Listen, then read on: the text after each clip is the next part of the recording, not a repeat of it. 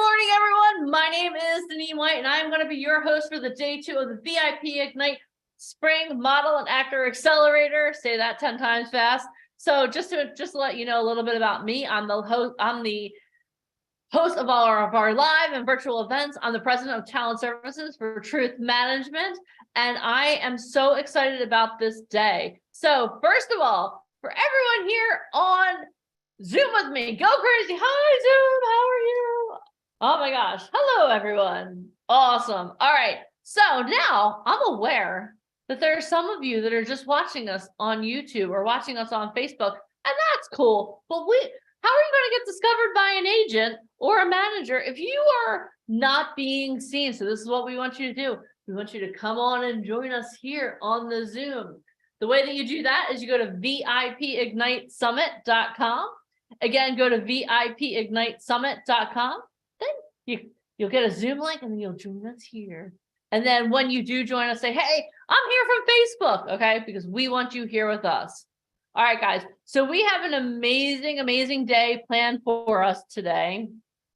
It is going to be, let me just say, yesterday was, I wrote about it. Yes, I feel like yesterday was fire. Yesterday was the day where we broke down so many of your beliefs about the entertainment industry. We set the foundation, but today is Transformation Day. So if you were here with us yesterday, by the end of the day today, you are going to be a completely different person. Even if you weren't with us here yesterday, if you're just joining us now, I promise you that if you play full out for the whole day, and what does that mean? What does it mean to play full out?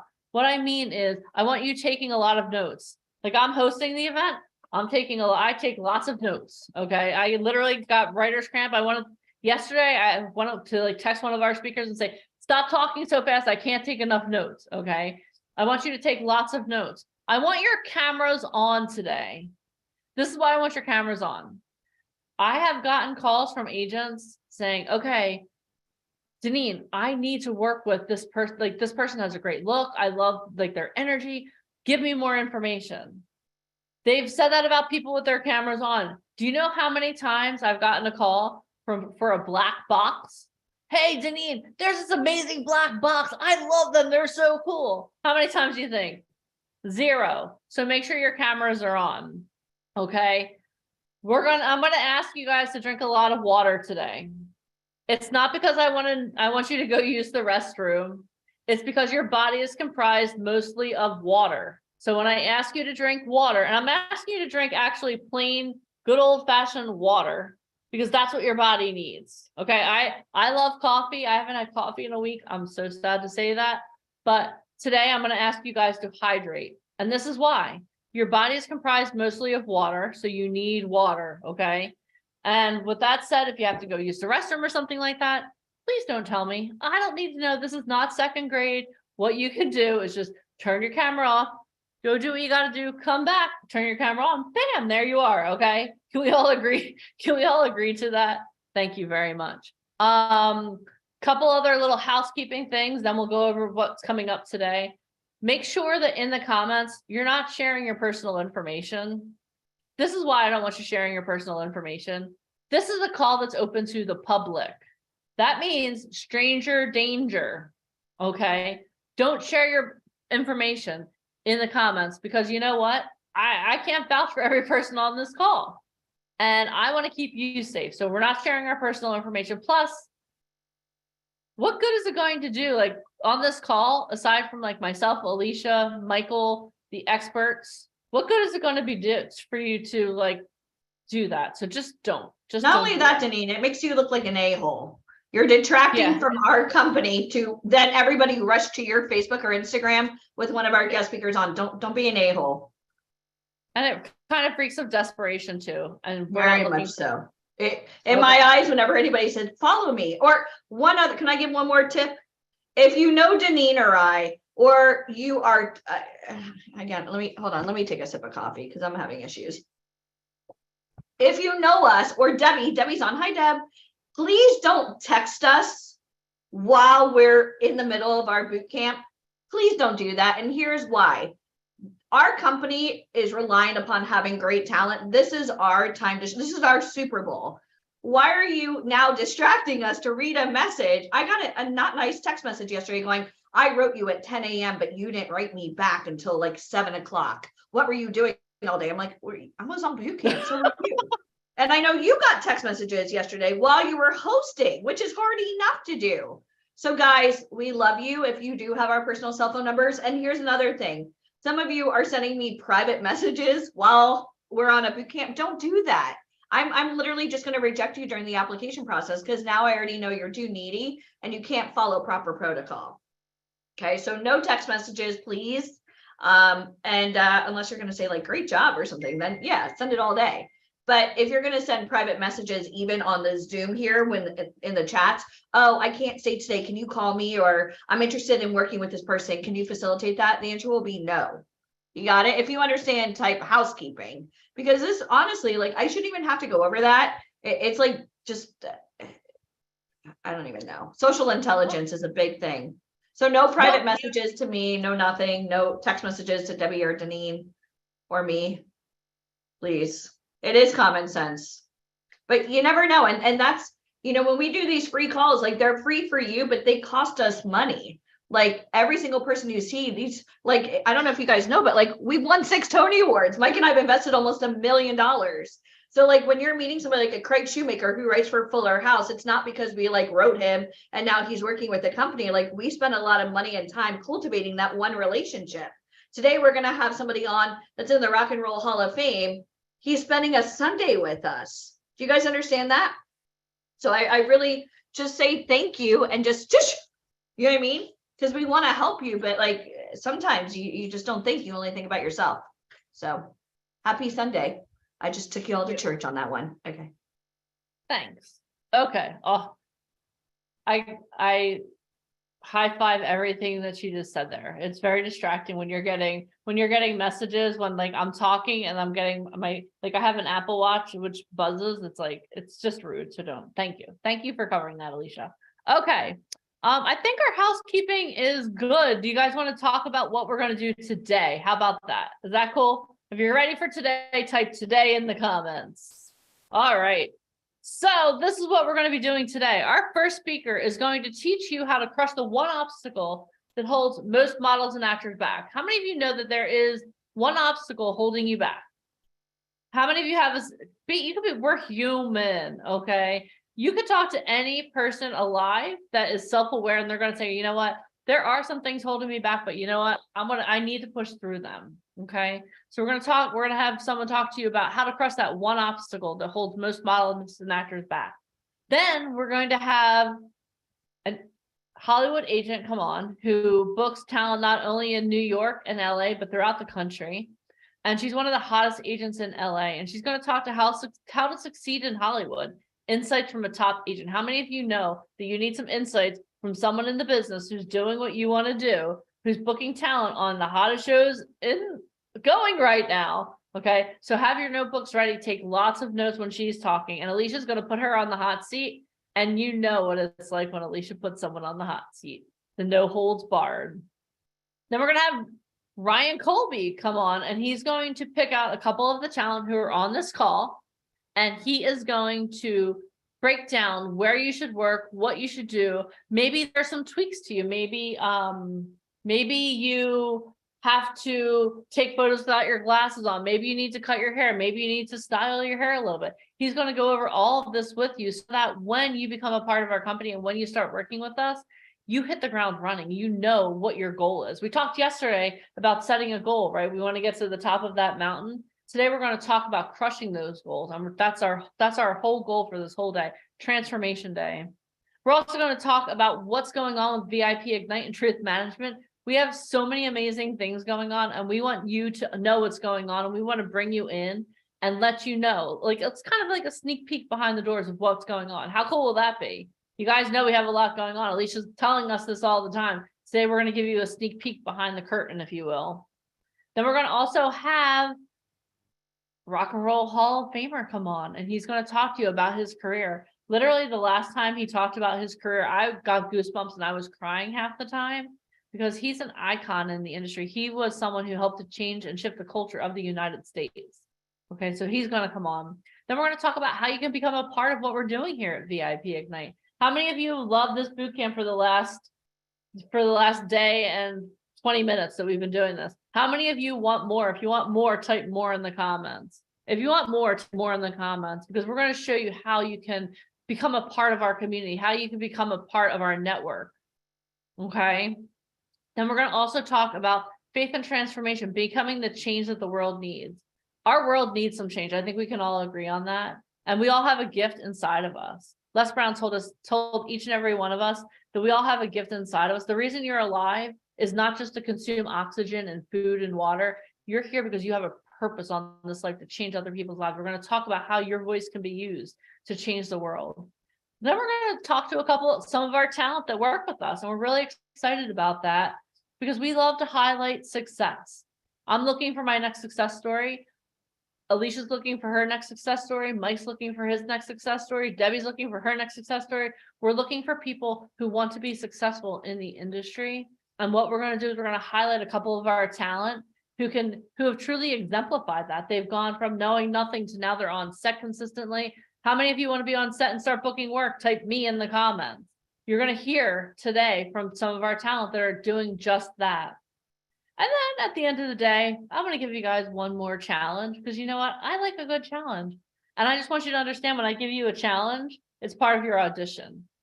When I ask you to do something, it's part of your audition. So know that. All right. Whew. We have a big day ahead of us. Are you guys ready for day 2? Are you guys ready to kick this off? Okay, let's do this. All right, let me introduce our first guest speaker of the day. Eric Sorensen is an entrepreneur, podcaster, author, and public speaker and marketer. He has created and sold 9 businesses, including marketing companies, advertising agencies, restaurants, and training and coaching companies. In his ad agency, he generated over $50 million in revenue, working with Fortune 500 and 1,000 clients, including Walt Disney, TDS Telecom, Gold's Gym, Ironman, the FBI, the U.S. Air Force, Kia Motors, Max South Broadband, USA Communications, Rio Alto, and JF Capital, just to name a few.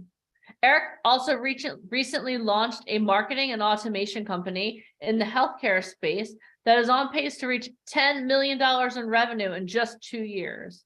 Eric also launched a speaking, training, and coaching platform to wake up business owners to their true potential, help them level up, rise, and accelerate achievement. It is this effort that Eric is most passionate about. Eric is also an Ironman, a Spartan, and a marathon competitor. Eric is an instrument-rated pilot and has a passion for extracting the potential in others. Are you ready to welcome to the stage to extract your potential, the one and the only Mr. Eric Sorensen? Yay!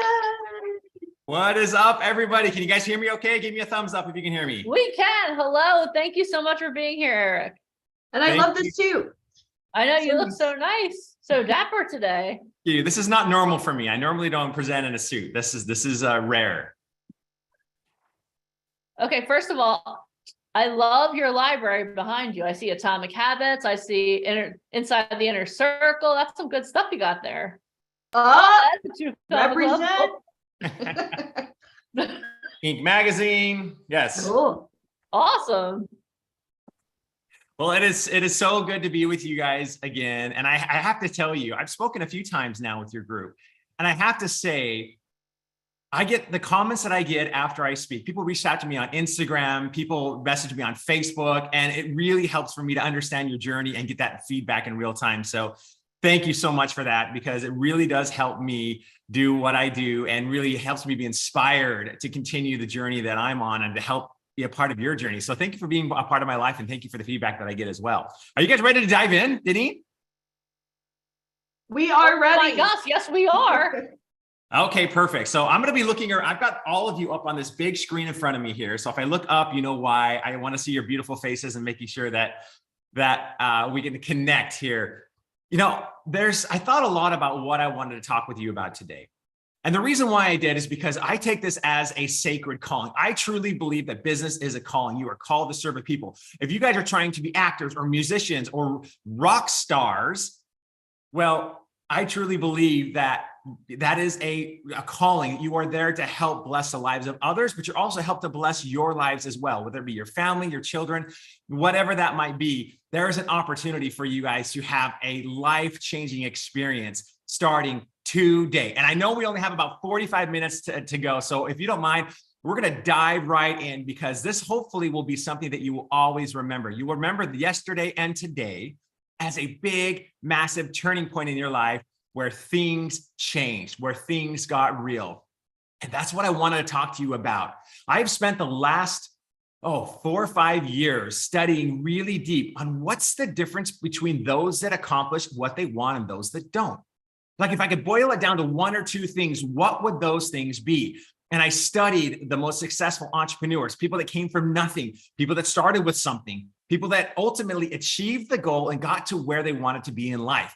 And there is a difference. There's one thing that those that are on stage have that those that aren't on stage don't have. Would you guys like to know what that is? If you would like, raise your hands. Let's hear from you guys. Oh, you guys are awesome. Amazing. It comes down to one thing. So a few years ago, I had the opportunity to be a part of something really, really fun. And Deneen mentioned that I competed in Ironman races. Well, there was a group, a team, I should call them, a father and son team that I learned about that not only inspired me, but inspired an entire nations. We're talking millions and millions of people. So I don't know if you've ever heard the name Dick Holt. Dick Holt is one of the most, if not the most inspirational person that you have never heard of. And frankly, that I had never heard of until I got into the Ironman world. I mean, that's enough to compete in an Ironman. If you guys don't know what an Ironman is, essentially what you're doing is you're swimming for 2.5 miles, 2.4. You're biking for 112 miles. And then after all that, guess what? You run a marathon. Now, a marathon is hard enough, but running a marathon after biking over 100 miles and swimming almost 2.5 is an insane feat. Well, Dick Hoyt and his wife, they had a child. And as soon as they had their child, they realized that their child was immediately that something was wrong. And of course, he was born a paraplegic. He couldn't walk. He had very limited function, brain function as well. And essentially, he was struggling physically and had definitely a massive disability that he was going to be faced with for the rest of his life. Well, of course, they started going to the doctors to see what they could do to help him. And it realized that he was diagnosed with cerebral palsy. And if any of you ever met anybody with cerebral palsy, it is a very debilitating function where you essentially can't talk much. You have very limited motor functions and you're in a wheelchair for your entire life. And what the doctors told him, now remember, this would have been probably in the 1970s when this happened. The doctors told him to take him home, put him take him home, say your goodbyes, put him in an institution. He's basically going to be a vegetable his entire life. I mean, can you imagine if your firstborn child, you were told by doctors to just put him away in an institution for his entire life? Well, Dick and his wife did not want to accept that as the outcome for their child. They knew that there was greatness inside of him that just simply wasn't coming out because of his disability. Clearly, he didn't have a leg up to start in this life, but he did have opportunity. So the very first thing they did is they wanted to be able to figure out, like, how in the world can we get him to communicate with us? So at the same time, they were developing computers that were able to work with his Dick's son. His name was Rick. Rick's particular situation was cerebral palsy. So they found a computer that would work, and they all got really excited because, after he was a few years of age, they got everybody in their family together to be able to hear what their son, who hadn't been able to communicate since birth to them, what he was going to say. Well, at the time, they were big Bruins hockey fans, a National Hockey League. And the very first 2 words out of Rick's mouth, obviously not his mouth, but communicating through the computer, were "Go Bruins." And of course, all of them cheered. And it was kind of a really exciting moment. Well, Rick got really good at communicating through his computer. So the computer, he would basically put inputs into the computer and it would voice out the words that he was saying. Well, of course, Rick spent some time in front of the television and was watching races and found out that there was a running race, like a 5K running race that was coming up. And Rick asked his dad, "Hey, can we compete in this race?" Well, Rick's dad, Dick, was an Army guy. So he was really good at discipline. He was really good at keeping commitments. but had never really run much. He never was much of a runner, never much of a biker or anything, but they thought, hey, we'll try this.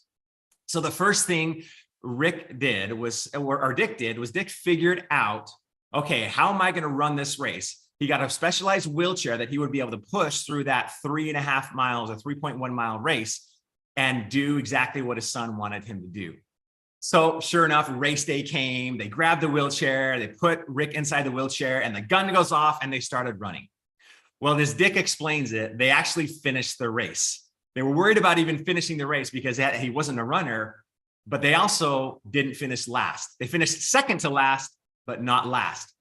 And after this race, as Rick and Dick went home to their home, Rick said something to his father that he would never forget, that started a journey that lasted almost 40 years. Let me repeat that, 40 years. Rick said to his dad that when we are running, I don't feel my disability. Can you imagine your son, who hasn't been able to experience the life of other children, all of a sudden saying, I feel normal. I feel like a normal average person. I mean, our average day would be the biggest day of his life that you and I have today. The struggles that we face, the challenges that we have, the fact that you guys even have the ability to level up, to get on that stage or get on that magazine cover or create something beautiful in your life is a miracle. And that, for him, your average day would be the best day of Rick's life, because at least you didn't have to get up in a wheelchair. At least you didn't have to communicate through a computer. And so Rick's dad was all in. And understanding the power of commitment from his Army days, he decided to commit to have his son have a life where he doesn't feel his disability. And the only time that happens is when he's racing. So what did he do? He signed up for another 5K. Then he signed up for a 10K. Then he started running marathons. Yes, marathons. He actually ran the Boston Marathon. And he decided, well, what's next? Let's do an Ironman. I kid you not. Rick's dad put his son in a boat, tied it to his waist, and swam 2.4 miles. Then he picked up his son after they got on shore and all wet, picked him up and ran him into a seat that they had mounted on the front of his bike, and he biked him 112 miles. Then he picked him off the bike, put him in his wheelchair, and ran a marathon to compete in his one of, I think, right around 10 or 11 Ironmans that he actually competed in. Can you believe that? Can you believe not only like what that was like for Rick, but his dad, the fact that he had to not only just push him, but train to do this. Now I'm going to pull up a statistic that you're going to just be blown away by. So I make sure that I get this right. In the 40-year career, they did over 1,000 races. He and his son, 72 marathons, 10 Ironmans. Sorry, I was wrong. 12 Ironmans and 257 triathlons. That's incredible. What is the power that would push a father to make a commitment, a 40-year commitment, to make his son feel like he didn't have a disability? And by the way, if you have a chance after this, please Google Dick and Rick Holt Ironman and watch the video. And I challenge you to get through that 10 or so minute video without bawling your eyes out, because I've never been able to do it, and I've seen it a dozen times. It is so powerful to watch Dick push his son across that finish line. And his son, you would think he won the Super Bowl at every race. He's throwing his arms, he's screaming out loud, he's got his helmet on, his head's kind of to the side, and he is just having the time of his life. What is that power? So I've been studying this power for so long, and the reason why I've been studying it is because it is the difference between those that are on stage and those that are not on stage. Those that are leveling up to what they can become and those that are not. And I'm writing a book. And I told you guys about this book. Those of you who were on the last event that we had I'm sure there's some of you that were. And it's a book called Commit First. It comes out in May 11th. And I'm not here to sell you a book. I am here, in fact, I'll give you the book if you email me after, and I'll show you how to do that. Because I understood the power of commitment. The commitment is the difference between those that are successful and those that are not. But it's not just commitment. Commitment's like a word that we use. Oh yeah, I need to be committed to this or committed to that. And commitment really sounds simple, but the truth is real commitment is not simple. Real commitment requires something more than what most people think commitment is. In fact, there was a study done by Clayton Christensen. He was a Harvard professor, and he talked about a principle that I want you to never forget. And that's this, that 99% committed is actually harder than 100% committed. See, I learned this example when I was a kid. Any of you have brothers? Any of you were raised with brothers? Yeah, some of you, I see your hands going up. Yeah, I was raised with 4 other brothers. I was one of 5. I was second to the youngest. And you know, the younger kids, we like to razz the older brothers. And what happens when we usually razz the older brothers? Yeah, they come chasing after us, right? And this happened so many times in my childhood. And of course, I realized that I would like go as fast as I could, and I would always bolt for my bedroom. And of course, I didn't want to take a beating. So what I would do is I would run to my bedroom as fast as I could. And of course, my brothers or one of my brothers would be chasing me each one of these times. And I would always run into the bedroom. And I noticed something, because this cycle unfortunately happened several times because I like to tease my brothers a lot.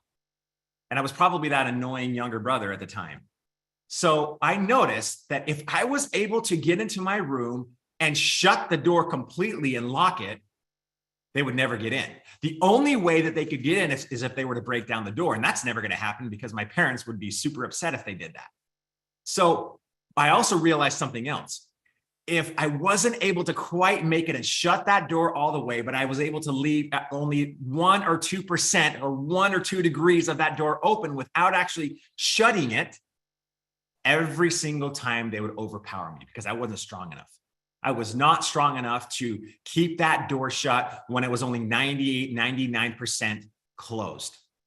But if I was able to 100% close it, I was able to win every time. Have any of you made commitments in your life and not kept them? Or call it promises to yourself and not actually kept that promise?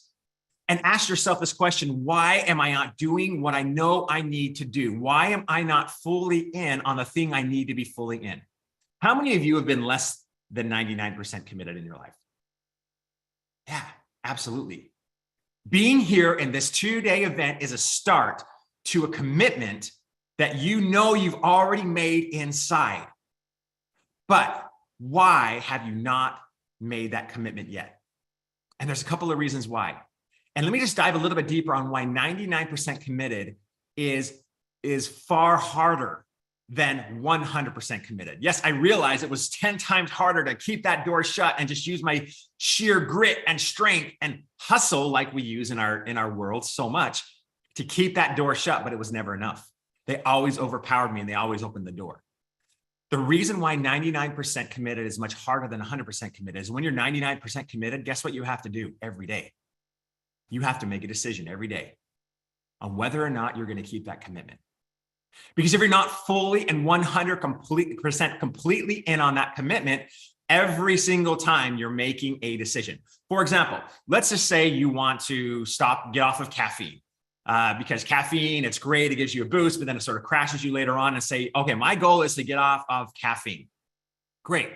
Well, every single time you're at the gas station and there's the Coca-Cola soda there, or every single time you wake up and the coffee pot's sitting in there, you have to make a decision every day or throughout the day, several times a day, whether or not you're going to drink coffee or drink soda or take caffeine.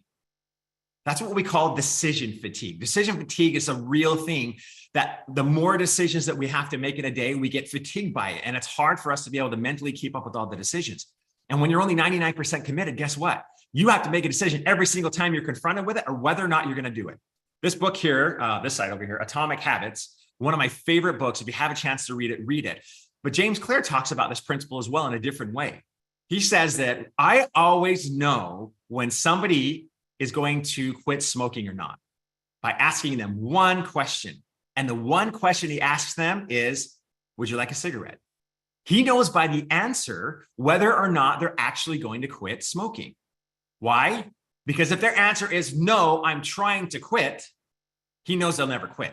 Because trying is 99% committed or less. Trying is, I'm going to do my best. Maybe I'll make it. I'm going to try every day.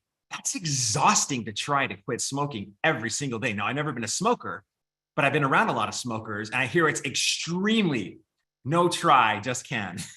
Yes, thank you. Keep those comments coming, by the way. I love your comments. They're really helpful. He knows that they'll never, ever quit smoking.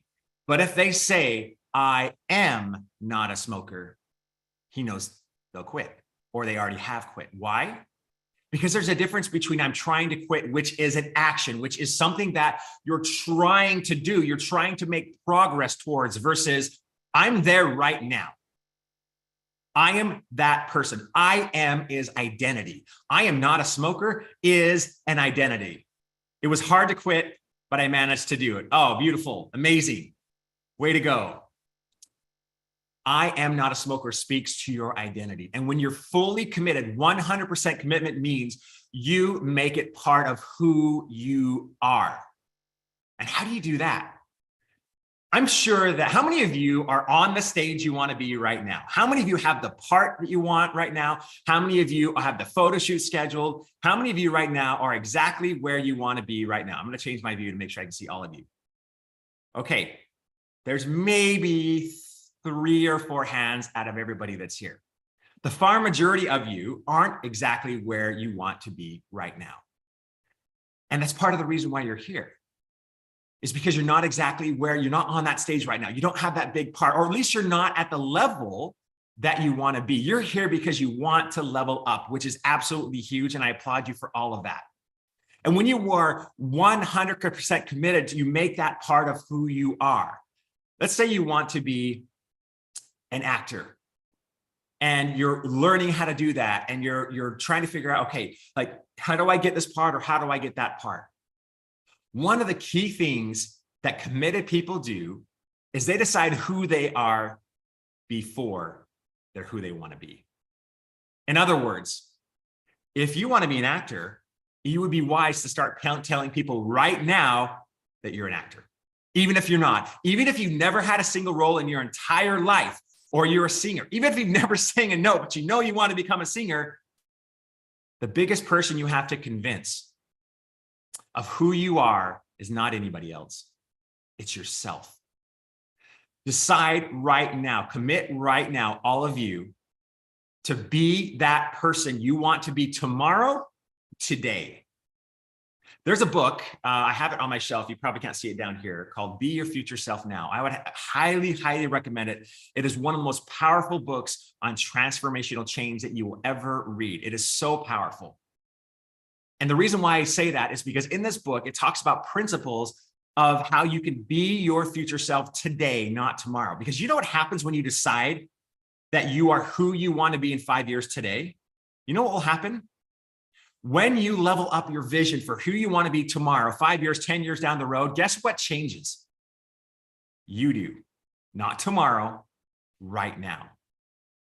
And the reason why is if you say, hey, I want to be the most talented, powerful actor. I want to be the highest paid actor in the world. I want to kick The Rock off and Mark Wahlberg off their pedestals. I want to be the next Mark Wahlberg. That's a huge, lofty goal. I mean, that is a massive mountain to climb. But what if you were able to believe that today? What if you had that goal and said, that's who I'm going to be tomorrow, and I'm going to become that person now? Would your decisions change today? Would you keep playing small today if that's who you believe you could become? What could you become if there was no chance that you could fail?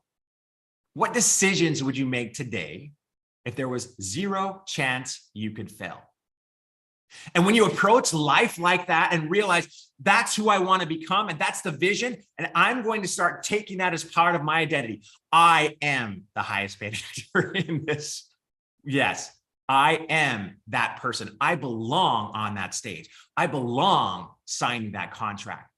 And when you start creating a clear vision for your future self and commit 100% to that today, guess what happens? Your present changes immediately, because the decisions you need to make to be able to be the best in the world are very different than the decisions you need to make to get a part in the local community play. Very different. You have to talk to different people. You have to level up. You have to be 100% committed. Luisa, I am that girl. Yes. Two of the most powerful words you could ever say in your life are I am. Here's the problem. The flip side of that is they're also the most destructive words that you could say, depending on what you say after those words. I talked about this in the very first time I spoke to this group, but the average person has between 65,000 and 85,000 thoughts a day, 82% of which, by the way, are negative. 82% of our self-talk is actually negative. And what's really scary about that is we repeat 93% of the thoughts that we have from the previous months, weeks, years. So we only have about 7% of new thoughts a day. Most of our lives, we live in automation. But the thing that really scares me is that we are held back by our limiting beliefs so much by who we believe we are. And here's the reality. When you're sitting in front of, when you're in that line waiting to audition, or whatever that would mean for you, whenever you have that opportunity to finally be in front of somebody that has an opportunity to take you where you want to go, you have one opportunity. And the thing is we always think that we've got to like perform to our best, and we've got to get them to believe that we are the answer. We are the person that they're looking for, to get them to believe that we can over deliver for them and we're the person that they're looking for. But that's not the first step. That's actually the last step. You want something even more powerful. You want a tool that pro level people know that most don't know. It's this, that you don't have to get anybody to believe you. You don't have to convince anybody to give you that part. You know what you do have to do? You have to get them to believe that you believe it, that you believe you. The person in the room that wins is the person that has the most clarity and confidence about who they are. And if you create a clear vision of who you want to become in the future, and you start visualizing that, you start seeing yourself on that stage, you start seeing yourself open your mouth, and you start to believe you, it's game over.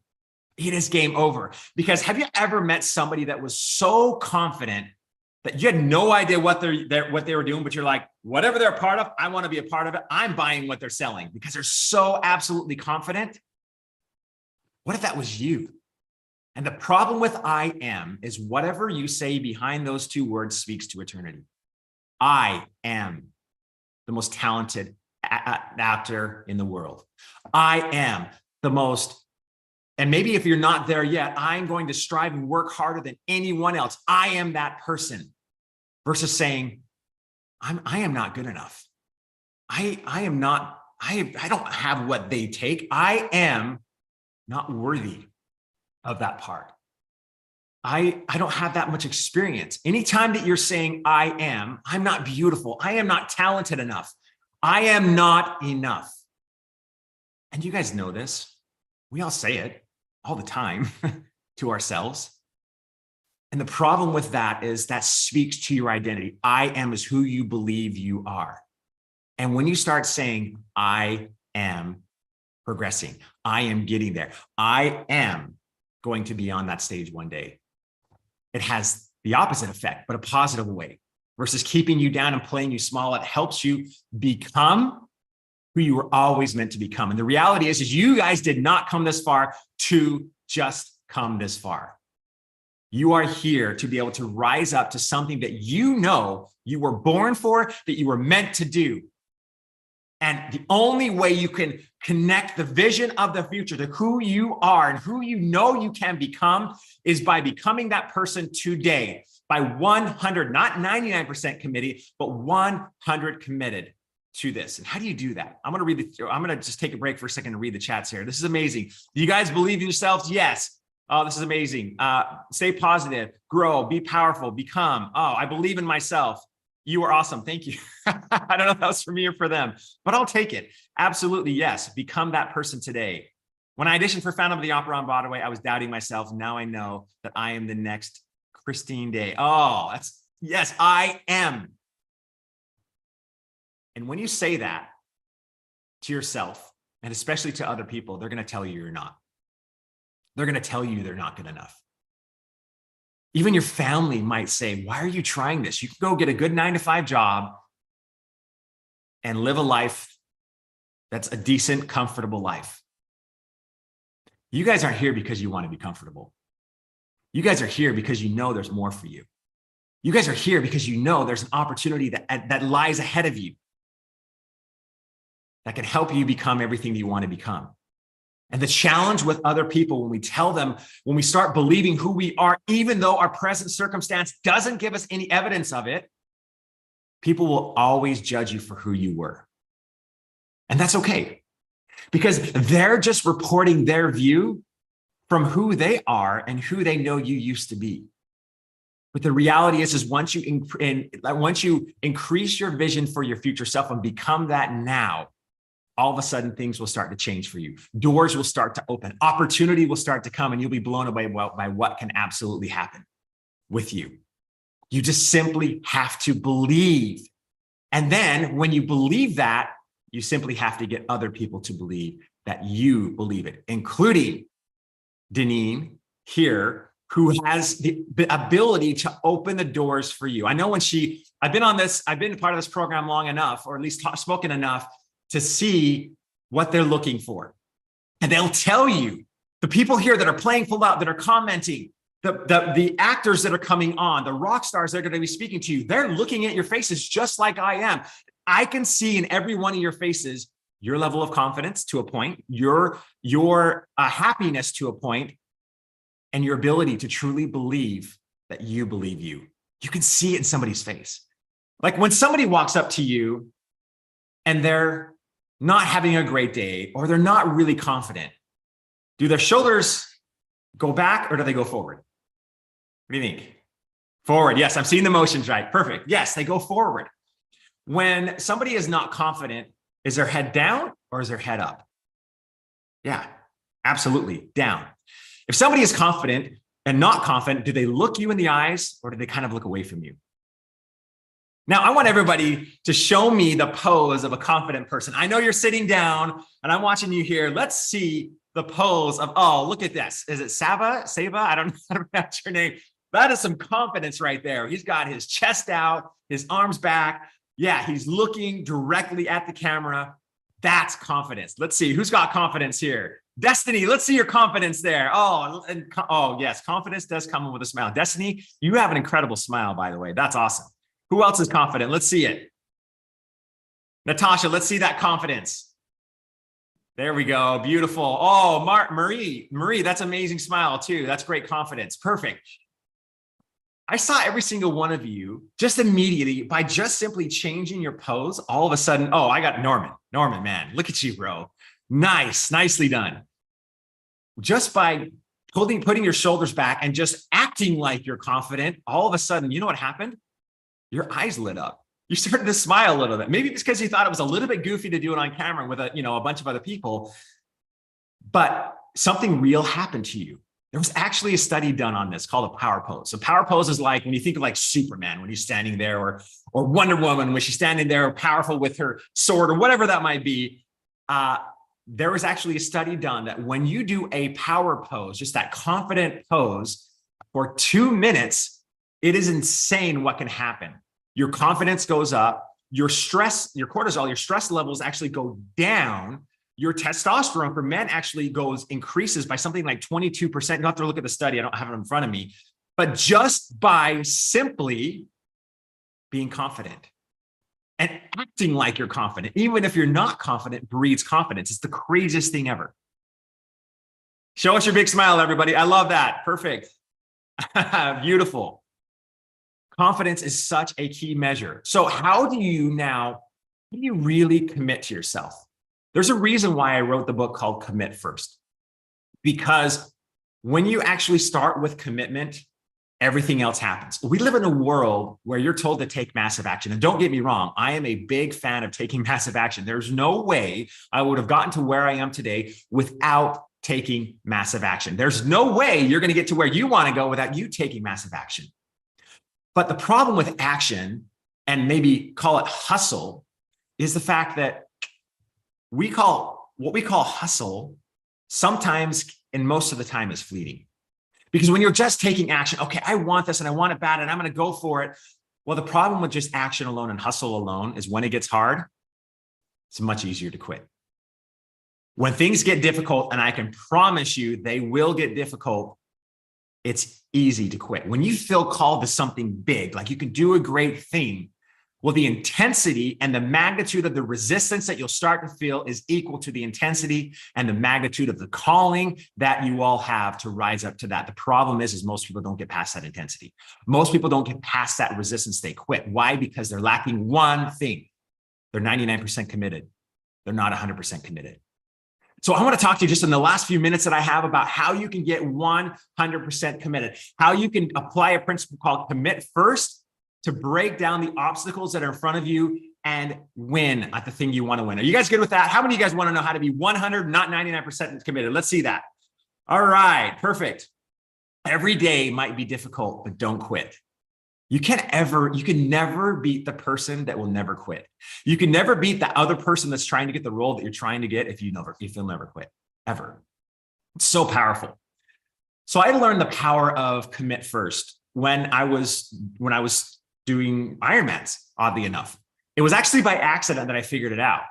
And it's really a principle of leverage. So I started doing like 5Ks and 10Ks. For those of you that are runners, you'll know that. And I started to be okay at doing it. I started to run triathlons, and then I started to run marathons. And I actually loved it. It was weird, but I loved pushing my body beyond what I thought was possible.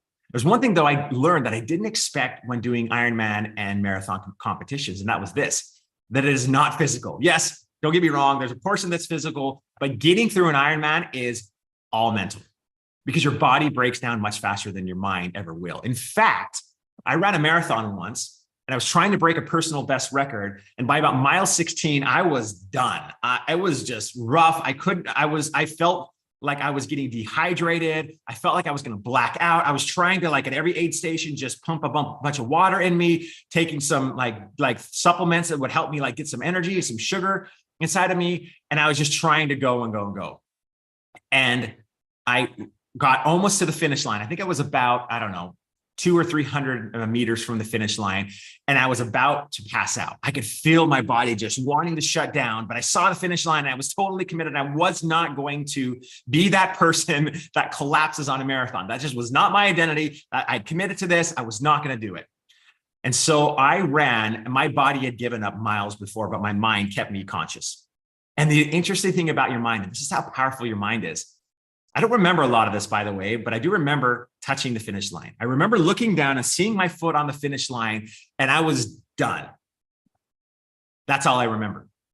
And the only reason why I can describe what happened to you next is because I saw a video of it. So there's a video of me touching the line. I completely black out.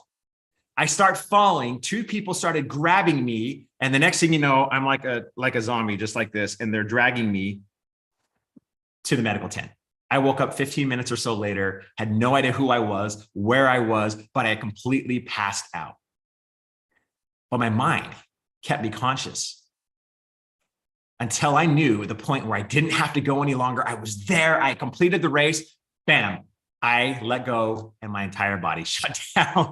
And I was being pumped through a bunch of fluids after that. Fortunately, I'm here today. I didn't die. I recovered successfully. But I learned that when I started training, I would schedule a race like an Ironman, and I would train like aggressively. I was so committed to this. And then I would do the race, and then I would relax. Oh, I made it. I'm good. And I started slowing down my pace, and I started slowing down my training regimen. I started eating foods that I probably shouldn't eat, going to eat cheeseburgers every day, whatever that might be.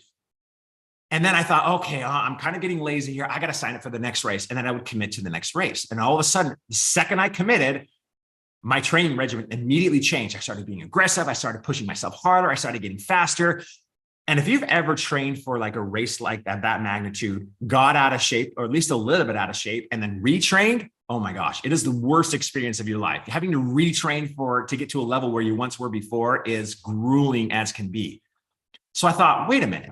I did a cycle 3 or 4 times, and I'm not the smartest guy in the world. So I thought, what in the world? How can I do this? How can I maintain my commitment to this? How can I maintain my physicality? So an idea came to me, and it was a brilliant idea. It wasn't my idea. I don't know where it came from, but I just had this thought, wait a minute. What if I sign up for the next Ironman before I complete the current Ironman that I'm working on. So I got into the habit of 1 month before racing the Ironman, I would sign up for my next Ironman. In other words, I was applying the principle of commit first.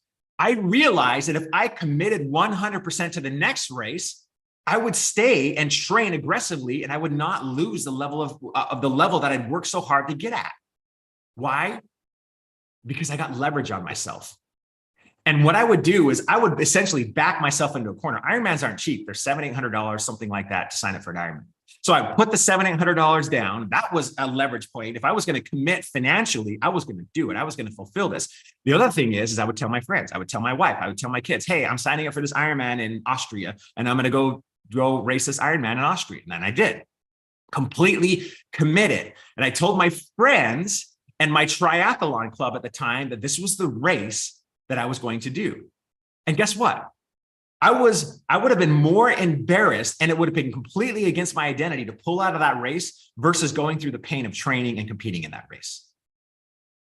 In fact, when I decided to write the book Commit First, I went live, and you can see this to this day on my Instagram page. I went live and I said, I'm so excited. I'm going to be launching May 11, 2023. My book Commit First comes out. I want to tell the world about it. I'm so excited about this. And here's what it's about, blah, blah, blah, blah, blah.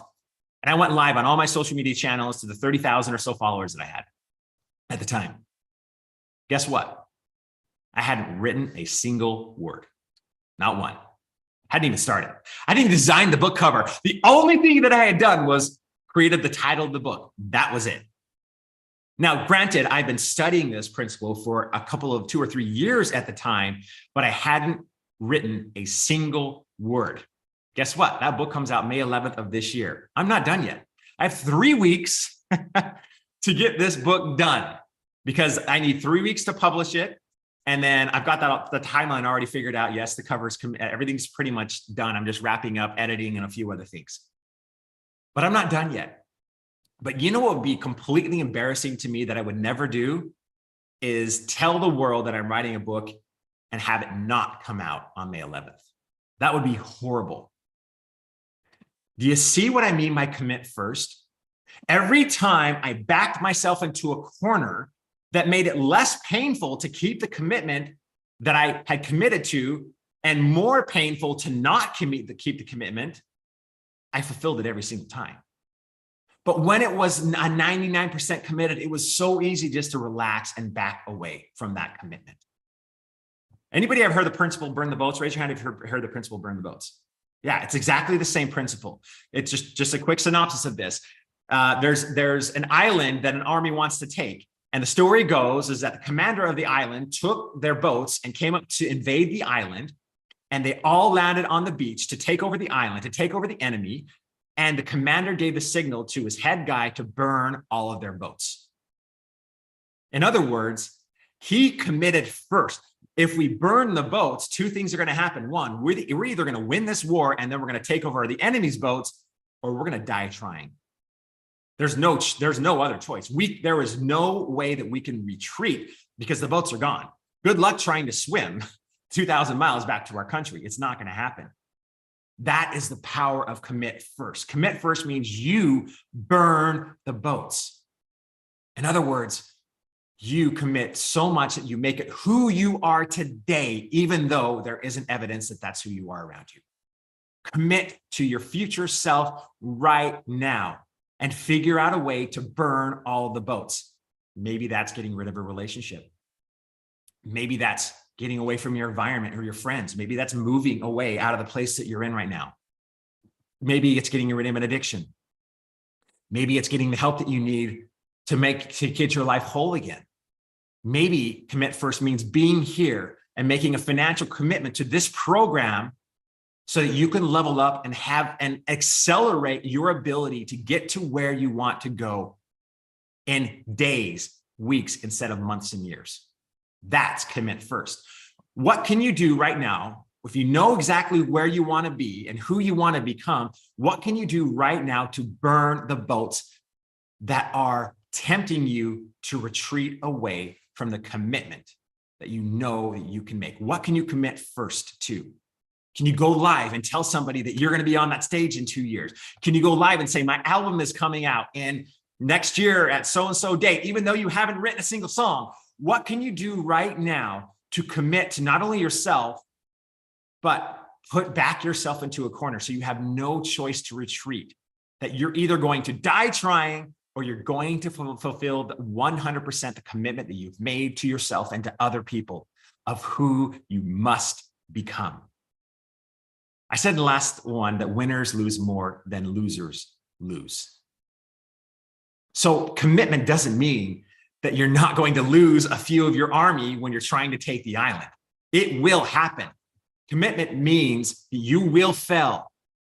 Commitment means that you will have setbacks. Commitment means that you will doubt yourself all the time. But commitment means that you're going to think less of those doubts, those fears, those setbacks than you do about the ultimate goal that you have to achieve in your life. And you will do nothing. You will do nothing that will keep you from that commitment. And guess what? Here's the best part about committing first. You only have to make the decision one time. That's it. You don't have to decide every day that you're going to become that, because you decide one time and then you go to work. Work driven by commitment that is backed with a powerful why, the purpose, the reason why you must do this is a magical golden formula for you to have anything that you want in life. But you must get leverage on your commitment, because it's too easy in this world to back off that commitment. It's too easy to retreat. It's too easy just to say, oh, you know what, I'll do it next year, or I'll do it tomorrow. Guess what? When I committed to publish this book, there was no time to waste. I actually committed late on purpose, knowing that I didn't have any other choice but to write every single day for the next X amount of days until this book came out on May 11th, or comes out on May 11th of this year. It is so powerful. Let me just close by saying I am so impressed by all of you and what you're doing. Not what you're trying to do, because trying doesn't work, but what you will do and who you will become. So I want to know by raise of hands, if you guys are not 99%, are you guys 100% committed to who you can become? 100% committed. Let's see it. Let's see both hands in the air. Are we 100% committed? Oh, Journey. Everybody look at Journey. She's amazing. Look at that. She's not just holding her hands up. She is shaking those hands. Norman looking good. Oh, Miss Ryan, looking good. Who else we got? It. Louisa, amazing. Oh, beautiful, beautiful. You guys are amazing. Oh, yes, you are 100% committed. And I want you to really define and vision yourself every single day of who that future self is. Because when you do that, it is so much easier to become that and start making decisions today of who you can become. Nicole, go live, go hard, or go home, meaning I'm invested in me. This is my journey to show who I can become. Yes, I see people raising your hands. Awesome. Great comments. You guys can do it. Because in meeting you and meeting some of you and talking with some of you, there are far less talented people than you. There are far less people that have less resources than you. There are people that are far less resourceful than you and have done it. And if they can do it, you can do it. I started with no money, very little skills, and I've been able to have an incredible life. You can too. You guys got this. Thank you guys so much for your time, and enjoy the rest of your event. I love you guys. Please reach out to me. Oh, by the way, if you want a copy of the book, go to Instagram, direct message me. It's I'll put it in the chat, @Eric Sorensen, and I will send you one for free. Not on May 11th, but it'll be shortly thereafter. I have a live event on May 11th, and we're gonna get with my team and fulfill all the books that I promised I'd fulfill for the last 6 months. So sometime by the end of May, you'll have that book in your hands. But it will be available on Amazon as well on May 11th, but I will give it to you guys for free. You guys are amazing. Back to you, Deneen. Eric, thank you so much. That was amazing. Who's ready to burn some boats and go all in? If you're ready to burn the boats, say burn the boats in the comments. That was amazing. Thank you so much, Eric. Every time I have the opportunity to listen to you speak, it's amazing. Thank you so much for giving your time today, and for I feel like you set this place on fire to get us ready for our day. So thank you so much. That was You're welcome. awesome. You guys are awesome. You got this. Thank you. Oh my gosh. Okay, let's burn some boats, people. Are you guys ready? How awesome was that? Are you guys ready? Are you fired up? Because I know I'm fired up. I'm fired Okay. up to put Tanya in the hot seat. I Let's know, do it. Tanya's here. All right, well, now that we're ready, now that we're all on fire, let's do this. Let me introduce our next guest to you so you guys can like take that fire and make amazing things happen. So our next guest is Tanya Kleckner. Having a well-known and prominent musician as a father, she grew up around many famed and celebrated artists such as Jimi Hendrix, the Beatles, Shirley Bassey, Nina Simone, Billie Holiday, which inspired Tanya to pursue music. The power-packed combination of her ability to play many different instruments, hands-on music industry knowledge, and college degree in music earned her a position as a sound engineer. Tanya worked in many British studios with amazing artists, including Led Zeppelin, Tina Turner, and The Who. Later, Tanya decided she wanted to explore other branches of entertainment and leapt at the opportunity to work at the BBC. She successfully worked as a producer of children's TV shows, but she still felt that there was something more for her. Tanya realized that if she really wanted to know more about the entertainment industry, she would have to move to Los Angeles. For 20 years, Tanya worked her way through the talent agency and management system and has been wildly successful. Along the way, she earned a reputation as a straight shooter and has accumulated a fiercely loyal clientele following. She has worked with such greats such as Kelsey Grammer, Edward James Olmos, Faye Dunaway, James Coburn, and the Coppola family. Her talent has booked numerous series regulars, including recurring roles and pilots for HBO, ABC, NBC, Fox for shows such as Constantine, Sin City Saints, Cedar Cove, and NCIS New Orleans. She currently has series regulars on a lot of amazing shows, and I'm not going to tell you what they are because every time I do, she tells me she has to update her bio. Well, it's 'cause she's always booking stuff, Denise. I know there's so much going on. Everyone, please give a warm welcome to Tanya Kleckner. Hi, Tanya. How are you? Hello. Hold on. Hi. Hi. How are you? Fancy meeting you here. Hello. How's everything going? Everything is well now that you're here. Are you ready to go in the hot seat? Because I've got like a million questions today. I give you a few of the ones, I guess my new series regulars. I have series leads in Wednesday for Netflix. Oh, it's so exciting. There we go. And oh God, it's Sunday morning here for me. I know. So I apologize. All American. And I have one of the supporting leads in Shazam that just came out, Shazam 2, which we're excited about. There's a lot. I can keep going. I have Kratos in God of War, which we've just been nominated for a BAFTA, so we're off to London next week. Lots of good stuff. That's good exciting. Morning or good afternoon where you're at. Well, it's 12:05 New York time, but I know you're in LA right now. Okay, so Denise went over your bio, which is amazing. Obviously, you were kind of born into this industry, but your father did music. So can you talk a little bit about your family and then kind of how you progressed to be a top Hollywood agent? Because I think everybody needs to hear the story, the journey. My dad was a bass player for a band, and he was actually discovered by a strange, sorry, my dog is crying at me, by a producer in London. Actually, funnily enough, they made a film about it, and Kevin Spacey portrayed the character. I'm sorry, look at this one. And the film is called Telstar on Netflix. Anyway, so and the man actually ended up, we've got children on here, so it's quite a bad story. Someone ended up dying.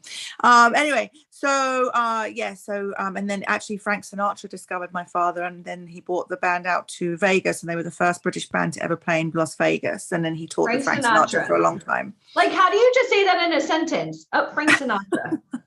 It was pretty cool. My dad has a lot of amazing stories, and then one day, actually, I was watching Breaking Bad, and then I discovered that they were using my dad's music on Breaking Bad, and they hadn't even told my father. So we had to actually get entertainment lawyers involved and get my dad paid via iTunes. And so all of my dad's library got used again, and we managed to get him paid via iTunes, and so all his records started getting sold again, which was kind of cool. So yeah, so but anyway, so I kind of moved over here, and I needed to get a job quickly, and I got a temping job in the entertainment industry. I landed at a very big talent agency, which I didn't even think about becoming a talent agent. I just kind of landed there on the desk of two partners at the firm, and they had some A-list clients. If anybody's seen the show The Offer on Paramount Plus, there's two characters on that show, Al Ruddy and Betty McCart, and they're the two minds behind getting a small film called The Godfather getting made. And Betty McCart was actually one of my mentors that actually trained me to become an agent. And I was there for many, many years, and they trained me up to become an agent, and that was it. I discovered that I wasn't too bad at it. I enjoyed it. I was very good with working with very difficult characters.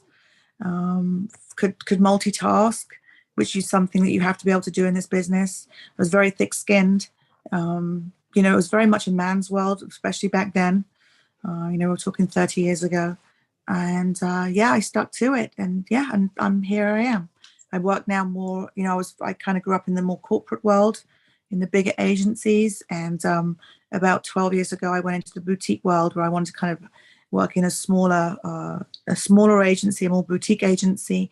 But I have a really good client roster and took them with me. And, I'm more hands-on with my clients, and we work really well together, and I book, and, we're all very happy. I love that. Everybody's commenting that they love your accent. But I think, what I love most about you is you have a boutique agency. There's so many people that dream about getting signed to the CAAs, and, but you don't want bench warmers. You want like a strong core, a good roster. You're very, hands-on with all of your talent. Yeah. I have award-winning actors like Ryan Baumgartner from The Office. I have award-winning people on my books that work with me. I have all the same connections. I work with, producers and networks. I know the heads of networks, and, I can still get them seen. It's about, what I'm looking for is talent, ultimately working for people that, are going to be in this for the long haul, because the actors that I work with, they need to remember that, I ultimately work for free. So I want to make sure that, until you guys get paid. And I've been in this business for a long time, 30 years. I've been an agent for 30 years, that, I know this town, and this town is actually really small. It's smaller than people think. We all know each other, especially us, the ones that have been around forever and ever. We all know one another. And so we all, it's not a big competition with the agents that know each other, especially the old school, where we've been around the block for, many times. We all look out for one another. And, if there's casting or a network are looking for a serious regular, we'll all reach out and say, hey, what ethnicity are they looking for now? I'm struggling to get my client in on this. Who are they reading? Like, which clients of yours are they reading? Are they looking for Asian for this character now? Like, what type are they looking for? And so we're all on like we're on a private Facebook group, that you actually have to be specifically invited to join, where we all talk to one another to say what's going on. We share scripts with one another and that kind of thing. So we help each other out. That's really cool. And also on the back of that, if a client of mine has gone to meet another agent, they'll tell me. Oh, burn. Got to be careful. Yeah, especially in Hollywood. Like you said, everybody knows everybody. It is it's very high school. Like everybody knows each other. Okay, so there's so many people on here. How many of you guys are looking for an acting agent, a theatrical agent, looking to book real work in TV and film? Okay, so Tanya, what are you looking for? Now, I'm putting you in the hot seat, obviously, because I do have some people that have been on before, some of which are brand new to us, but they have experience, and some that are like brand new, out of the box, fresh. But as an agent, you only make commission, or you only get paid when that actor books work. Yes. But a lot of talent, and we go through this all of the time, where they've been told that if somebody wants them, they should never pay for anything. So can you kind of go over, like, as an agent, what you expect from your talent to come to the table with, and what you actually pay for? Well, I pay for nothing. You're getting my time for free, which, by the way, is not cheap. Because, I like to think, so you know, what you're coming to me with is training. I need training on your resume. I'm not going to take on an actor with no training on their resume. So I want everybody to write training. So if you're on this call and you think you don't have to invest, you have to invest in training, or else you're not getting an agent. You're investing financially into your career with training, with great headshots, Headshots. Write that down. A lot of time. Yeah. I'm investing in your career, my time, which is a lot of time for free. I'm investing that time for free in the hopes that it's going to pay off by me booking you on jobs, and then I get back financially because I'm believing in you. I'm seeing something in you that it's going to pay off eventually with the financial gain. Right? But you're not paying for their headshots, because I'm paying for nothing. I'm giving you no money. So that being said, oh God, my dog is pulling. I'm so sorry. I'm the most unprofessional person on the weekends. I apologize, but I'm here. So that being said, you know, I expect clients. So when I meet a client, when I see potential in a client, I have to make sure that the client is set up financially. I want to make sure that there's training with that client. Nobody's going to make up unless you're like that 0.5% that suddenly got that natural talent with acting. There is so much to learn with being an actor.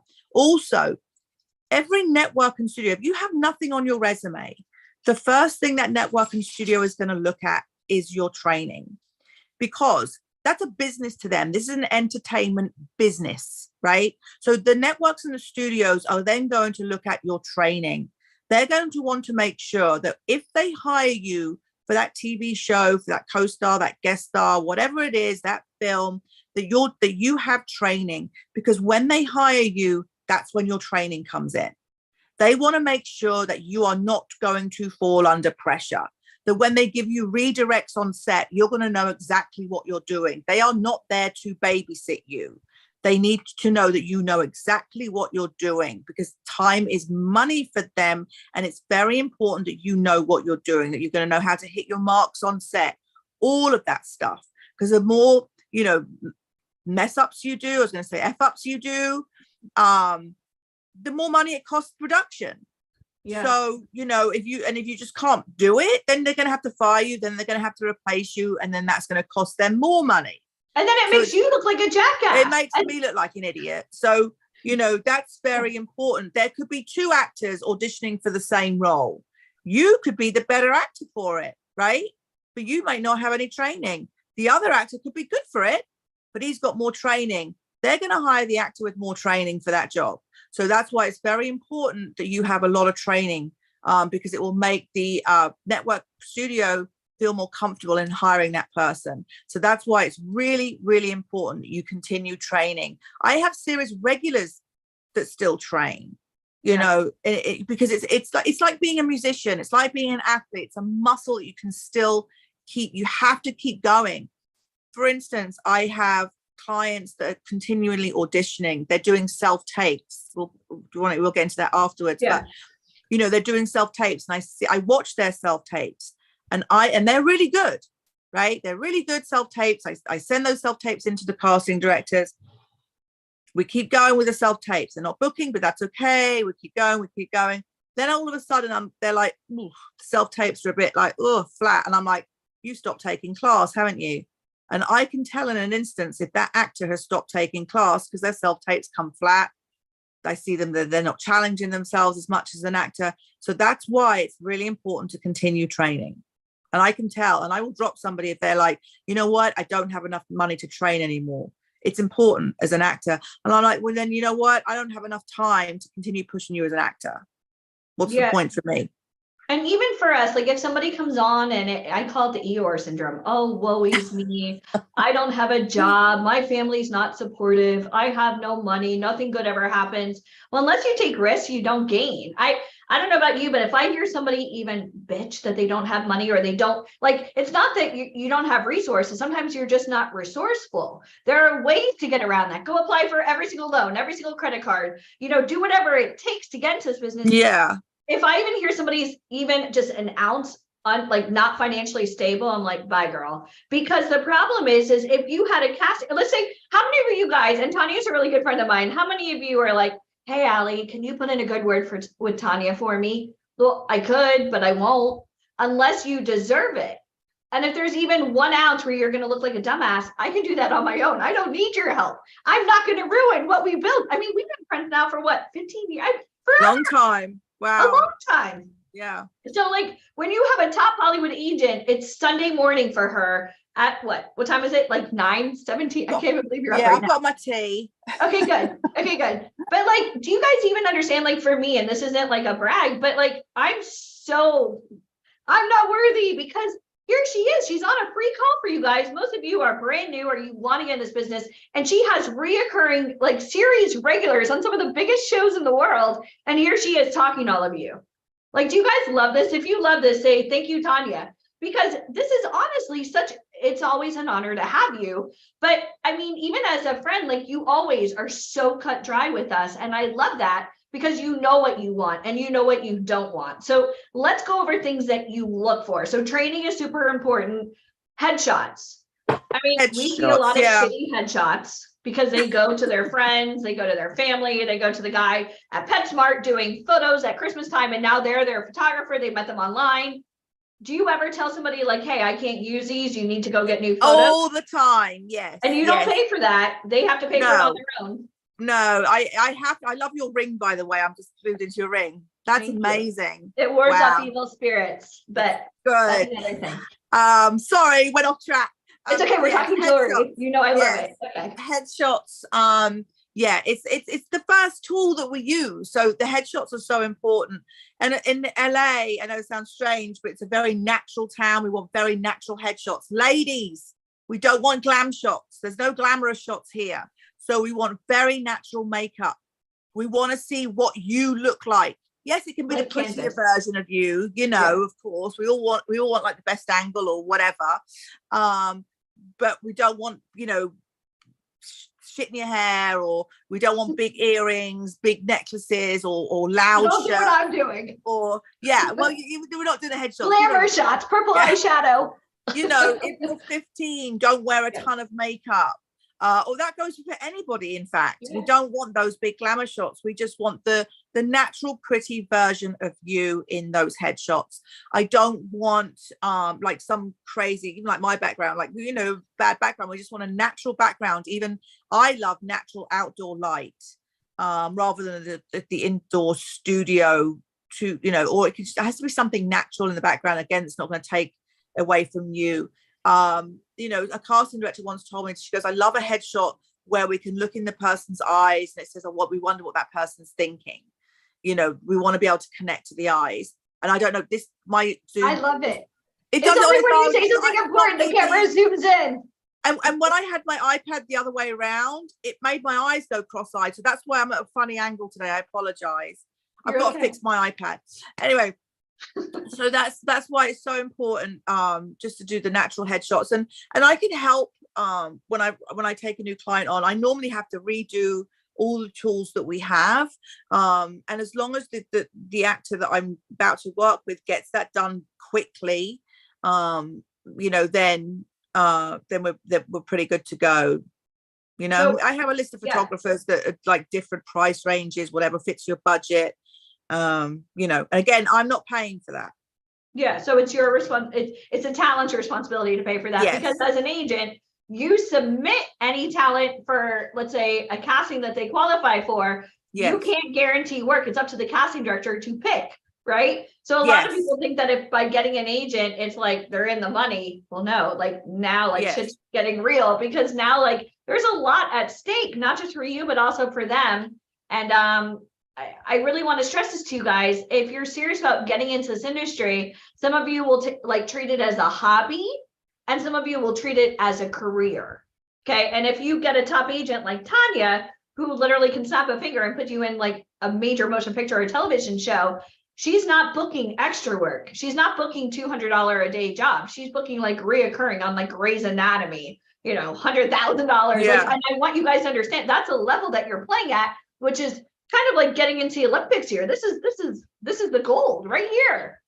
So when you can you go over for me, because I get a lot of misconceptions. We're just going to nail on the head on this one. A lot of times people don't want or they join every website, the Backstage, the 99s, the Export Talents, they can get student films, indie films, web series, like background extra type stuff. But can you go over principal roles and how they're not available to everyone? Can you go over breakdowns? Yes, I'm a SAG franchised agent. So with that, and we're state licensed. So with that, we get breakdown services, Actors Access, same thing. Yeah.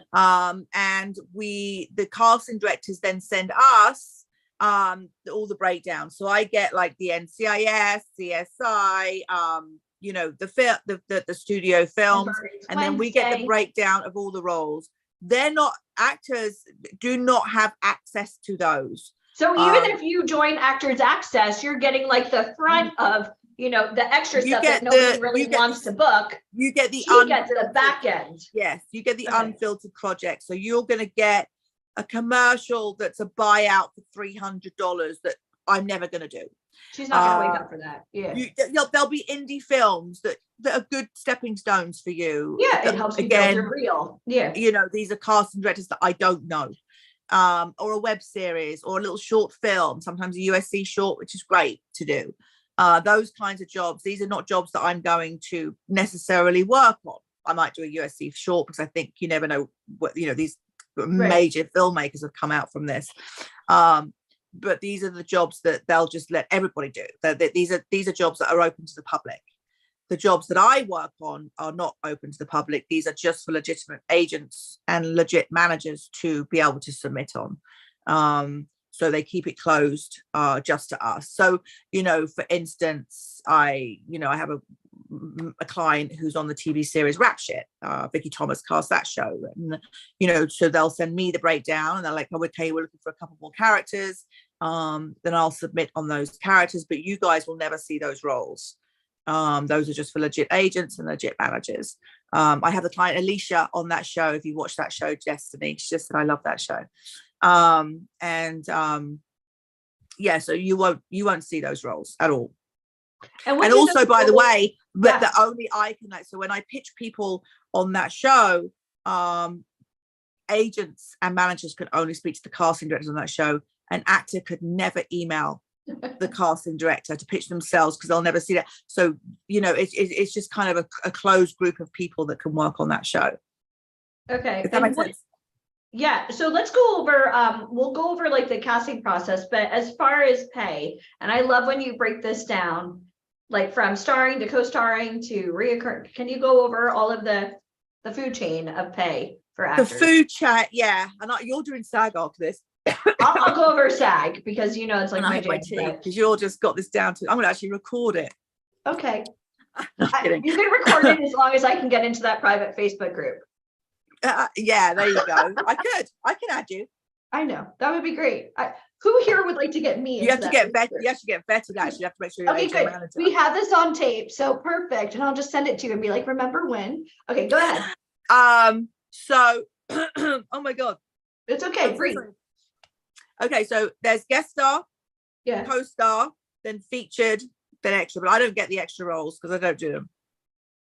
Okay. So guest star is like guest star is when the story is kind of around you for that one particular episode. You're just in one episode, or it could be a guest star occur when you might be in 2, 3, 4 episodes, or more.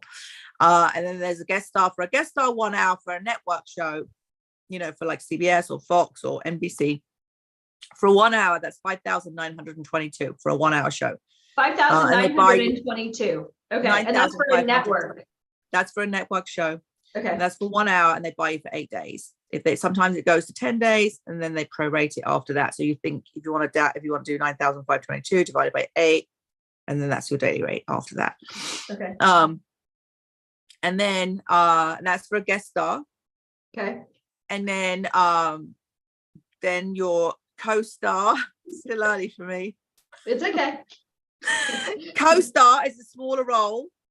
It can still be a nice role, but it's a little bit smaller. And you'll get co-star, and then they'll buy you on a weekly. Now, sometimes streaming services normally do more co-star, and just because of the way the contract works, they budget it at that rate, so they have to do co-star. So it's just the way that the SAG works. So sometimes like I have a client on Mayans or it's a streaming services or it's a cable show, they kind of do a co-star. So co-star weekly is 3,756 plus 10. And that's for a 5-day weekly. So they can sometimes buy you for a TV show. It could be a week or 2 weeks. And then if they buy you co-star one day, it's 1,082 plus 10. Or they could buy you 3-day or 2-day, which is 2,756, I believe, plus 10.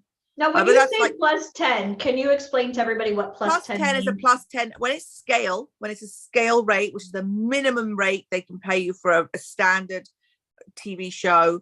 They have to add a plus 10% agency fee.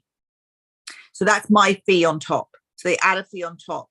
So when it's a guest star, it's more than the minimum rate, because it's 9,522. That's more than the minimal rate. So that my fee is inclusive of that 9,522. When Now, when does the rate actor drops, still pay you commission off of their work? So you get like the Oreo top and out of their commission? when it's the top rate of 9,522, I get 952 within that 9,522. When it's the minimal rate of scale, we call it scale, that's the minimum rate for a prime show, or for a TV show, they have to add a plus 10%. So I don't take commission. So 3,756 is the weekly rate, right?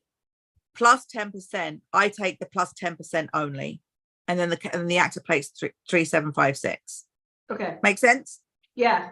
Yeah. So for a daily rate on scale for a co-star, it's 1,082 plus 10. I'm going to take $108. The client will take 1,082. Okay. So like you said, you only get paid when they book work. So ultimately, it's nice when they work, but if you're doing co-star one day, 1,082, I'm only getting $108. I need my clients to be doing these guest star top of shows where I'm getting 952 for one job, and I need several of those, right? Yeah. Now, when we get into series regulars, we're speaking like 20, 25, 35, 45, 55, $60,000 an episode. So that's then for me, upwards of $2,000 to $6,000 an episode commission. That's good. Now you could add cheese to your burgers and maybe a truffle every now and then. That's good. Yes. Okay.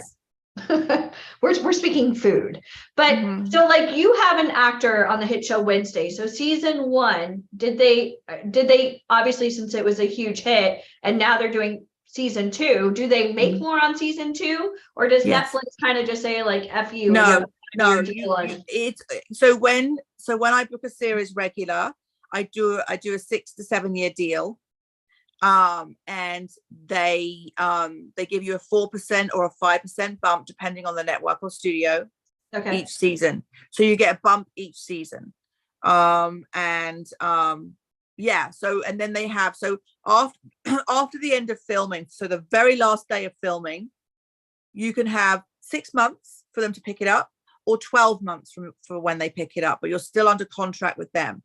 So you sometimes, depending on the contract, they have 6 months. If they don't pick it up with 6 months, they have to pay a pilot fee to hold her again. Oh shit. Okay. And pull it around. Or sometimes they don't have to pay a pilot fee, and sometimes they hold her for 12 months until Now, can they you pick it work up. during that time? Or yeah, you can still work. Okay. You just can't do a series regular. You can do films. You can do a mini series. You can do maybe a 2 or 3 episode recur. You can do guest stars, things like that. You just can't do another series regular. Okay. And out of all the streaming, which one is like your favorite, as far, not like as far as TV shows, but as far as like pay rate? Is there one like Netflix over Apple? See, over Disney? it's different because Apple is paying the most right now. I mean, Netflix that is paying pretty well, but Netflix right now are only doing like 8 episodes a season, if you've noticed. And it pisses me off. Maybe 8 to 10, maybe if you're lucky. Same with Apple. But if you get a primetime show, like if it was a Magnum, or I have, All American, they're doing 22, 23 episodes a season. So say if you booked someone who's first timer on a TV show, on a Netflix show at 35,000 an episode on a Netflix show, 10 episodes, 350,000, right? but then I booked them on a new series on CBS. And so I'm going to do the math easy. And it was a 20 episode at 35,000. That's 700,000. And they make twice as much because they're working. So you twice. make twice as much. Huh. So you've got to do the math that way. But then if they booked a show on the network, like a CBS, then they have a possibility of making syndication, right? Or does it go to streaming after that? Like, how does that work now? It can go to syndication. We never know what the F So is going to happen crazy. with these shows. Do you know what? And also, by the way, on top of that, you can book a pilot, right? We never know. You can book a pilot, right, and be all excited, but then you don't know if that pilot's going to get picked up. So sometimes you have to wait to see if that pilot's even going to get picked up, right? We don't know. And also on top of that, when I put somebody in a pilot, I've had somebody shoot a pilot and then get replaced. Oh, shit. I booked somebody in a pilot last year, got him very good money. He got replaced with a table read. Oh, God. Could you guys imagine? Like, here you are, you're like, our pilot got picked up, and they're like, yeah, but you're not in it. And then like now, oh dear. Devastating. This town is very rough. So you have to have a thick skin. I mean, that's again another reason why we're friends, because if you're trying to get into show business, this is not like a job, it's a lifestyle. And I really want to explain that to you. And when you tell your friends and family, they don't understand. Oh, they're so mean. Yeah. Just find something else. And you're like, what the F are you talking about? Like, I love this. My work colleagues are like, oh, it's so exciting. You booked a pilot. That's amazing. And I'm like, let's just see how it goes. Let's get over this hurdle and this hurdle. And, you know, I had a client that I booked as the lead, one of the leads in The Idol, and that whole thing with The Weeknd. And if you read the Rolling Stone magazine recently, it was a whole cabal. Shake up. Do you ever cry with your, like, do you ever feel really bad and like just break down and cry with them? Or are you like tough girl? Like, no, it's shit. This is just how it is. Let's just brush off the. It's shit. It's awful. It's horrible. It's devastating sometimes. I mean, there's a lot worse things, but you know, it's awful. I've had to help my clients from you have to pull them off the ledge, not literally, but and walk them through everything, and it's absolutely awful. And I've been in this business for so long, and I get so upset. I booked a client again last year on a Taylor Sheridan series called Lioness, and he was about to go to Abu Dhabi, Paris, and Maryland, and he was one of the leads. And then there was a massive shake-up right before they started, and they let the cast go, and he wanted to recast the whole thing. So I had to call my client and say, you're not in it anymore. It was a huge series. And why would anybody like want to replace the whole cast? Do you think it's maybe because it was a creative? It wasn't my client. It wasn't about my client. It was a whole creative decision. And the producer calls me, and then I'm like, and it was going to be 10 episodes, and it was a lot of money. He lost $500,000. I had to tell the client. So that phone call is awful. It makes my stomach turn, and and it's really hard that I have to make those phone calls, and you listen to a client upset, and it makes me upset, and it's just awful. But I've been doing it for so long now that it doesn't ever get any easier. It doesn't ever get any easier to hear somebody devastated and upset. But for me personally, I have to only allow myself 24 hours to be upset and hurt. And then I have to brush myself off and carry on. That's what I do. Maybe we'll have good news where they book something and then it's all is good. It was but this year with the pandemic and with the world right now, we've only out of your control. Yeah. We have 17 pilots. This time last year, we had 126. Whoa. How much pressure, I mean, for an actor when they're up for a lead role, like as a series regular, I mean, talk about like Jedi mind tricks. They're literally going before like the writers, the producers, like a test market. Like, have you been in the room before when someone's like doing all that? Because I mean. No, I don't go in the room. But I know what happens. I know what goes on. But no, they would never have me in the room. Like there's just so many different layers to even get. There's a lot of layers. When you do test for network, you normally, what you do is you'll have, I always try and find out how many people are testing. And you don't, if you're the only one testing for network, I always say that's the kiss of death. I don't ever want you to be the only one testing for that role. I'm just like, oh my God, it's just me. So that's great. I'm like, you don't want to be the only one testing, because what will happen is you'll be the only one testing for the role, which means that there's going to be one person that's going to go, let's see who else is out there. Right. Because they want to compare you to other people. So I think that's better. We always think that's better. So there's normally between maybe 3 and around 8 people that will test for a role. And then what they'll do is they'll do a work session with you and the other characters, that, you know, the love interest or whoever, the parents or whoever else you'll be playing opposite. And maybe they're testing those people as well. So they'll have you in a room. With when I had Wednesday test, they actually did the work session on a Zoom with Tim Burton and Alfred Gough and everybody else. They were all on Zoom with everybody, and Jenna Ortega and, you know, all those people. So, but they'll do the work session first. Then if you get past that and they really like you, you'll then do what's called the studio test and then a network test. And then they'll tape it, and then they'll watch it all again. And then hopefully they called me and they're like, she got it. We're like, fuck yes. That was a good one, because then we knew, especially with Tim Burton, we're like, well, Tim Burton's gold, so we'll be fine with that one. So that one we could celebrate. Now, as an actor, what a lot of people don't understand is you may not be taping in your like local backyard. Where did Wednesday tape? Romania. And how long did your actor go there for? She went from, where did she go from? I can't remember now. Weeks, couple of months. No. I'm sorry, my brain went dead. I'm actually trying to think of the actual date she went. She was gone for like 6 months. 6 months. I want you all to type 6 months. So as much as you want to be actors, sometimes, again, this is a good thing. You know what I mean? Like, so if you're trying to do this industry, and let's say you don't live in New York or LA, would you ever sign an actor that doesn't live in New York or LA? And then how does that work? Yes, I would. I have people all over the country, actually all over the world. As long as they can get to LA and be an LA local hire, which means you have to have an address in LA.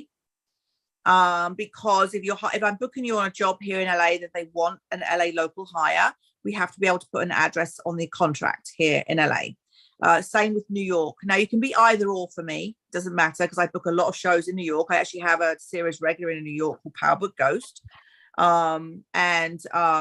So as long as you have like an address that you can use in New York as well, because I do very well in New York.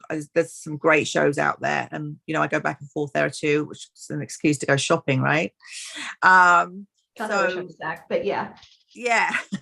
So come to Orlando. Just pull up the office here. Just come on.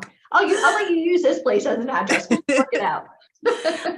So I do that, and I also work out of Chicago as well. So some good shows out there. So what about Atlanta? Is Atlanta still Atlanta? We're about to start, but I'm slowly doing Atlanta. I'm just a little overwhelmed, and I've had a lot of success with New York and LA.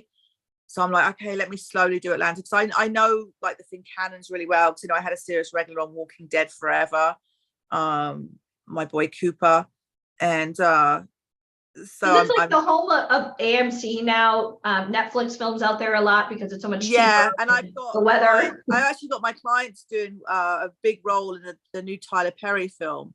Oh, so she just booked that, and she's brand new, by the way. It's her first job. And so she was screaming when we told her, and they actually just flew her to Chicago. She's filming that in Chicago and Atlanta, so she's there on set now. Oh, that's so exciting. Yeah, she's lovely. She's young. She's lovely. She's so happy. Now, when you say she's brand new, did she have training? Did she have headshots? Training. She's been with me a year. She's been working really, really hard. She's been in class every single week. She's a pleasure to work with. She gets her tapes in on time. And then if we want her, I work with, actually with Mara.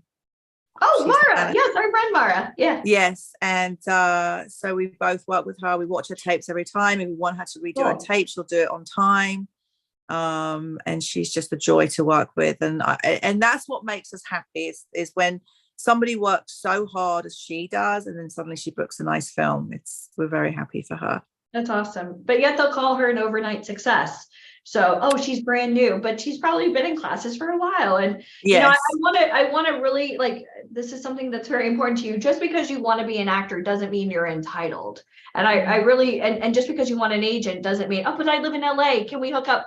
You're like, again, you don't have bench warmers. How many talent are you managing currently? Because they're all doing well. And then 120, 130. And versus like the big agencies like the CAA and the A3, which was 1,500. 1,500. And so what are some don'ts for you? Because there's a lot of people that move to Hollywood thinking that, oh, they're just going to get an agent, they're fresh off the bus. What are you looking for? And what are some things that like piss you off about, especially actors now? What 2 I'm years looking into for COVID. obviously is marketability, making sure that I know what the buyers are looking for right now. Who's selling and all that kind of stuff. But I want to make sure that you're marketable, which is very important. I'm a saleswoman. That's what I do. That's my job. Yeah. Will you fit into my roster? Do I have a space for you in my roster? What's also very important to me is, because I've been in this business for so long, is if I see you and then you're going to like do an audition for me, I want to see where you are with your acting chops. I want to meet you. Like, I'm going to meet you. It can be over Zoom. I want to make sure that we're on the same page. I want to make sure that I like you, and vice versa. I want to make sure that we get along. Have you ever seen anybody, Tanya, with like a great headshot and like a kick-ass resume, but then you meet them and you're like, I really liked you till you started talking? Many, many times. And I've just seen them become so arrogant, and I'm like, yeah, this person's an asshole. I'm not working with them, and I don't want to work with horrible people. I will not. And I've seen that many, many, many times. So have we, which is why we interview and then we bring them to you, because no, I won't. We're going to do the vetting process for you. Yeah, and they're telling me what they'll go in on and what they won't go in on. I'm like, but first of all, I've seen you've got a resume, but you also haven't worked in 5 years. So I think you shouldn't be picking and choosing on what you're going in on. Like, the Scott Jenkins of the world, or this casting director, or this casting director don't know you. We need to get you seen by these people if you want to start working again. And then they're like, no, that's not right. Or they're just cocky. And I'm like, well, if this person's talking to me like a piece of crap, can you imagine what they're going to be like on set? No. So I'm like, no, this isn't going to work. So I won't talk to people like that. I actually just offered a contract to somebody. I met with her and she was okay. And I thought, no, she's actually good. She's a good type. She could be marketable. She's in class. And I sat on Zoom with her for an hour, and it was a long Zoom, not longer than I normally do, but I gave her time, and I was busy and fine. I was like, okay, enough. I'm done. I've got to get off. I had to get off the Zoom. Otherwise it would have been going on for another hour. So then I had my assistant reach out and said, hey, Kate, so Tanya would like to offer you the contract for 1 year. We do a SAG contract. And then she responded, she goes, well, I haven't really decided if I want to sign with Tanya. I need to have another Zoom with her. So I had my assistant write back to her and say, sorry, we're withdrawing the contract. I'm like, red flag. I don't know. I've just sat on Zoom with you yesterday for an hour. I'm not, that means try this one. 16 hours with talent, Tanya. We did all day yesterday and all day today. Well, I mean, I've got literally 16 hours. My red flag is I was on Zoom with you for an hour yesterday, and now you want to do another hour Zoom. I've got 120 clients. I can't spend all my time with you where you've got nothing on your resume, and now you want more time with me. I've got to consider my other clients that I love. Well, thank God you didn't sign that person. Could you imagine what a headache it would be every single time you went to submit them for anything? No. So the contract was withdrawn. Yeah, that just happened. You are the weakest link. Goodbye. All right, so let's talk about now the art of submitting. So you are an agent, you get these breakdowns directly from the casting director. You then do what? You then go through and you're like, okay, well, they're looking for a blonde, they're looking for whatever. And you submit over everybody who qualifies. What are you submitting to the casting director for review? Yeah, so resume, what are you submitting? Well, I have all your profiles up on my Actors Access. So that could be headshots, resume. I like to have a slate put up. And just to kind of see your personality. They can see people, you know, how you are. Even if you've got a big resume, I want to see how lovely you are on camera. And then if you don't have a reel, don't worry about it. I don't want forced reels on there or anything like that. I always would have you guys upload like a really good self-tape. So then I'll just submit a self-tape, or, you know, obviously people that do have reels, I'll send their reels or clips of any TV shows that they've done recently. I'll send that over to the casting directors as well. And then normally by the time the end of the day comes along, all my auditions will start flooding in. And then I'll start, or my assistant will start emailing all the auditions, and then I'll kind of filter through what auditions we haven't got coming in. So then I'll do all my pitches as well to make sure that there's no clients missing auditions. And so I'll be pitching to all the casting directors. Like, I'll send the link of your either self-tape or your reel or clips of TV shows, your headshot, your resumes, to the casting directors to say, hey, I need you to see so-and-so for this role. They're amazing. They've just come off an episode of whatever. Because sometimes you go outside the box. I know you're like, well, yeah, I'm not really looking for somebody like this, but I think that they would like you. Yeah. I just don't know that they would like you. So, yeah. I mean, I just had a fight with another casting. Well, not fight, but I pitched a client who's quite well known to a casting director. And he's like, no, I don't think he's really right for this role. And I said, but he can play quite nasty. He can play a really good villain. And he's like, well, but he's always like comedy. And I'm like, no. He can play a dark side. I said, you need to see him. Can I please just have him tape and show you this dark side? No, went back 4 times. And so he's like, fine. So I had him do it. And he's like, wow, he's really good. Like, he can play this. Because sometimes, you know, casting's so used to seeing someone be funny all the time that sometimes you can twist him into like this dark, crazy side, which I thought would be really good. That's when the Zoom should be coming in with your iPad. Yeah. All right. So when does a talent finally get the sides that they have to then submit a self-tape for you? Like, when do they actually get like the script? You'll get the sides when I send the audition. It'll be attached to the audition ticket that I send to you. Episodics, you'll just get sides. So sides are part of the script. The sides are the pages pulled from the script, or they could be just dummy sides that casting just want to see you do. Normally I'll try, if it's a pilot, I'll try and get the script for you so you can kind of get the tone of the project before you know, so you can kind of know the character a little better with the sides. And I'll try and obviously get a script if it's a feature film along with the sides. And also I tell my clients too, sorry? You're signing like an NDA when you're getting those. So obviously it depends, not all the time. Normally, like I've got a bunch of clients now going for the new Stranger Things series. Okay. They're looking for a lot of new characters. So a bunch of my clients are auditioning for that one right now. So they're using dummy sides for that. Okay. Because they don't want to give away anything. No, they don't want to give away anything. Yeah. So we have, but that being said, all these self-tapes I have my clients auditioning for right now, there's some really cool new characters, because obviously it's giving away some parts of it with the characters that even we all had to sign NDAs on this. And then obviously the clients have to sign NDAs that they're not going to post any of this or even mention it on their thing, or yeah, I'm excited for the new Stranger Things. I love Stranger Things. Well, I've got to get a client in this season. You know, we had a couple of talent that got submitted for that, which was, I've never seen it, and I know I need to see You need to watch it. I know, I will. And I'm not into like the sci-fi, that stuff. I'll start today. Amazing. I know, everybody talks. It's 80s. Mike I went to Halloween Horror Nights a couple of years ago, and we saw you in LA, and everything was Stranger Things. We walk in and we see the alphabet. We're like, what's happening here? No idea. So, okay, I'll watch really it. Good. You say it's really good, I'll watch it. I know I need to. Okay, so let's go over SAG-AFTRA. Now, if somebody's brand new, do they have to be part of the union to be managed by you? No. Okay, so I'm like, no. Okay, I'll finish the question. So no, you could be non-union. And I'm SAG franchised, and the only projects I do are union. They are SAG-AFTRA, because then you'll kind of, all the projects that I work on are governed by the union. God forbid anything happens on set, they're insured and all of that good stuff. And then if you don't get paid, we're going to make sure you get paid, and everyone's safe and happy. And then obviously if it's a TV show, they can track your residuals so you can keep having money come in. Then they put money in your pension and health and things like that.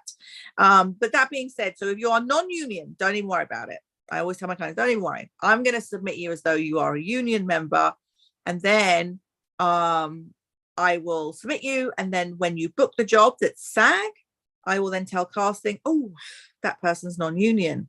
Then they come to me, they're like, what? So the only thing that the casting director has to do is fill out one piece of paper, right?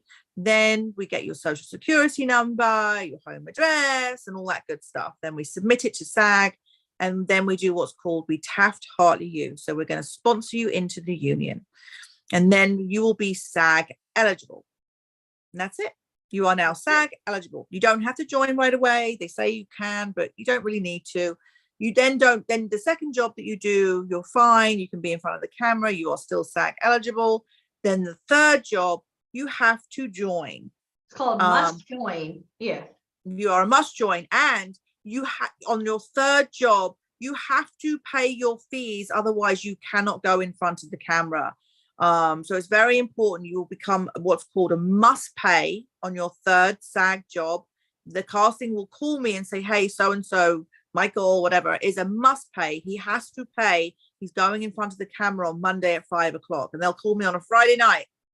And I'm like, okay, done. So he will phone SAG on Monday morning, first thing, and he will pay his dues before he gets in front of the camera. It could be, you could be in front of the camera at 11 a.m. on Monday, but you must call them and pay your dues. And that fee is like $3,000 now, right? Yes, so, it is. And then that's 3, where you come in. Yeah. It's 3,000 plus, so the initiation fee is 3,000. So for your friends and family that are uneducated how this business works, not only in order for an agent to sign you, you have to have training, you have to pay for your own training, you have to pay for your own headshots, you have to know how to do sides and have monologues and be able to do self-tapes. But then when you're eligible to join the union, it's $3,000 plus $274 to join. And then every year it's $274. Plus also you pay 1.575 for the first $750,000. I know, I'm like Rain Man. But it comes in handy. You know this. It comes in so handy. But and there's 180,000 SAG members. 180,000. And it's good and it's bad. So when you're a part of the union, there's health benefits and things like that. But what we've learned is, especially since COVID, and that a lot of people got done dirty during COVID, unless you're booking X amount of dollars, I think it's 40,000 now. Crazy. You're not getting the insurance. They put it up during COVID. If you're like part of like a show like Blacklist or Sopranos or any TV show, and you're not earning $40,000 as a working actor or anything in that capacity, you don't get your health insurance. You don't maintain benefits just because you paid $3,000 once. Do you guys understand that? And I'll be honest with you, don't just join SAG because you're eligible. Don't do that. I know it sounds sexy to say you're a member of SAG, but you really turn into an asshole. And here's why, because now you're going up against some of the big dogs that are SAG, and it sucks. You want to do as many indie films and student films and kind of get your feed and, kind of get those reels and kind of get, the video component, because in order for her to submit, this isn't old school Hollywood where you just show up and everything is done live. Now they're judging based on like your reel or by your self-tape. So you want to kind of get as much stuff as you can done, especially before you pay that $3,000. Because Tanya, when they're in the union, can they now go and just do any type of indie film, student film? No, it has to be union. SAG have a rule called Global Rule 1. That means anytime you are in front of the camera now, a moving camera for a project that's paid, it has to be part of the union.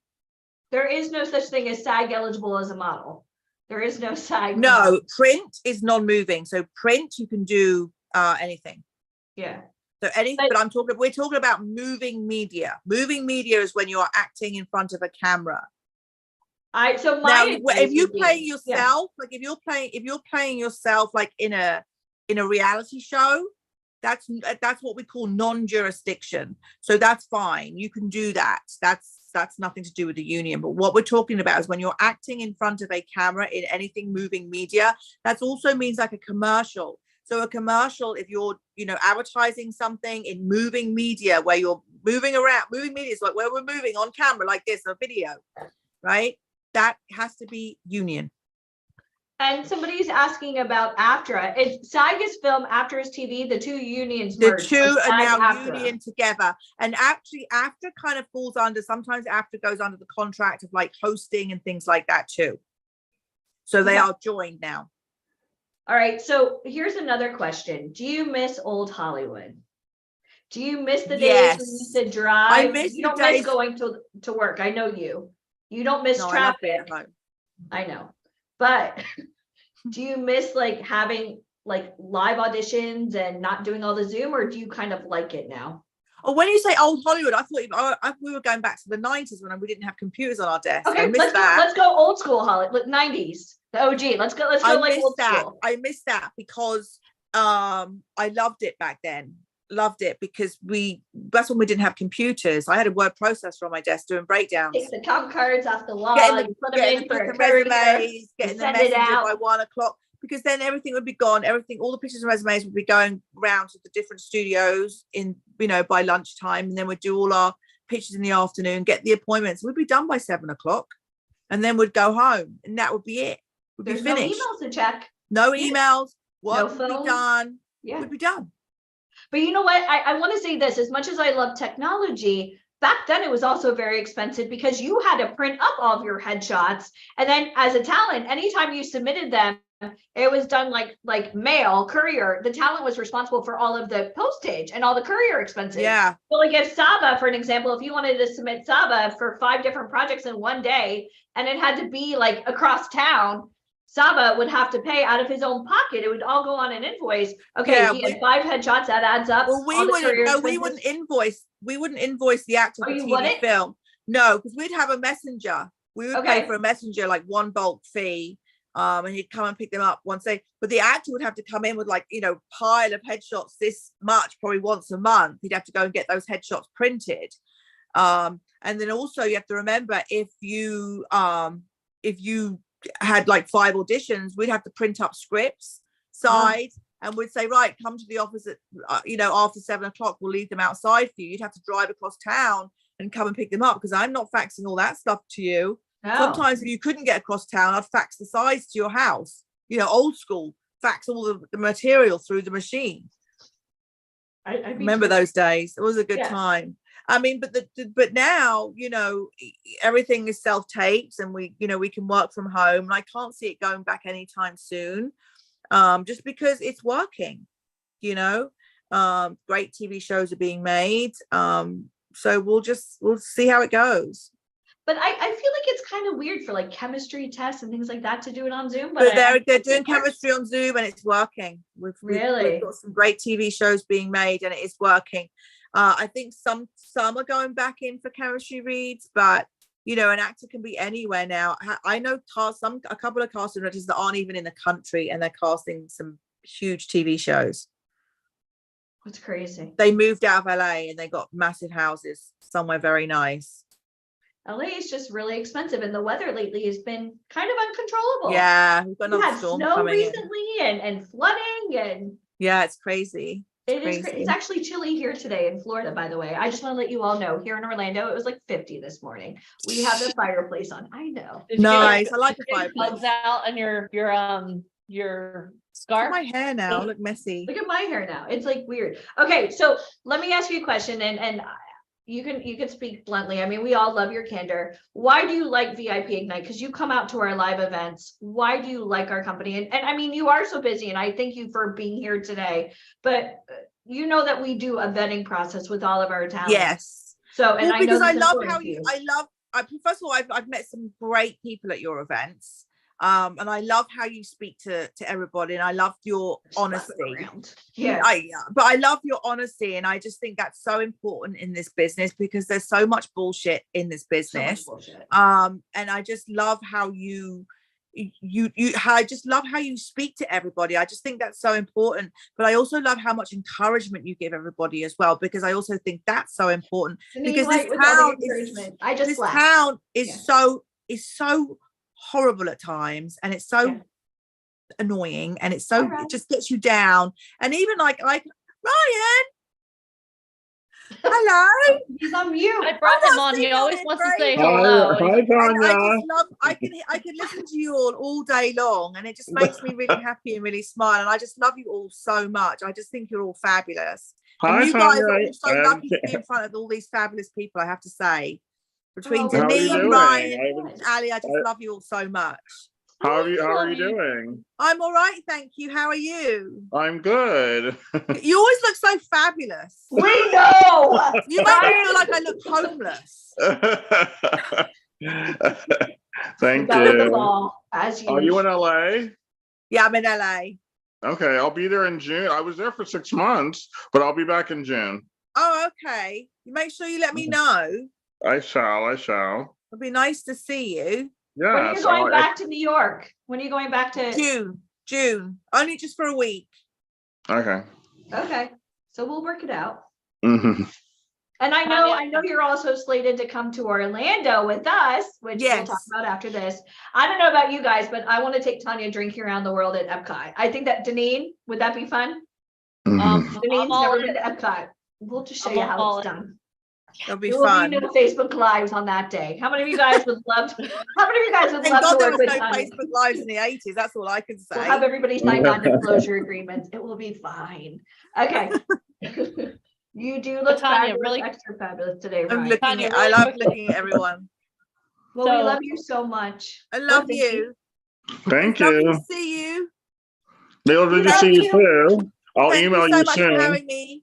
Thank you Bye for bye, being everyone. here. See We ya. love you. We'll see you soon. Thank you, Yes. Tanya. Bye. Bye. Hi, Ryan. Hey, Hi. what's up? Hey. Wait, 2 days in a row, like these colors are a little bit cheerful. That's the only word I know what's going on. I'm very confused. I'm so used to like the darks and okay. So you're happy today. Look at that. You're like shiny and happy. Well, I was happy to see Tanya. I haven't seen her in like 8-9 months, and every time I get on these calls and You she's saw her on, with us in October. What month is this? She was it's March. I didn't see her in October. there. Oh, you must have Yes, been you busy. did. Yes, you At did. our She event in was Hollywood? in Hollywood. We had her meeting with our inner circle. You because- I saw know, her, but I literally said hello to her and walked out of the room. I never spoke to That's so her. typical of you, right? I didn't speak to her. I said hello to her and walked out of the room because she was in a separate room.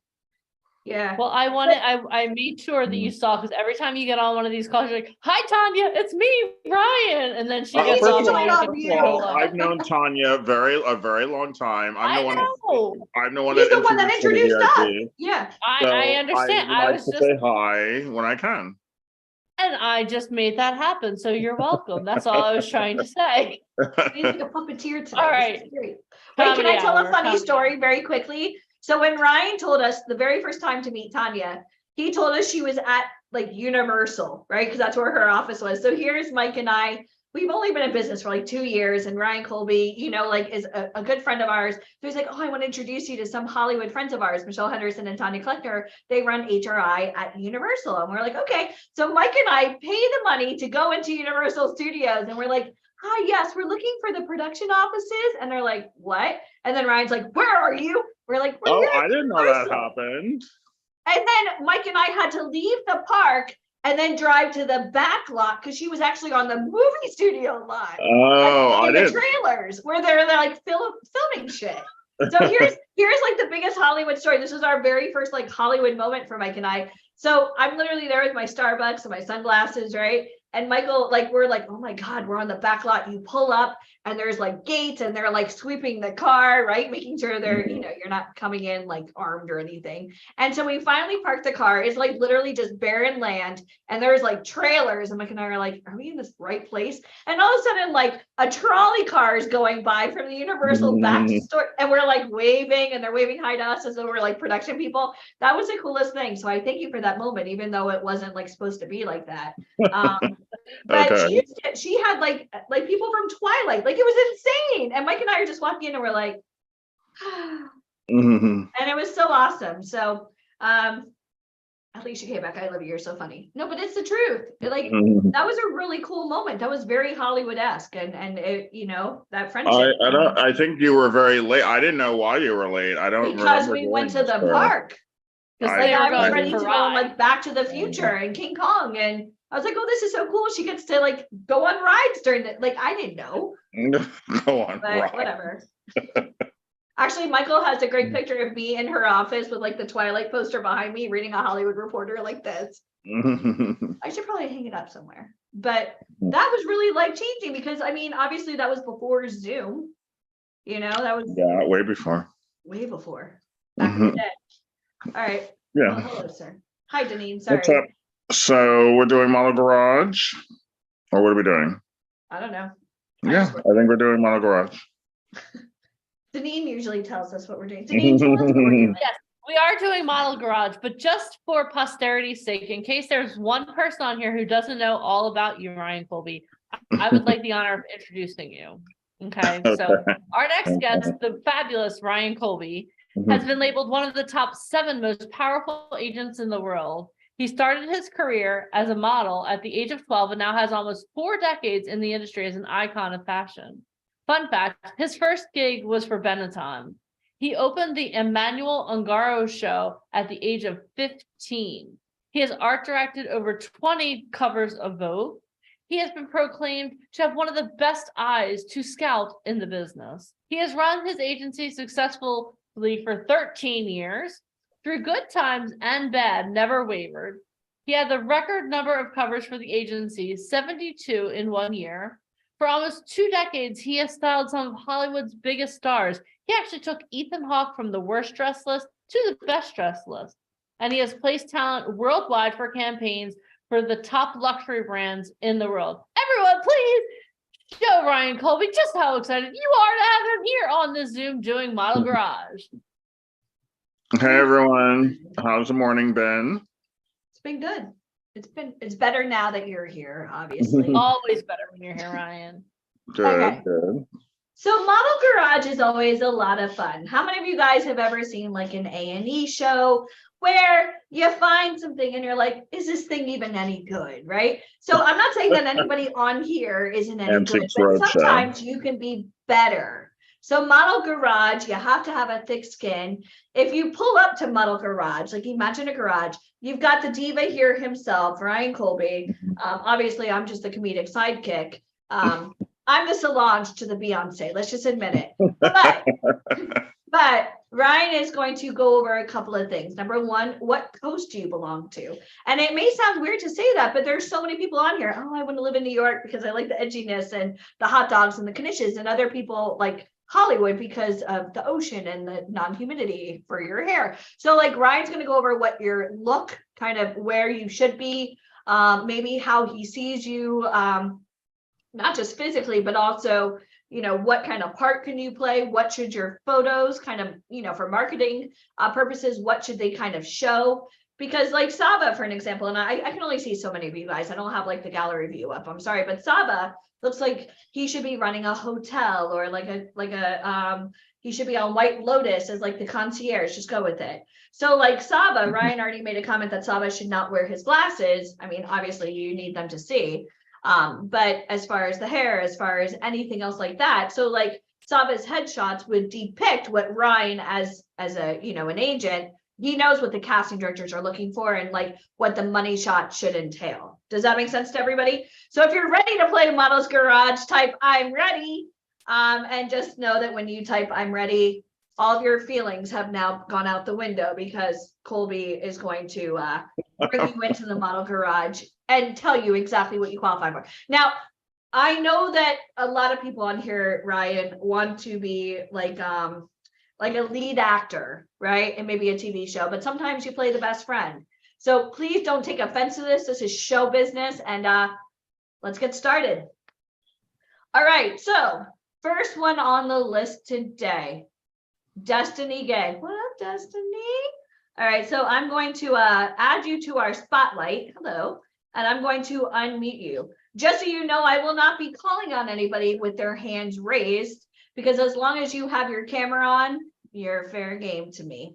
All right, so here's Destiny Gay. I would like you to introduce yourself. So state your name and your age and your location. Where are you in this world? And then Ryan, Destiny's all yours.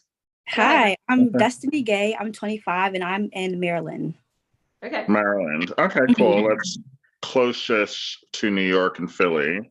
Mhm. You have a New York look, very urban, very now, very Fenty and Urban Outfitters and H&M and Target.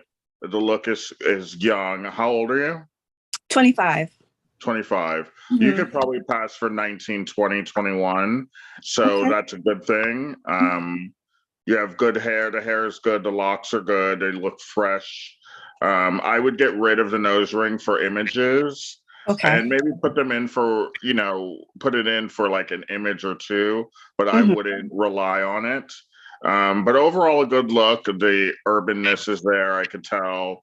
And you could definitely pass for a college freshman. If you really have good light and good wardrobe, you could probably pass for a high school senior. So, and that's good for television and film.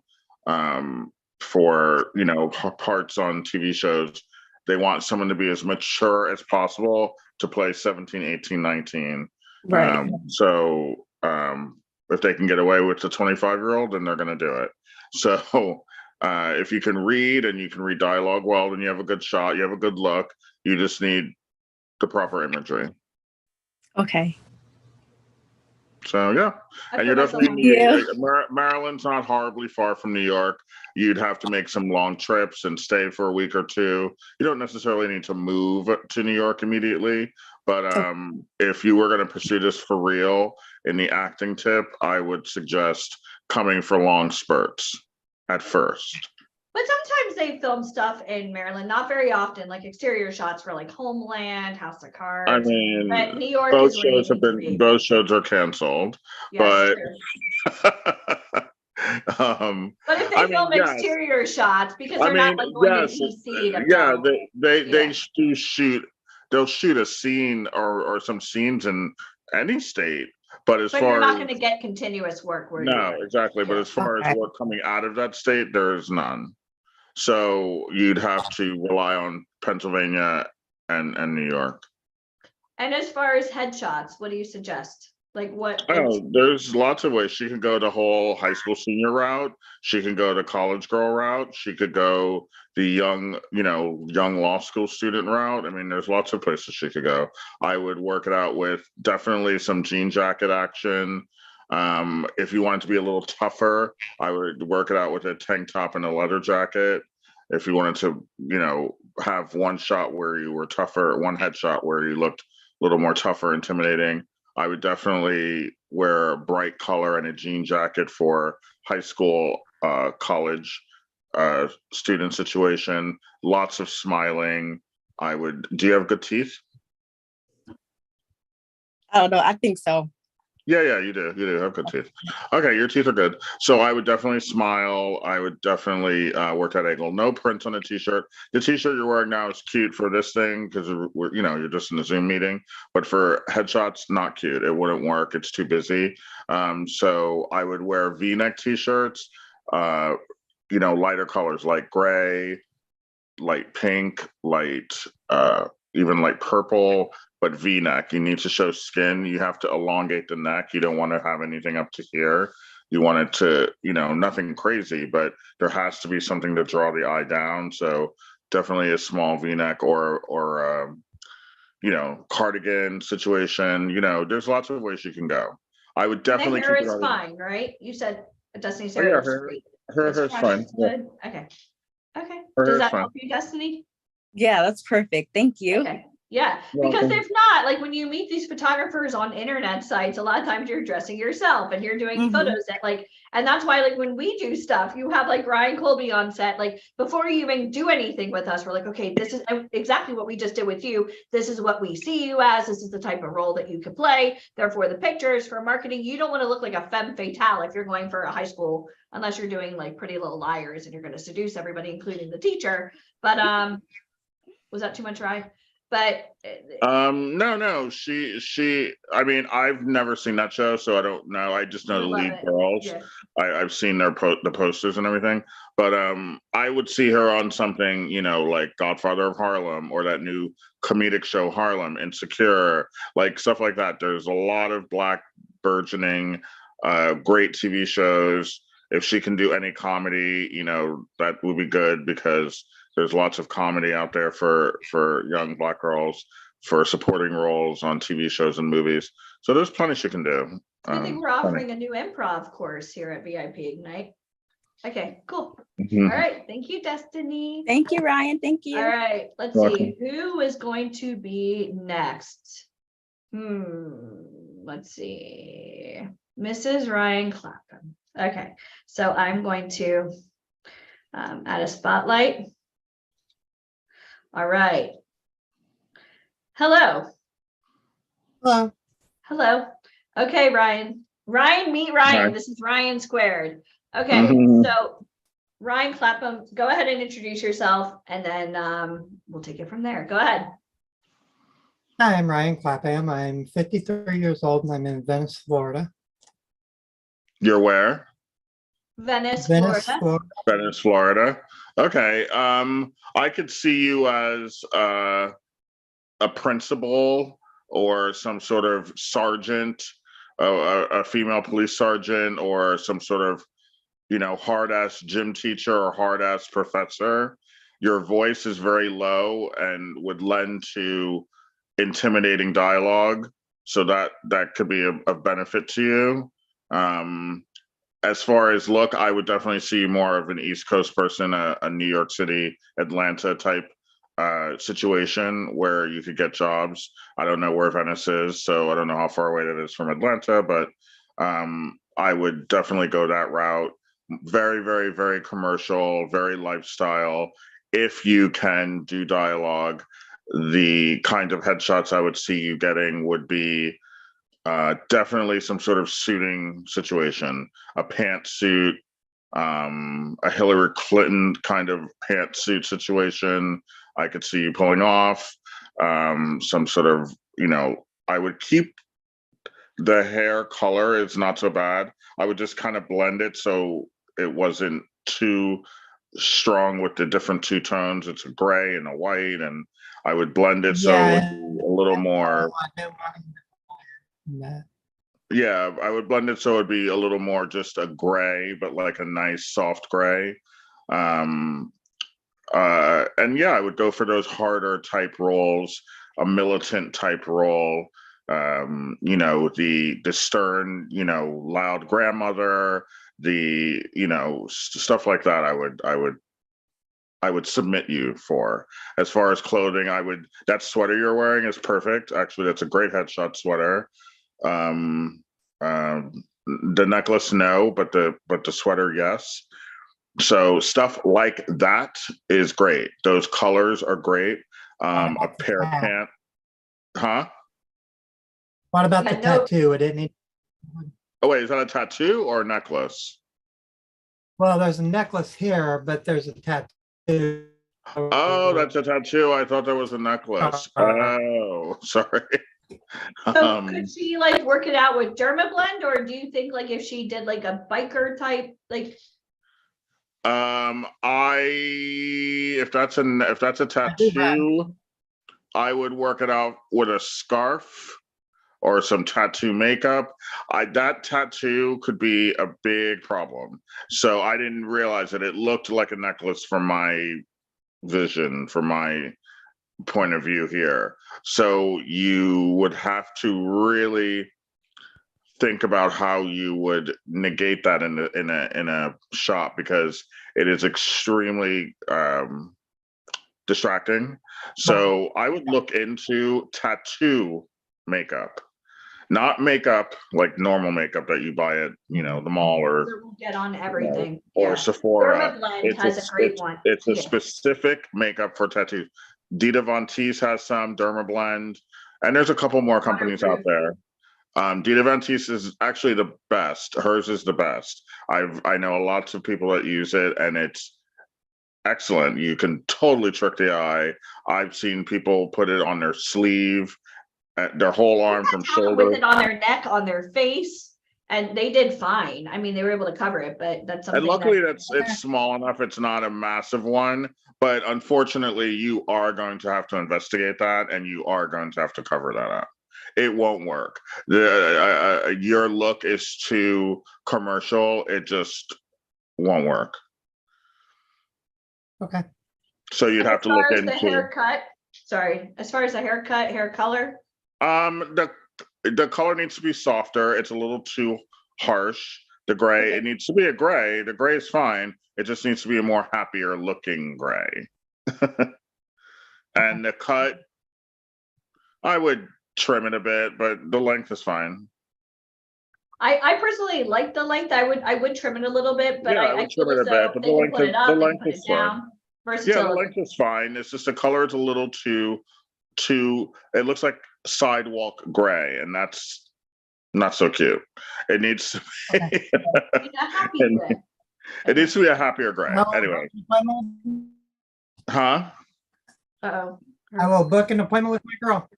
Happy gray. Yeah, do that and go online and really research tattoo makeup. Dita Von Teese, she's got the best products out there from what I've seen. But yeah, that's going to have to be a part of your life because unfortunately at your age and your look, it would be really hard to market you with a tattoo on your neck because where am I sending you? You can't do a commercial for Verizon. You can't do a commercial for, some sort of pharmaceutical with, say for arthritis or for, or heart disease. Like you can't. They would never allow it. So you'd have to have something to cover that up because once it's covered up, they can see you as that. And then if they find out you have one, so what? Who cares?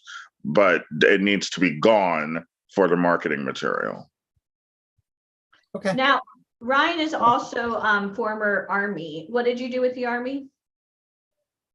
Well, years ago, I started out in the infantry, and oddly enough, I was told I would make a good drill sergeant, but that never proceeded forward.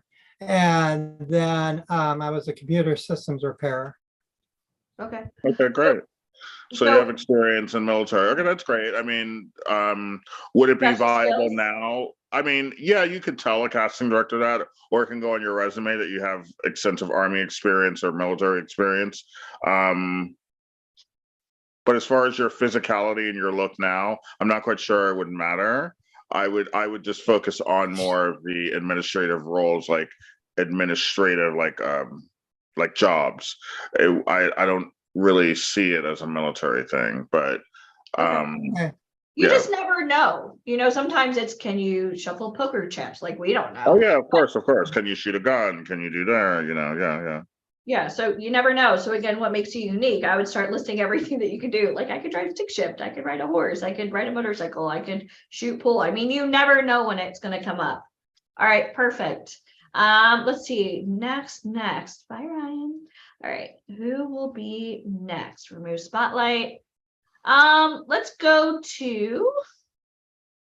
Let's see. Oh, my gloves are here. Oh, great. Amazon. I ordered some elbow length gloves for a job. All right, we have Danielle. Hi, Danielle. Hello. Hello. Go ahead and introduce yourself. This is Ryan. Danielle. Go ahead. Nice to meet you. I'm Danielle Call. I actually am born and raised Los Angeles, and I'm 34. Okay. That light on you is a little dark, so I can't see. Can you take the glasses off? Okay. You look a little bit younger, so I would definitely go into the mid 20s to 25 to 35 age range as far as promoting you wise. How tall are you? I'm about 5'8". 5'8". Okay. So yeah, I mean, LA could probably be good for you. I could see you probably working in both cities, LA and New York.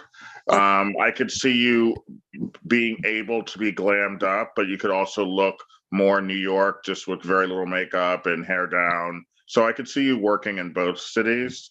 As far as headshots, I would do both. I would do a very demure, like look like similar to what you look like right now. I wouldn't do the braids, that's a little too young, but I would definitely have the hair down, very, very little makeup, looking like, you know, a college graduate. Maybe you have no money, maybe you're working at a law firm, and you know, that whole like paralegal look, you know, I would do that, but then I would also pump it up and do more of a glam look, a wave in the hair, a tighter dress, some lipstick, some mascara, you know, stuff like that. So I would do both.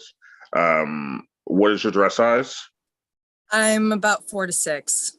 Okay, yeah. So I'd wear like a nice tight dress, like a going out to dinner dress, a going to catch a man dress, and I would, you know, do a shot like that. I would also do a more demure shot where you look like a paralegal, someone's daughter. You know, I would do the spectrum of those things because you could probably pull off both. Oh yeah, I actually have headshots, but I need to get them updated. They're 4 years older. So. Oh, 4-year-old headshots are useless. Yeah, they don't work. You need to get headshots once a year, every 18 months, depending upon your workload, what you look like, you know, weight loss, weight gain, you know, stuff like that. So. Of course. Now, what about the piercing here, right? Yay, nay. What's piercing? I can't see. By the lip. Oh, all of the piercings that I have can be taken out easily. I didn't notice them, but yes, you would have to take them out. Those won't work. Of course. Yeah. Yeah. Okay. And so Danielle, you're born and raised in LA, and that's really cool. Have you enjoyed this boot camp? I hope. I have actually. I've learned a lot. Even well, Good. yeah, I've learned a lot. Now, are you a member of the SAG-AFTRA, or are you what have you done so far? I actually joined SAG in March of last year. I have one speaking role that I did on Justice for All with Judge Christina Perez back in 2018. But beyond that, I haven't had much work, and I've been trying to get an agent and talent manager. Are you setting up on websites, or what are you doing? I don't have my own personal website yet, but I have. Well, you don't need a website because nobody's going to find you. That's like the number one no. But are you on like Backstage or Actors Act? Are you like trying to find castings somewhere? Yes, I'm on LA Casting. I'm also on Actors Access, and I have the breakdown services. I think it's all connected and stuff. I've been on Casting Frontier, but I stopped using that. And I have other sources that I've been using for extra work and stuff because I'm also do background. That's how I actually got my SAG vouchers and stuff. Right, of course. You have to earn 3 to 5 vouchers doing it. Yeah. Yes. Yes. So what do you feel like your biggest obstacle is right now? Just getting an agent? Well, besides the fact that I need updated headshots, having my reel up, but I want it to be up to standard. I don't want to have one of those, like, you know, you just threw it together, you know, like I want it to look good before I post it up there and stuff, but making sure I want to have an agent. And I feel like I would get a lot of places if I had an agent because I have the work and stuff. I just need to put stuff together. Okay, that's fair. And are you taking classes now? I have taken classes in the past. I actually took 2 semesters at LACC as well as a nonprofit called Hollywood of Media Arts, which I don't even know if they still exist anymore. But I've taken improv classes with volunteers from Second City and other people, writing courses and stuff like this. I'm also a writer too. Okay. Good. I mean, it sounds like you have an okay foundation to start building on, but you definitely need headshots. You definitely need a little more networking, and you definitely need just, you know, more organization to your situation because you're just kind of plateauing and not doing much. Yeah. So the true definition of insanity is doing the same shit over and over again. So even if you got different headshots, even if you put your reel up on a website, casting directors, like legitimate casting directors, the high level ones, aren't going to go to a website to find you. They're not going to deal with you because you're a freelance. So you absolutely need an agent. But the question is right now, are you somebody that an agent is looking for? So like we're going to be going over some really cool stuff here. So don't hang up after this. How many of you guys want help from VIP where you're like, I really want to do this, but I need somebody to pull me by my hair and take me be step by step by step by step. I need like a team. I need somebody like Ryan. I need somebody like Tanya working with me, because here's the thing, we can introduce you to anybody in the world, but it's up to you to make it happen. Does that make sense? So like if I said, oh, well, I'd love to introduce you to Tanya, she's part of our company. I can't force Tanya to sign you, but being that we do pre-screening here, and we have opportunities for you to be able to meet these people live, both on Zoom and in person. Do you feel like that would help you, Danielle? Because you know, The chances are a little higher. Yeah. yeah, it's a lot higher versus somebody on their own trying to, and I mean, again, you're in LA, you're a dime a dozen out there. So like being able to separate and have access, like again, Tanya isn't in an office. So like chances of you actually like having a meeting with her, even meeting with her on Zoom is slim to none, because she doesn't do this kind of stuff. She doesn't need to. And it's a relationship that has been cultivated. Again, we met her through Colby, and then now she's part of VIP, and she's gonna be doing some big stuff with us this year. So just stay tuned, but don't run and get like a reel done, because a lot of people do it incorrectly. Do you know how to do a proper self-tape? Yes, I do. I have done a few of them through the submissions I've done through LA Casting and such, which is how I actually got cast in a project that's still in the works. I don't know if you guys meet Twilight, but I was put in a supporting role, and I'm still waiting for the footage and stuff. But I also did voiceover work with him too, more recently last year. Good. Okay, well, you're definitely at the right place. So I'm glad you joined us. Thank you. Okay. Let's see. Winna chicken dinner. Who's gonna be next? Samira Smith. What up, girl? Hello. Hello. Add spotlight. Hi, how are you? I'm well. My name is Zamira Smith. I'm 19 years old and I'm from Ohio. You're 19 and from Ohio. Okay, how tall are you? I'm 5'3". 5'3". Okay. Well, I would definitely focus on a younger tip because of your height. So I would make sure that you have youthful colors. This tank top is not so bad if you had a layer on it, a cardigan, a jean jacket. This could be a great headshot, actually. This is not so bad. Even without a jean jacket, I would do some, to make it a little sexier, show some skin. You're 19, so you want to, be, young and, fun. I would just keep fresh makeup. What's going on with your hair when you take it out? It comes right here. It does. And you do like wearing it natural most of the time? Yes. Okay. So just make sure when you do, if you join the company and you do the headshots, there would, just a little bit of product that you don't want it to look too dry, but keep it out. And if that's your look that you go on your daily life with, then that's a very popular look now. It's very popular if you watch TV. The natural look is pretty much dominating television right now with the Black girls. So it's fits right in. And just make sure it's clean, make sure it's even, make sure there's texture to it, and you should be fine. You have a good look. You just need some makeup. You have a little bit discoloration on your face.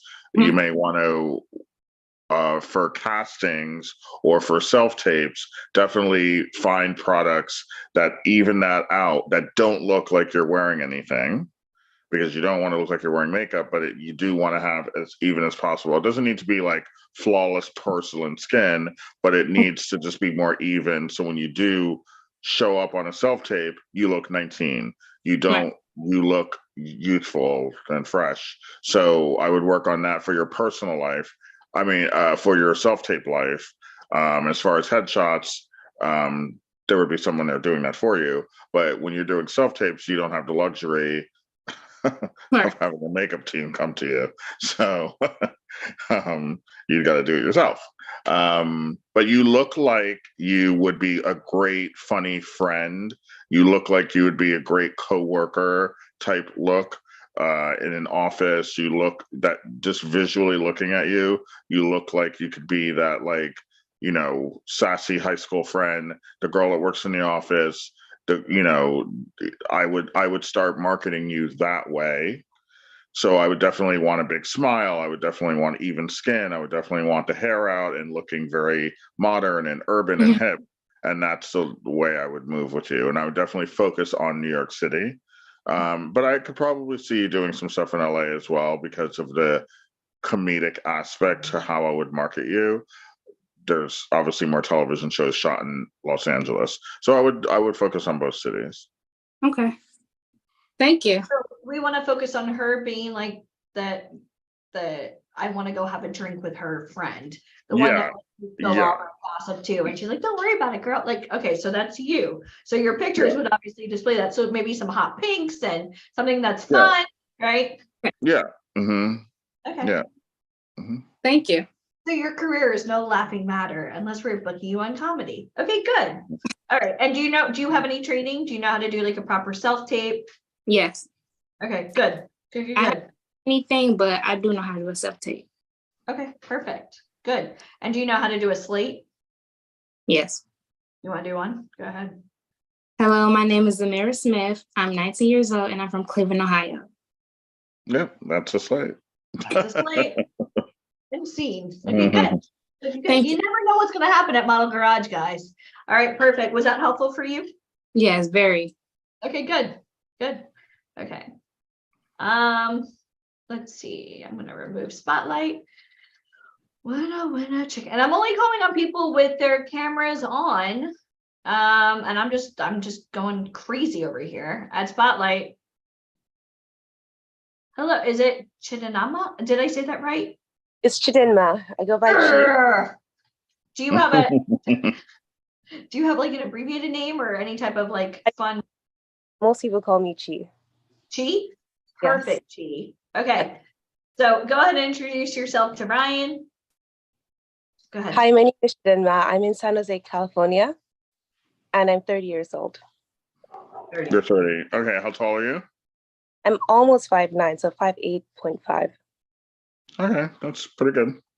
Okay, you look a little younger, so that's good. I would definitely market you from 21 to 28. As far as, you know, on your call sheet, I would market you that way. And what's going on with your hair?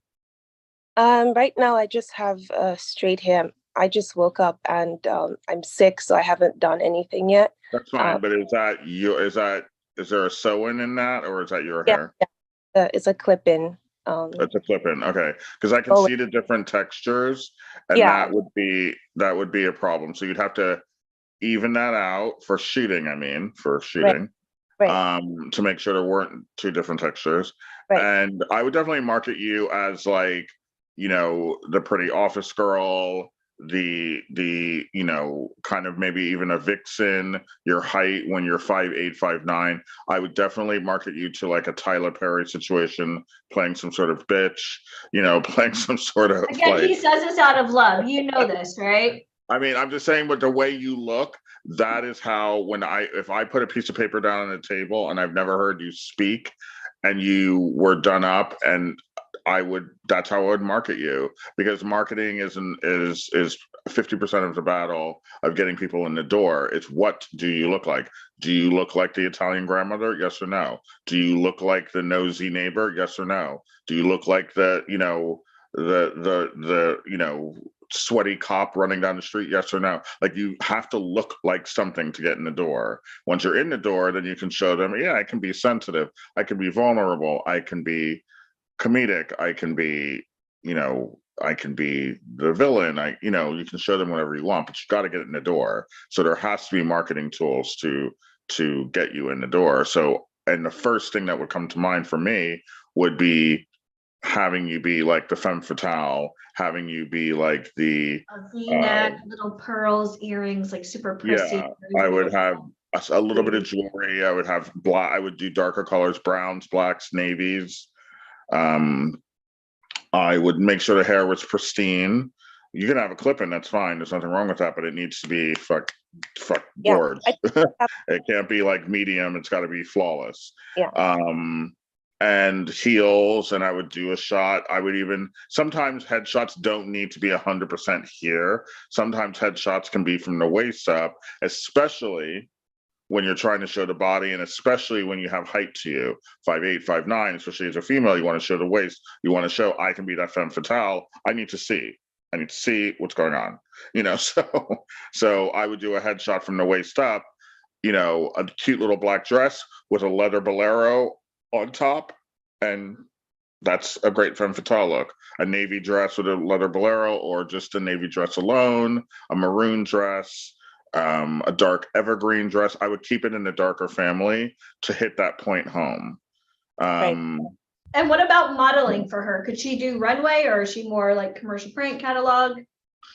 What's goes for her? There's New York or LA? probably some shows she could do. I don't know. I'd have to see a video. I'd have to see a walk video. You'd have to have great fashion photos. You'd have to shoot with great New York or Los Angeles photographers. I know a guy. All of that is a lot more involved than getting a couple cute headshots. But, yeah, so like an actor's headshot, you couldn't use that for modeling because you need the full body. Do you know your measurements? Yeah, so I'm 32, 27, 37. Okay. Sorry, 33, 27, 37. Okay, that's like a size 6. So it's a little bit too big. That's like a 6'7". That's like a 6'7", which is fine for some shows. I mean, some shows want the girls to be 4, 6. Yeah. So that's fine. But not sample there are probably some shows. I mean, again, that would be more involved, that I'd have to see like all your work, and I'd have to see your walk, and it's a whole thing. Happy to say it again. I'm happy to share that. I have those on my computer. Oh yeah. I mean, obviously it'll come. I would eventually see it. Just once you sign up and everything, I would see it, and then I would, then if you'd ask me my advice, it could be tweaked. But initially, off of a Zoom call, this is what I think. This is what I see. Now, as far as like commercial or catalog, could you do that? And what type of clients? Oh yeah, all day long. Yeah, all day long. Catalog all day long. Because your height, you're not too tall, but you're not too short. So you could do weddings, you could do bridal, you could do bridesmaids, you could do skirts, suitings, you could do lingerie, you could do swimwear. So there's a lot of stuff you could do. So therefore, for catalog, that's a no-brainer.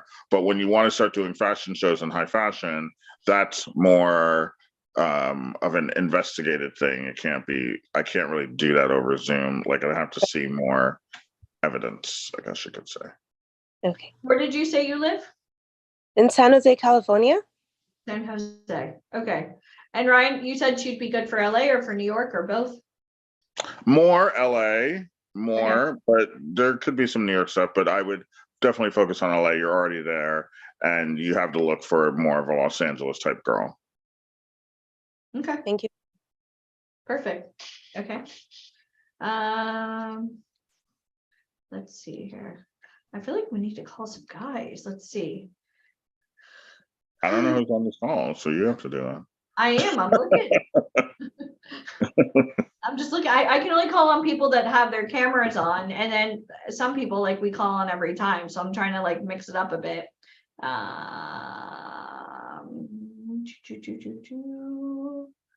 Hold on one second. We've done Kai before. We've done Gregory before. We've done Mike. How about Michael Brucker? What's up? All right, I'm gonna add spotlight. Hello, sir. Hi, how you doing? Good. How are you? Go ahead. Hi, how are you? Hi, my name is Michael Brooker. I'm from Danville, Illinois. I'm like 2 hours south of Chicago. 2 hours what? South of Chicago. South of Chicago. Okay. What is your heritage? I am Mexican German. Okay. All right. And how tall are you? 5'10", about 225. Are you, Are you a police officer? No. Looks like well, one. I would, yeah, I mean, that's what I was just going to say. I would market you like either some sort of military sergeant, police officer, bad guy, some sort of, roughing up. Love you, but bad guy. I want everybody to type very quickly. Who, if you could portray him to be a character, what would you see him as? Type that. He does look like a cop. Okay. Yeah, he looks like a cop. I would portray as a bodyguard, some sort of bouncer. I would work all of that, muscle type situation for you. So I would definitely need some tank tops. I would definitely need some tighter shirts, a thin, tight sweater, nice jeans, nice pair of slacks, I would definitely do a lot of crossed arms for the headshot. I would definitely have to have some sort of blazer situation, leather jacket situation. I would focus more on the muscle type to get, like, just like I said with the woman before you, just to get you in the door. Now, if you can do more, if you can do other things as far as, more vulnerable things, then I that like would be comedy. some. I like comedy. I like to joke Okay. around. What We can I mean, play you can like comedy all you want, but can you cartel. deliver? Can you deliver it? You got to be able to deliver. I mean, once you're in the door, you have to deliver. You can't go into a meeting and be like, "I like comedy." You gotta you gotta show them that you can be funny. I used to work in Indianapolis, Indiana, and they always made me a mafia guy or a toughie like that, and I just went with it. Okay, well, that's what you look like. So. So anyway, there's nothing wrong with being pigeonholed, especially to get you started. A lot of Hollywood starts that way. If you're pigeonholed as the pretty girl or the tough guy or whatever, it gets you in the door, and then it's up to you and your agent to figure out a way to branch you out into other things. Look at like Steve Sometimes, Buscemi, for an example. He played like Mob on Boardwalk Empire, but then he's funny. So like again, he's saying you need to just get in the door. yeah, you have to get in the door, because the thing, a lot of people do get pigeonholed in Hollywood, and sometimes it's just oversaturation of the industry, but sometimes it's their fault and the agent's fault. They see dollar signs. You're on a hit TV show playing the bimbo. Why are we going to rock this boat? I'm making six figures a month. I'm just going to continue doing it. But then after year 4, 5, 6, 7, it's harder to branch out once that run is over. So sometimes you have to sacrifice a little bit of money for elongating your career. So, I mean, you're not in that position yet, but I'm just giving you an example that you look like the tough guy. And if you can do comedy, that's great. But I would need to see that. It's just like, lots of these actors who get into these roles, like on The Sopranos or whatever, like Steve Buscemi, who looked kind of slimy and like up to no good, and and he played those roles, but he also can deliver some dry comedy. And once you do that once or twice and you nail it, then people can see you in a different light, and then he can get some roles like that as well. So I'll tell you, sir, I go to bars with my friends, and the first person they want to fight is me, and I'm not doing nothing. I don't. Remind me when we all drink together to like watch you carefully. Okay. Please, maybe I'll just drink in the car so nobody tries to fight me. No, we're not doing that. Let me ask you a question. Are you booking work where you are? What are you doing? When I was younger, I did it. I kind of fall out of it a little bit. I was working in Indianapolis with Helen Wells Agency. They were real good to me, but Mrs. Wells dies, and I think it kind of hurt the agency, so they kind of let a lot of people go. I'm just trying to get back into it. This is what I love. I love acting. I love what I was doing, and I'm going to get back into it. I'm 44 now, so I'm going for it before it's too late. Yeah, that's fine. Burn the boats. I mean, Chicago has a small television market that for TV commercials. Chicago has actually a great commercial market. They don't really produce any television shows out of Chicago anymore. There were a couple, but they've kind of gone away. But there are a fair amount of commercials shot out of Chicago. So you definitely need a Chicago agent and a New York City agent. I see those two cities as the priority. A friend that he's kind of in the production business of movies in LA. He told me I'm perfectly to come out there and stay with him if I want to. Okay. I mean, look, if you have a place to stay and you have a car, I wouldn't. Don't just go to LA because of convenience. Somebody's letting you stay on the couch. If he's telling you you need to be in Chicago or New York, it's based on marketability, not based on preference. Okay. You don't have enough work to garner chilling out in LA right now, unless you have some sort of liquid income that we're not aware of, that you can just sit there for 6 months without. I would start in Chicago. I would focus on that because there are commercial jobs in Chicago that you can do. In TV commercials, there's a fair amount shot in Chicago, and your look could definitely garner some work. And I would also focus on New York. Once you have some material and more of a name, and some excellent headshots and more comfortable, and you're reading on a regular basis, doing a couple jobs, no offense, but doing a couple jobs in Indianapolis, unfortunately, is not good enough. So you need to be practicing on a regular basis, doing 5, 6, 8 self-tapes a week, being submitted to networks twice a week, doing all this. Once you get that going and you have a lot of material, then you can go to LA and sit on this guy's couch for 6 months and run around the city like a chicken. But right now you wouldn't get anywhere because you have no material. You know, because I have such an ethnic look, they told me in Indianapolis, because my name is Michael Brooker, I would go to these auditions because they were looking for a white dude, and they look at me and I go, yeah, well, they said, so they changed my name to Michael Ray, which is my middle name, to make it more ethnic. Do you advise that I do that, or you know, that kind of stupid? No, that's like the dumbest thing I've ever heard. Okay, No. so just stick with my name. Yeah, no, your name is fine. They wanted me more, you know, you look more Mexican than you do white. Now here's the thing. If this was people change their names all the time. I mean, I'm a perfect example of it as well. But you have to be in an A-level market for that. Okay. And Indianapolis is not. So yes, they probably tried to seem A-level. And yeah, people change their names all the time. I mean, Marilyn Monroe, and you know, the list goes on and on and on. And Joan Crawford, like, I mean, there's so many, I can't even think. There's dozens and dozens. But the point is that they were in A-level markets, obviously, Los Angeles, New York. I started in London. Yes, there are times when you need to change your name to get in the door and make it more fantasy, make it more sexy. But unfortunately, when you're already in your 40s, you're in a C-level market, why would that even come up for discussion? Keep your name. Disrespecting my father. The name is fine. The name is fine. The name is fine. Leave it alone. It's fine. Yeah. Okay. Now, Michael, have you felt this weekend was beneficial for you? Are you yes, I mean, you guys got me going again. I mean, I felt so fired up and just want to take it on and get in like that because, you know, this has been a passion since I was 3 years old.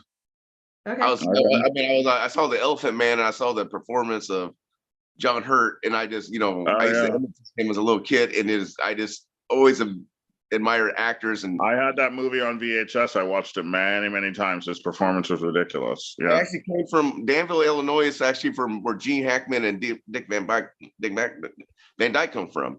I know these guys personally, and they've always inspired me to, man, go for it. Great. Yeah. You know. So are you taking classes now, or are you just trying I was at the Actor Studios in Chicago for a while, but man, he was charging $450 a month, and man, I got a little steep on my, you know, when I got paid the rent and stuff like that, man, he was teaching me a lot of stuff. You know, he's a method actor, and I love the classes, but $450 was kind of killing me a little bit. But I really want to. I mean, I really want to go to. I've been trying to get into Second City for a long time, and they just got a waiting list in Chicago. Yeah. You know. Well, that's great for improv. You know, I'm looking for that too. Okay. You know, so I'm trying to do something, but I would love to work with you guys if I get a chance. You know. Okay. Well, we'll go over in a bit. How many of you guys would love to work with us and have access to our network? If you want that tight network, because that's the hardest part. Like, you can go spend a shit ton of money on classes and pictures and websites. That's sweet, but getting face-to-face with actual agents, casting directors, we have Academy Award winners. The head writer for Saturday Night Live is part of our company. That's all something that, like, we busted our ass to even get to that level, to even get them to want to work with us and our talent. So we'll go over that in a minute. I'm going to excuse myself just for a minute. Deneen is taking over. Deneen, welcome back. I'm back. Okay. All right. Awesome. All right. Perfect. All right. So our next contestant on Model Garage is going to be Morning Connolly. So let's highlight you. Well, and unmute. Hi, Morning. How are you? Good. How are you? Great. Welcome to Model Garage. Thank you. My name is Morning Connolly, and I'm out in Missoula, Montana. And I've studied theater here in Missoula, and acting is my passion. Okay. I just recently met an agency out of Missoula, which is surprising. I didn't know they had any. Nice ladies. For you, I mean, you have a great, gentle, motherly / grandmotherly look to you. How old are you again? 48. 48, so you could be a young grandmother. So like a motherly, young grandmother look to you. I see you as like the nice teacher, the nice boss, the nice, doctor, nurse. I see you playing that like sympathetic, vulnerable, sweet role based upon your look, your diction, your cadence, and your voice, and just the way you put yourself together. That I would definitely focus on that sweetness in shooting headshots and marketing you. The hair color is pretty good, actually. I would just make sure it was fresh and trimmed a bit, so it just. But the hair color is good. It works with your skin. It's fine. Okay. And I would just keep that demeanor and market the crap out of that and get you in. Like you kind of remind me of this actress. What's her name? She was the mom on The Wonder Years. This blonde woman, whatever her name is. I can't think of her. I don't know her I can't name, either. Yeah. but you remind me of that type of woman that is, running the family quietly. So I think that type of marketing material to get you in the door, just like everybody else I said, people always want to be 20 different things when they're trying to act, and unfortunately you really should just be one and get in the door, and then you can explore these other 19 things. So anyway, so And I wanted to let you know, last year I got a chance to be on Yellowstone as a background. That was really fun. Oh, okay. Yeah. And I could totally see you doing period pieces. I could absolutely, you have the skin tone of period pieces, like the Gilded Age, some sort of older Western, some sort of older, 1800s situation. I could totally see you pulling that off with the, right, obviously costume, hair, makeup, but that kind of look. We can't really do that for headshots because that's bizarre, but we can,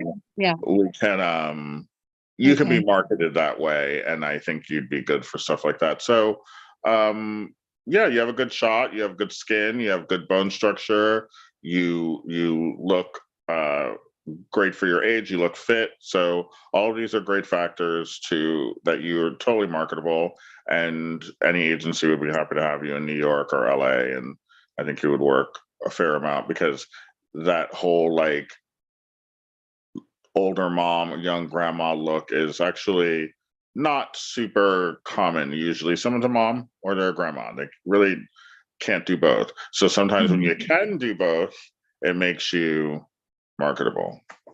Okay. And Allie Mills, Allie Mills is the actress you were talking about. Okay, yeah, whatever. Yeah. And also the actress, she has that look of, just like the mom running the show, Yeah.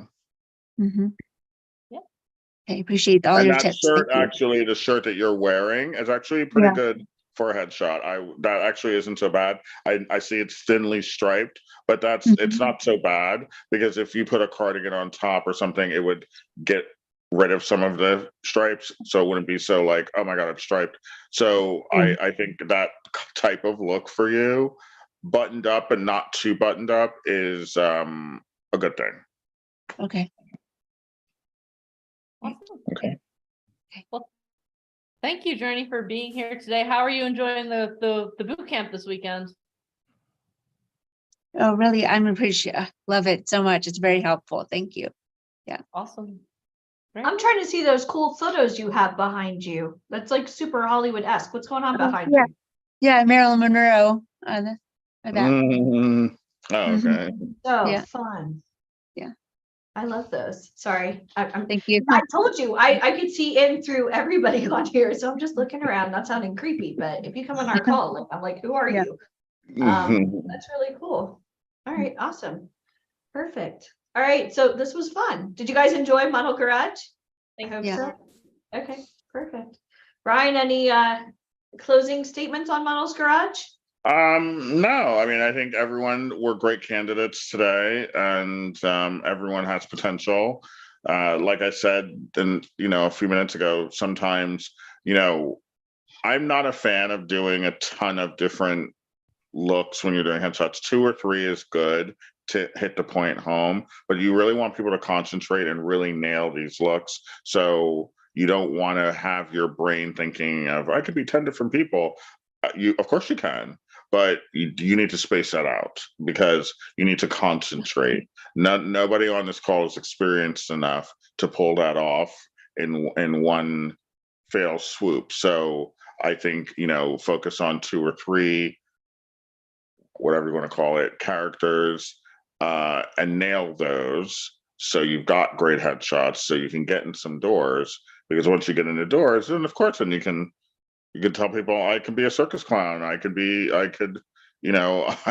I like leather. I'm into whips and chain. Like, you can tell them anything you want once you get in the door, but you got to get in the door. So you got to have strong headshots that really carry your physicality look into the door, so focus on that, because a lot of cast directors are not fans of people contorting themselves into something that they're not just to get a role. Like, you've got to be yourself, heightened a little bit, get in the door, and then show them what you got. And show them what you got. All right. Well, let me ask you a question, Ryan. Do you ever have people that argue with you that they envision themselves to be something that you're telling them that they're not? Yeah, it happens. Not very often, but yes, it does happen. And when it does, I just patronize them and let them think that they're right. And okay, great, go do that. Okay. Bye. So guys, do you want to try to do this your way, or do you want to try to do it our way? Which way sounds better? I mean, you could try to do it your way. But obviously, if you had great success, you wouldn't be here. I'd be on your call watching you. Okay. So it's been fun, Ryan. Thank you for coming on today.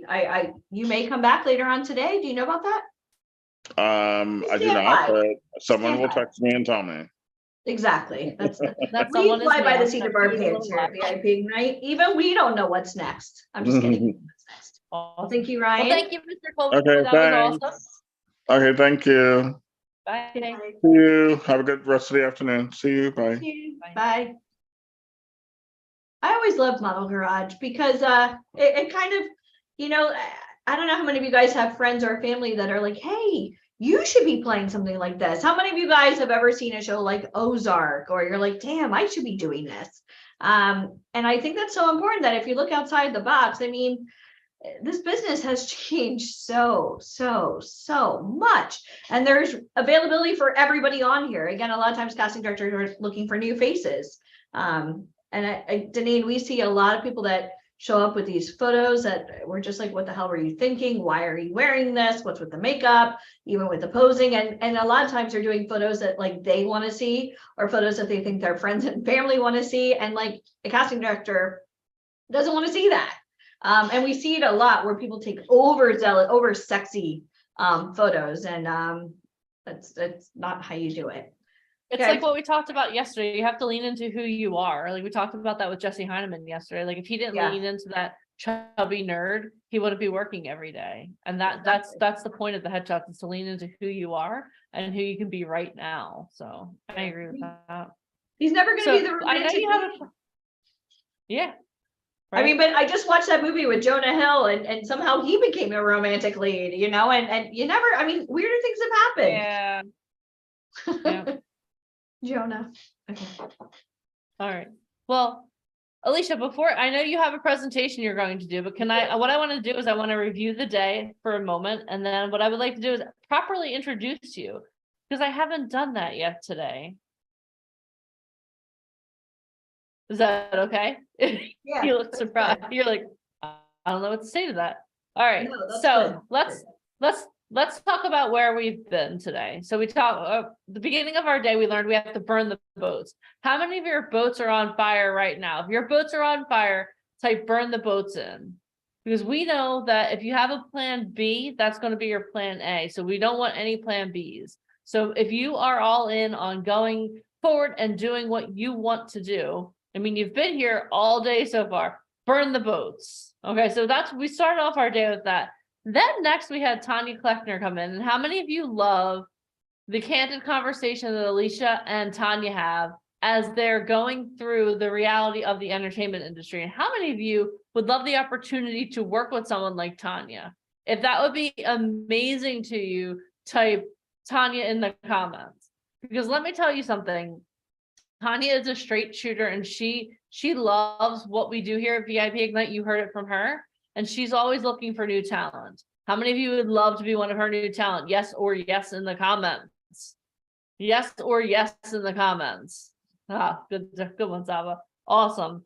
Then you just had Model Garage with Ryan and Alicia. That's amazing. I love the way Ryan can look at you and break you down and build you up at the same time. That's an amazing thing that he does. And I love the fact that here you're on a free call and Ryan Colby himself, the former art director of Vogue, is working with you, telling you, okay, this is what you should do. This is what you should tweak. So that so far the day's been amazing. We still have a person who is in the Rock and Roll Hall of Fame coming up. We still are going to talk about how you can start working with us. We're still going to talk about how you can about faith and transformation, becoming the change that the world needs. We still have all these things coming up, but first, Alicia's going to talk to you about the state of the union of VIP Ignite and Truth Management. But before she does that, would it be okay if I officially introduce you guys to Alicia Kabak? Is that okay with you guys? Give me a thumbs up. Awesome. All right. So Alicia Kabak is a co-founder of VIP Ignite, which allows talent to network and connect with the high-level industry professionals in modeling, acting, and music. She has launched multiple seven-figure businesses. She has executive produced 5 Broadway shows that have won 38 awards, including 6 Tony Awards. She had a successful radio show on CBS Digital. She opened NASDAQ with the cast of her Broadway show Dinner with the Boys, starring Dan Lauria from the Wonder Years. She is a Guinness Book of World Records holder. She is the co-author of the book Finding Fame. She emceed the Israel Film Festival in New York City with the Prime Minister of Israel in the audience. She has been featured in Forbes, Huffington Post, and Entrepreneur. She has shared the stage with such greats as Greg Reed, Russell Brunson, Lee Steinberg, Brandon Steiner, and Les Brown. She is going to be releasing her new book in the 4th quarter of 2023, The Unglamorous Glamorous Life. She just wrapped her first movie, Target, which is currently going to be premiering in just about 3 weeks in New York City. We're so excited about that. And it's going to be on Amazon. And it's going to be on Amazon. It's going to be on all the streaming services. It's going to be absolutely amazing. You have to check that out. She is a Fox News music expert. She currently manages Francis Ford Coppola's protege. And she has helped over 10,000 talents successfully get signed and book work through her program. How many of you want to be our next success story? If you do, type success in the comments. Everyone, officially give it up for the one, for the only, Miss Alicia Kabak. Thank you. Hello. You're welcome. Hello. What's up? Hello.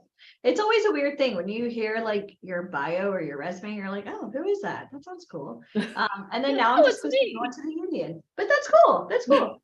All right. So we've got a lot to go over. I mean, I find that a lot of people want to get into show business, and you can continue your way or you can do it my way. My way works.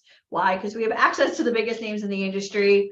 Like Deneen said, like for me, like managing talent was not my focus at all. Like I'll tell you my story very quickly before I go into the union, our state of the union. But like at the age of 6, I wanted to be a filmmaker. Like I was that freak that loved Alfred Hitchcock at the age of 6. Like who does that? And at the age of 17, I begged my parents to let me go to film school. I grew up in South Florida. My dad went to West Point. My mom was a paralegal. My dad was a lawyer. And growing up, I was taught I could do anything I wanted to. And when I was 17, and I explained to my parents the film school I wanted to go to was $75,000 a year. They thought I was on crack. And so like I went to college here in Orlando and I graduated with a double major in TV and film and communications. And I busted my ass to get a double degree and nobody gave a shit. Like I set up on websites like most people and I was begging my friends and family for help and nobody had an in Hollywood. And the people that were typically giving me advice were people just as clueless as I was, like with no results. Everybody wants to talk out of their ass, but like nobody had definitive answers. And when I met my business partner, Michael, who's not on here today, but he's so amazing. And he like really, he's obviously I'm the talker of this relationship, but he's definitely the brains. And between the two of us, we created such an amazing organic approach. Before Zoom, it was live networking. And face to face is everything. And I'll tell you right now, nobody gives a shit where you go to school. They don't care how much training you have, especially like you guys can see behind me, like working at Broadway. That's my Tony Award. Like I deal with kids that go to Yale School of Drama and Oxford and Yale, you know, Carnegie Mellon, and nobody gives a shit. It's who do you know? And most of all, who knows you? So face to face is everything. For those of you that think that you're just going to spend a lot of money on pictures, that's sweet, but like nobody cares if they don't know you exist. Classes are great. Again, join all the websites you want. You've already heard from our experts, real people in this industry. They're not going and hiring you off of websites. If you agree with anything I just type amen, because I'm about to go over the State of the Union for VIP Ignite. This is the most exciting part about what we do. And it's the truth. Like you want to get in this business, it's going to be hard. It's not for everybody. It's show business. There's a 99.9% rejection rate. But the point one, we have casting directors, agents, Academy Award winners, like we have actors from The Walking Dead, even high school, you know, musical members are part of our company. This isn't easy, but Rome wasn't built in a day. This is 17 years of us busting our ass and spending a lot of money to cultivate these relationships. Somebody had sent me a private message earlier asking me why I live in Orlando. You see that little baby behind me? That's Caden. He's 2. I found out I was pregnant during the pandemic and it was too scary to live in New York or LA. So I moved down to Orlando where my family was, had the baby, and just decided to stay here. But the cool thing is everything I do is on Zoom. If you follow our Facebook, you'll see that we travel all around the world for work. And I have a very supportive family that loves me and loves what I do, and they're super supportive. It's not always easy, but at the end of the day, like no one's ever going to follow your passion better than you. And if this is something you want to do, you have to be able to go like jump off a bridge and build a plane on the way down. All right, with that being said, we're going to go over, this is going to be a really wonderful part of the weekend, not just because I'm doing this presentation, but this is always fun. So let me share my screen. Somebody let me know if you can see it. I'm going to go here to present. Can you see my screen? Anybody? Give me a thumbs up. Thank you, Samira. Okay, so VIP Ignite. I mean, obviously you've met some of our friends in this industry. The day is not over yet, but for the last 17 years, like we love. I mean, we were primarily New York, and then we did New York and then LA, and then especially with the pandemic, I mean, like that threw us through a loop. We used to do these big networking events in New York first, and then we branched off to LA. But then we started getting very creative. Like we were watching CNN and Fox going, oh crap, there's something called the pandemic coming. We have to do like smaller events in different parts of the country. And we started meeting amazing casting directors and producers and agents throughout the country. So please don't think, especially now that you need to live in New York or LA to get huge opportunities. But we've had a lot of fun over the years, just experiencing new things, and most of all, getting to hang out with our VIP Ignite family. Tony Robbins, who is one of our amazing mentors, he says, the only thing that keeps you from getting what you want is the story you keep telling yourself. I really want to express this to you. There's so many people, I mean, again, 17 years in this industry, so many people that I talk to, they really want to get into this industry, but friends and family typically doubt like your capabilities of doing it. And a lot of times it's because of their own self-doubt. Never let somebody's history dictate your future. And, you know, I don't care if your mom doesn't understand this business.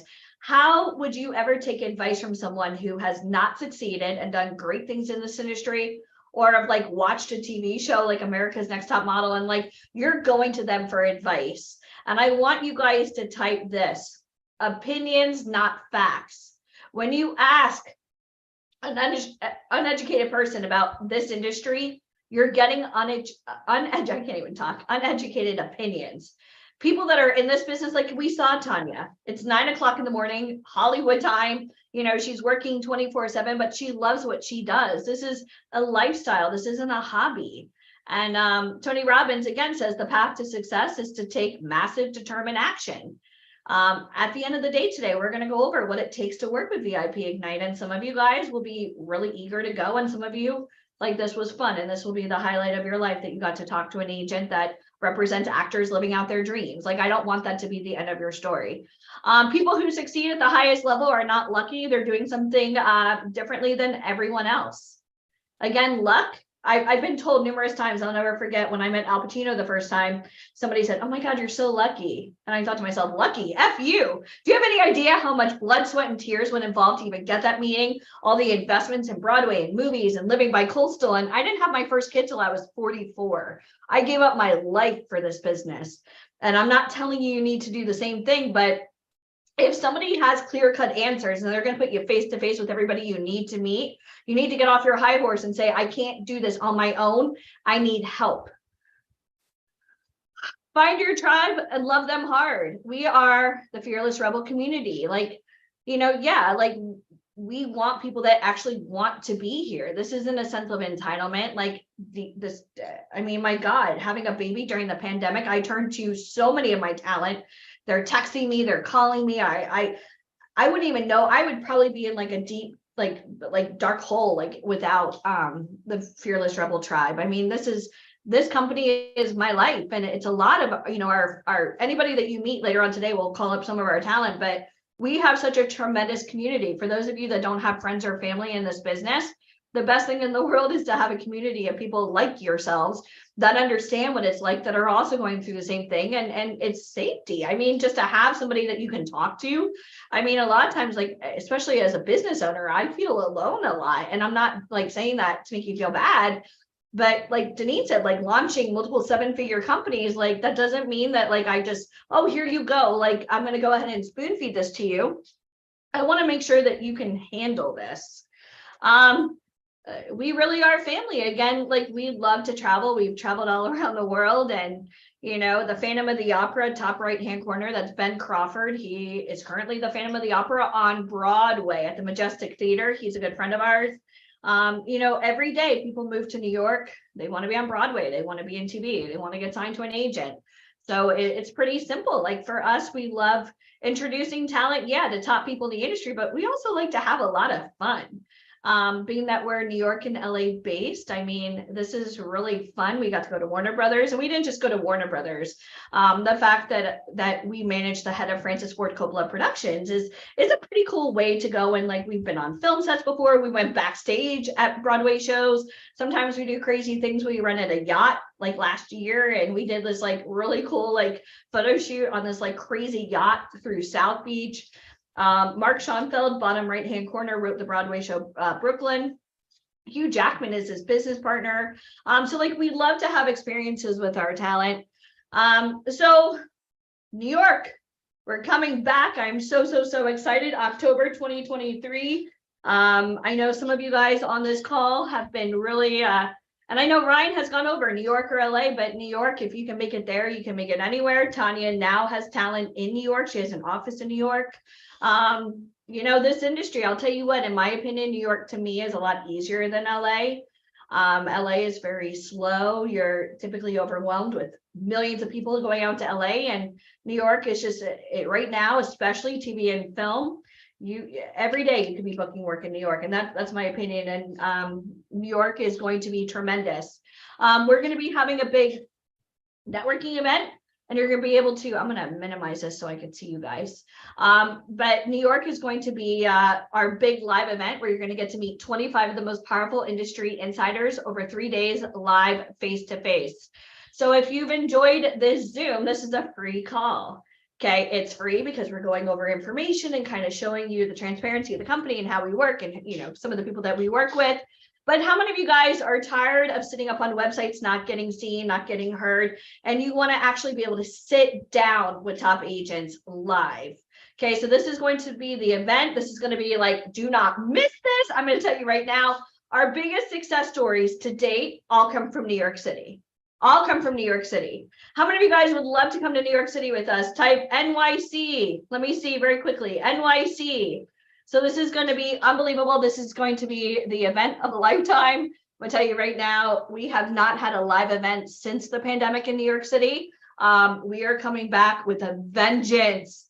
Mike and I just got asked to produce 2 new Broadway shows.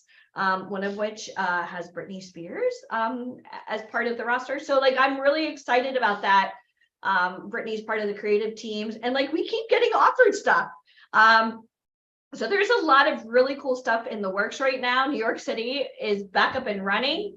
New York City is the greatest city in the world if you've never been there. And even if you live there or you've been there on vacation, I promise you the way we do things at VIP, like, we're going to have some of the biggest agents, some of the biggest casting directors, actors from hit TV shows, maybe even people from America's Next Top Model, Broadway stars, Grammy winners, A&Rs.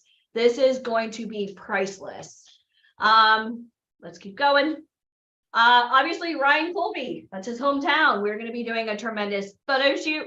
How many of you guys enjoyed Model Garage? And you're like, you know what? I would much rather get to work with Ryan Colby. I want to make sure my photos are precisely what I need. I want to make sure that my makeup is on point, my hair, my wardrobe from top to bottom. I want to make sure that the photographers I'm working with, I don't want to waste time or money. I want to do it right. So we're going to be doing a big photo shoot out in New York City. Brian is the best. Isabel, do not tell him that. You know, it goes right to his head. These photo shoots, we do run out some of the most, I'm going to tell you right now, they're gangster. Like, we rented out photo studios in like Soho. We've rented out entire floors in Tribeca. We've rented out rooftop terraces. I mean, like, we go all out for our photo shoots. Why? Well, number one, we enjoy watching you succeed. And number two, we know that our photographers that we work with, again, being that we work with photographers that work with Vogue and Harper's Bazaar and Ebony and like some of the biggest magazines in the world, obviously they expect the best. So when we hire these are photographers as a team that we know and we love. And it's not just because they're nice, but it's also because their work kicks ass and they work with major brands and clients.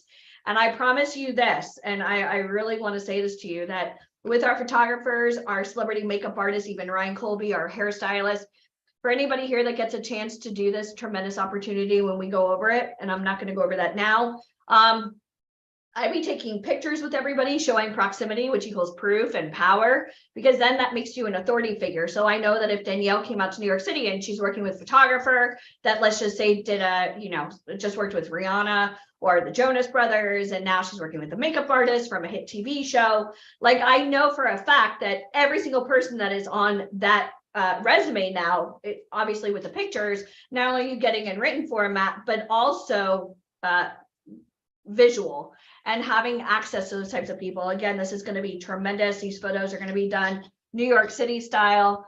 And VIP Ignite Live, I mean, getting access to these types of individuals, this is going to be life-changing. Again, the photos are going to be done precisely based on your look and your marketability.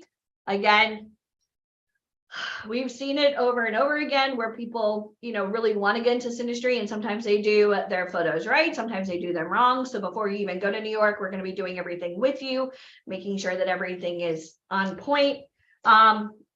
These are just some of our talent. I love Jacqueline Brumfield, right hand corner. She's based in, I want to say outside of New Orleans. She's always booking work. Brandon Hunter in the middle. Ryan actually signed him from this event, and he's been booking work nonstop. Again, if you're trying to get in this industry, this isn't about your preference. This is based on what the industry standards are and what they envision for you. Again, more VIP Ignite talent getting an opportunity to not only live out their dreams and have beautiful photos, but these photos yield results. And that's the most important thing. You're not doing photos for you. You're doing photos for marketing. VIP Ignite, again, we have a lot of fun. We also have Truth Management, which is our mother agency. You guys can see middle picture with, they look like orange guns. We had the head stunt coordinator from The Walking Dead. at one of our events in LA. And we always do these tremendous experiences where not only do we want you to meet real people, but also get real life experience. You can see top right hand corner, that was us on set for one of our last movies that we worked on. And you could also see bottom right hand corner, sometimes we do some really cool workshops with our inner circle, which I'm not even going to go over inner circle with right now, because inner circle, it's almost like Fight Club. If you know, you know. And some of you guys have been approached to join Inner Circle. Some of you guys have been biting at the bit because Inner Circle has been closed now for about 6 months. But getting photos done, I can tell you over the years, like working with top photographers and makeup artists, again, we all work together as a team.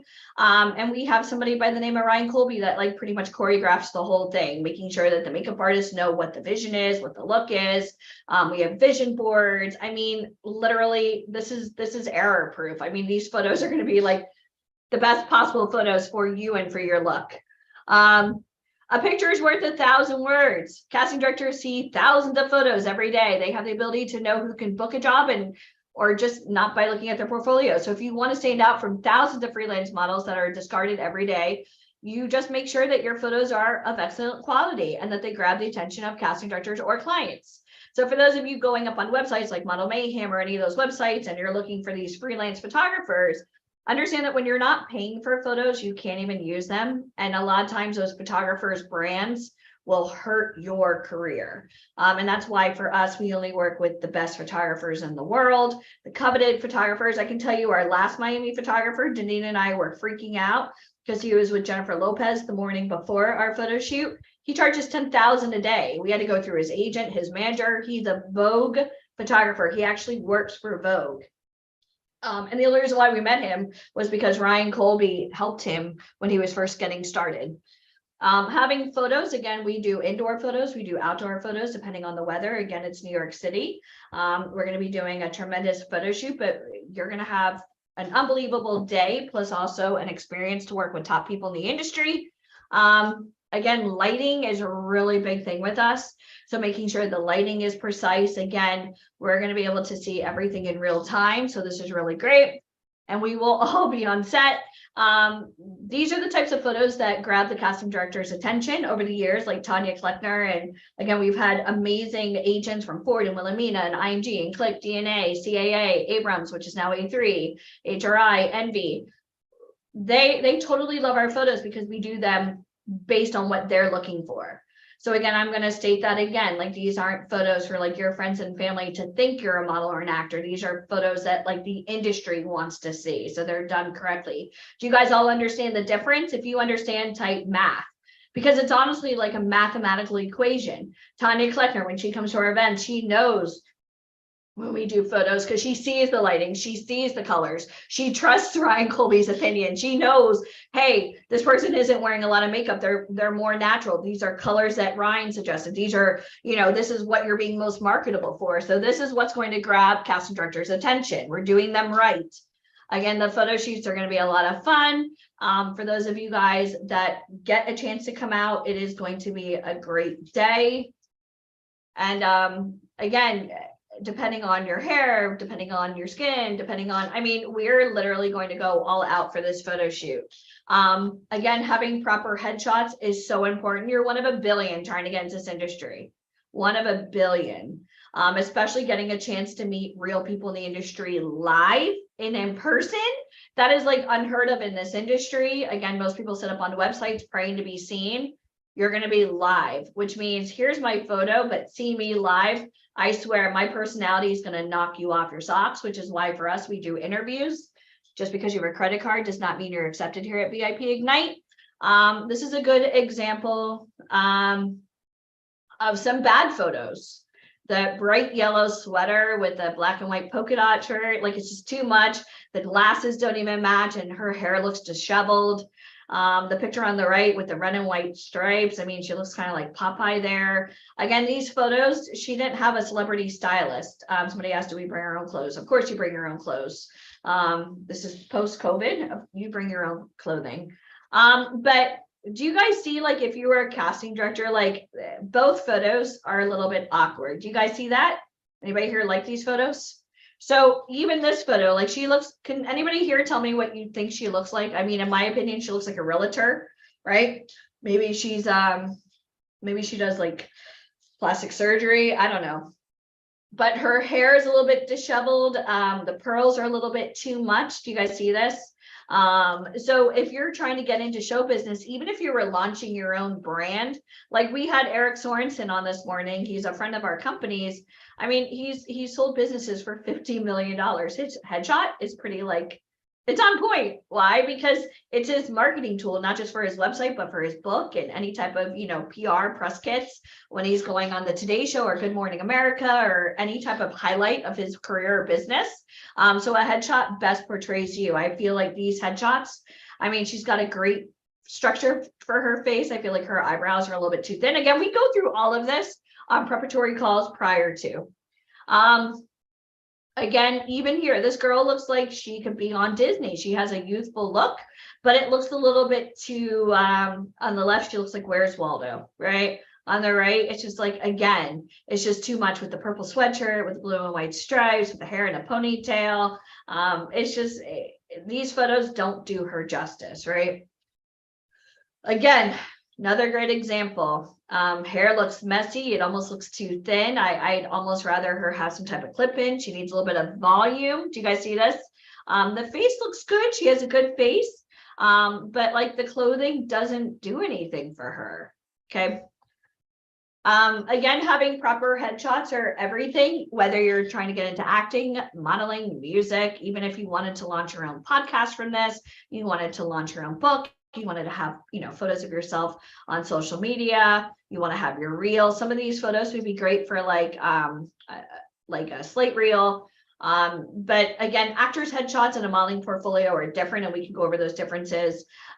She's like your favorite student at the school who likes to keep your hair and ask you for stuff and stays real quiet. Yeah, for sure, Teresa. But having real photos, I mean, being able to come out and just so you guys know, when you come out and get photos done, like you come with just a little bit of moisturizer on your face and your hair dry. Do not come in thinking we're gonna like do a full blowout. But the photos are going to be impeccable, which means kind of like Mr. Potato Head from the top all the way down to your toes. Ryan Colby's going to put together your look from accessories to makeup to how your hair should be done, even working with you on poses, working with top photographers. This is, I don't want to say foolproof because that sounds misleading, but if you follow this system, like this is what this business is about. As a model or an actor, it's about listening and being able to follow directions and also being on set. We're going to see how you interact with the photographers, which will then show us like, can you really do this industry? October 2023, it's happening. New York City, make it there, make it anywhere. We are so excited. This is going to be the big coveted event. This is going to be the event of a lifetime. Everybody's going to want to go to this. We are announcing this event for the first time here today. I know so many of you guys are so excited. I know I am too. I'm coming home. But I'll tell you what, like people always ask me, what's it like living in New York City? And I can tell you that my whole entire life, I dreamt about moving to New York City and it scared the shit out of me. When I first moved there, I was so nervous. But once you start to make friends in the city, especially when you start kind of getting your feet wet and you're getting real opportunities and meeting real people, New York City, kind of like what Tanya said, everybody knows everybody. To get photos done on this type of level and to be able to meet casting directors and agents and producers and A&Rs and Grammy, I mean, we have the who's who. It is going to be a big 3-day event. Again, the seats are going to be very limited for this. Limited spots available. It's true. We already have some people slated to go to New York City. They did not know about the big networking event because this is the first time we're announcing it here live, State of the Union, VIP Ignite style. How many of you guys want to come to New York City? Type NYC. Okay. And that's it. That was the whole presentation. That was the State of the Union for VIP Ignite. I'm really excited because New York is the best. And I promise you, after your photo shoot, eat all the pizza you want, go have fun. But it is going to be tremendous. It's going to be the must-see event of the year. And for those of you guys that don't get invited, I don't even know what to say, but you'll have a chance to audition for us. And we want to choose candidates that are going to be really serious about their career. This isn't where we throw you up on a website and pray that you get seen. Like, you're going to be live. How many of you guys are ready for face-to-face? No more hiding on Zoom. You can hug it out, take pictures, exchange information. Like, this is going to be unbelievable. So I'm excited. I know everybody's excited. Yay! All right, Deneen, I'm done. The State of the Union, it is now complete. I hear my 2-year-old in the other room. Yay! Well, that was awesome. Who's excited about New York City? Oh my gosh. I love New York so much. Every time we go there, something magical happens. And imagine like having the opportunity to go to New York City. You see Ryan Colby, of course, and all of his fabulousness. But you get like, you sit down face to face with people and really let your personality shine. Literally everything you've learned this weekend, you can put it into practice. Stage presence, making sure your boats are burned before you even get there. Like, imagine having the opportunity to take everything you've learned now and apply it with us in New York City. I have a I want to give everyone a little update too. So if you are going to Orlando, just so you know, we're going to have a prep call this Wednesday to get everyone ready for Orlando. Okay. And then also, I have a question for you. How many of you would like the opportunity to learn how many of you, first of all, have heard of ChatGPT? If you have, put ChatGPT in the comments. Put ChatGPT in the comments. Yeah, okay, so some of you have heard of it.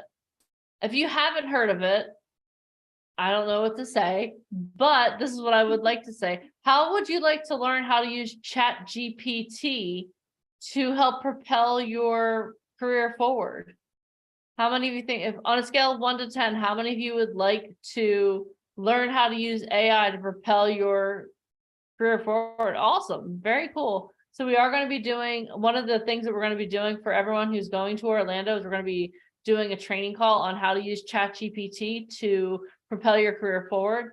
And then also for those of you who decide to join us to go to New York City, we're going to have you in on that training as well, okay? Because we want you to be on the cutting edge of technology with everything that we do.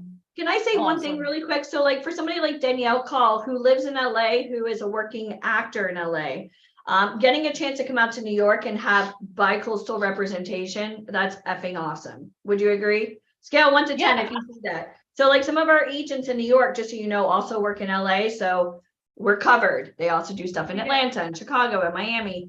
So I want you guys to understand, like, this doesn't mean you're moving to New York. I want to express that to you. It means that when you go back to where you came, if you could show New York work history and the people that you've met, that is badass. And that's exactly what we're going for. I mean, life is short. Like, go big or go home, burn the boats. Yeah. I mean, last night I went to an event. And I told you guys a little bit about this. I went to an event last night and I met someone who is involved in Broadway. She is no longer in Broadway. She's doing her own show, traveling around the country, but she has 3 agents. So understand you have to understand that you need multiple representation, and that's our goal. Oh, hold on. Everyone join me in saying bye, Andrew. Everyone say bye, Andrew. Hold on, let's do this. Delete. All right. Andrew is a no-hoper who we do not need to be surrounding ourselves by. All right, there he goes. Bye, Andrew. Thank you for the memories. Okay, let's move on to better things. Are you guys ready for someone who has literally transformed the culture here in the United States? Are you guys ready? Let me introduce him to you. Every time I'm getting goosebumps just thinking about this. Okay, anyway. Wait, all right, so let me introduce really you. Funny before you go on. So I actually know who Andrew is. I rejected him last year and he's been blowing up my Instagram and my Facebook, begging me for another chance. And I told him he had to wait, that he wasn't qualified. I gave him homework to do and he refuses to do it. One of which was to send me a self-tape. Natasha can do a self-tape. Right. So like, I can't it more than we're not here to talk about negative people. I know, but I had to interrupt the broadcast for that one because Andrew, now he's going on another year wait. Oh, he's gonna be real sad, but well, So This is why we interview. Could you imagine if he came to an event and met Tanya? How many of you guys would be embarrassed? Type embarrassed. I'd be so embarrassed. well, I'm embarrassed for Andrew to be embarrassing himself in front of one of the Let him- icons of that we're Yeah. about to introduce to everyone. He told me he All was a right. social media influencer. He has 400 friends. He's on the right path. Just let him be. Okay. All right, so let's move this along. We're no longer talking about people that we don't want to work with. We're talking to the people here who are amazing. Are you guys ready for me to introduce you to our next guest? So our next guest is Keith Shockley, or Wizard KG. He's an American record producer and DJ. He is an original member of Public Enemy and the Bomb Squad. He has contributed his talent to several albums, including It Takes a Nation of Millions to Hold Us Back and Fear of a Black Planet. Shockley also co-produced the singles Bring the Noise and Fight the Power, which were included on the Rolling Stones list of the 500 greatest songs of all time. Shockley began his career DJing at various parks, house parties, and clubs in New York City during the early 1980s. He also cites Fatback Band's King Tim III, Personality Jock, as the pioneering rap song that triggered his interest in recording. The Bomb Squad's first songs were produced in Shockley's mother's basement and recorded on tape and acetate. He has since gone on to work with the following recording artists: LL Cool J, Ice Cube, Janet Jackson, Sinead O'Connor, and many other big name acts. On September 21st of 2021, Keith announced his own imprint, Spectrum City Records, and will be releasing new music. He is also a member of the Rock and Roll Hall of Fame. Everyone, give it up for the one and only Mr. Keith Shockley.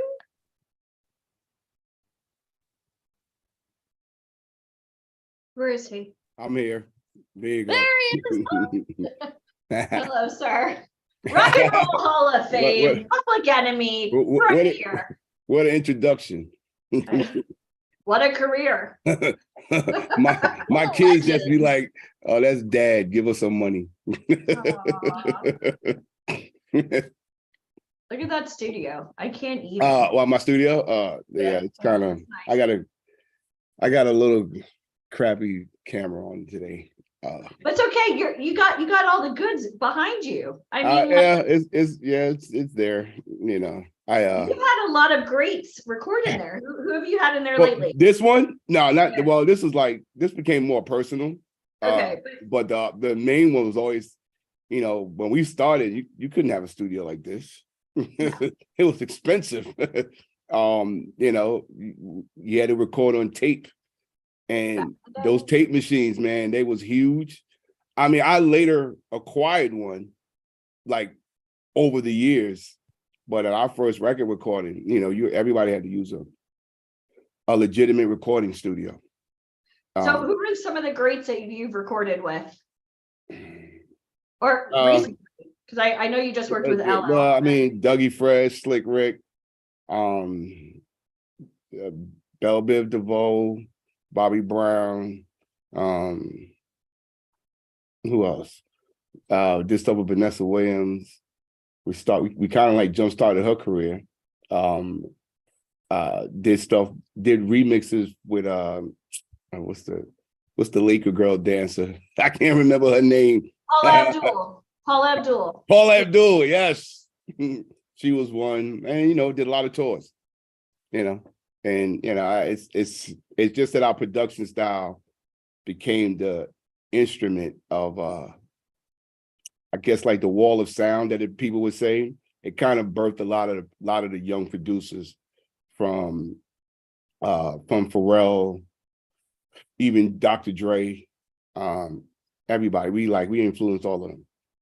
There's so many that I can't even remember, but everybody making beats now and producers, not the now, but from the late 80s through the 90s to the early 2000s, our production style influenced the whole hip hop generation. You know, it was kind of cool.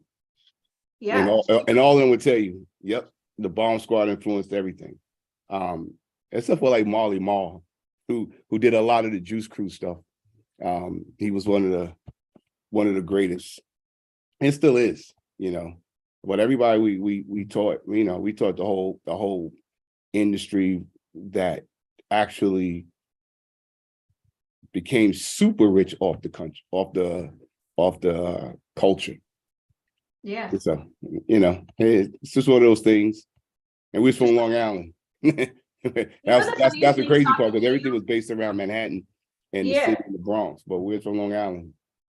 So you have such good dinner party conversation. I mean, like knowing you and being friends for like 15 years, I feel like with you, like the stories that you have are beyond amazing. And I hear your music on so much. I see, like, I was watching something recent. I think it was Ginny and Georgia or something, and somebody was wearing a Public Enemy shirt. I was like, dude, I was going to take a picture and go, did you know this? Because you have to have like a list of where your music is being played. I told you we were watching Cloudy with a Chance of Meatballs, and there you are. It's like, you know, the publishers know, the record labels, like, you know, Universal still owns the master recordings to most of the songs, and some of the rights. That was, you know, those our contracts was done back then. You know, we can't get around it. Our records, and you know, it's still a soundtrack of life. You know, Fight the Powers. The right thing, Spike Lee. I mean, come on. Yeah, it's Fight Spike the Lee. I Power. forget about it. I do so much stuff. I forget. Like I was just hanging. Let me tell you your bio. we was at the Jackie Robinson opening museum. I came there. I was invited to come there and hung out, and then Vivian Scott Chu, her husband Ray Chu, used to do all the music at the Apollo for all the Apollo shows. And when it was online, she put the musical selection together. She knew I was coming, but I didn't know. So she had Doug Fresh and Slick Rick get down. So we did Slick Rick's album, his first album, and we did Doug Fresh first album. So, you know, we kind of put our mark in the game. You kind of put it. Kind of put our mark in it. But dude, I'm looking at you here. Like, you could buy your own photo here. Oh wow! Listen.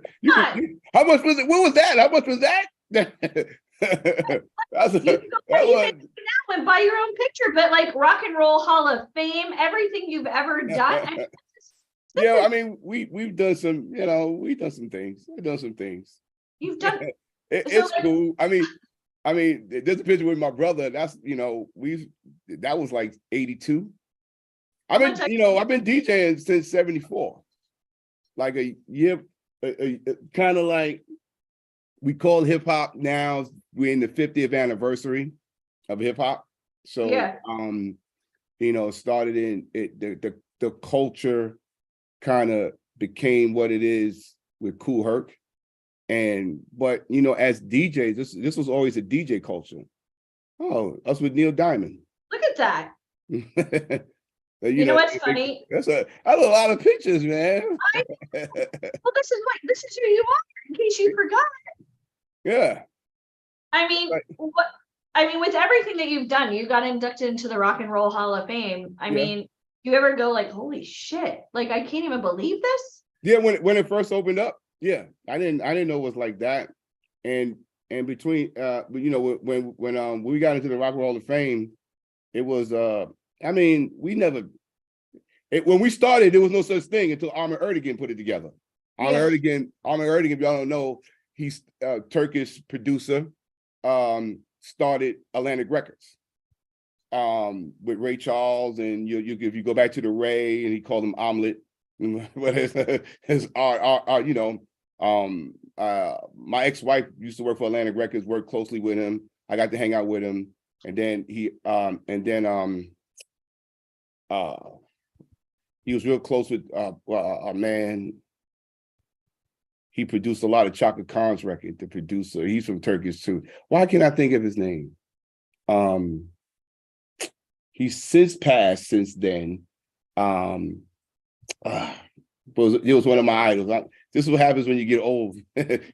People's names you forget. I forget people's names that I hung out with. I'll remember his name. But all, you know, he started the Rock and Roll Hall of Fame for musicians, then, you know, as a thing to celebrate. And their first rap group to ever get into the Rock and Roll Hall of Fame was Grandmaster Flash and the Furious Five.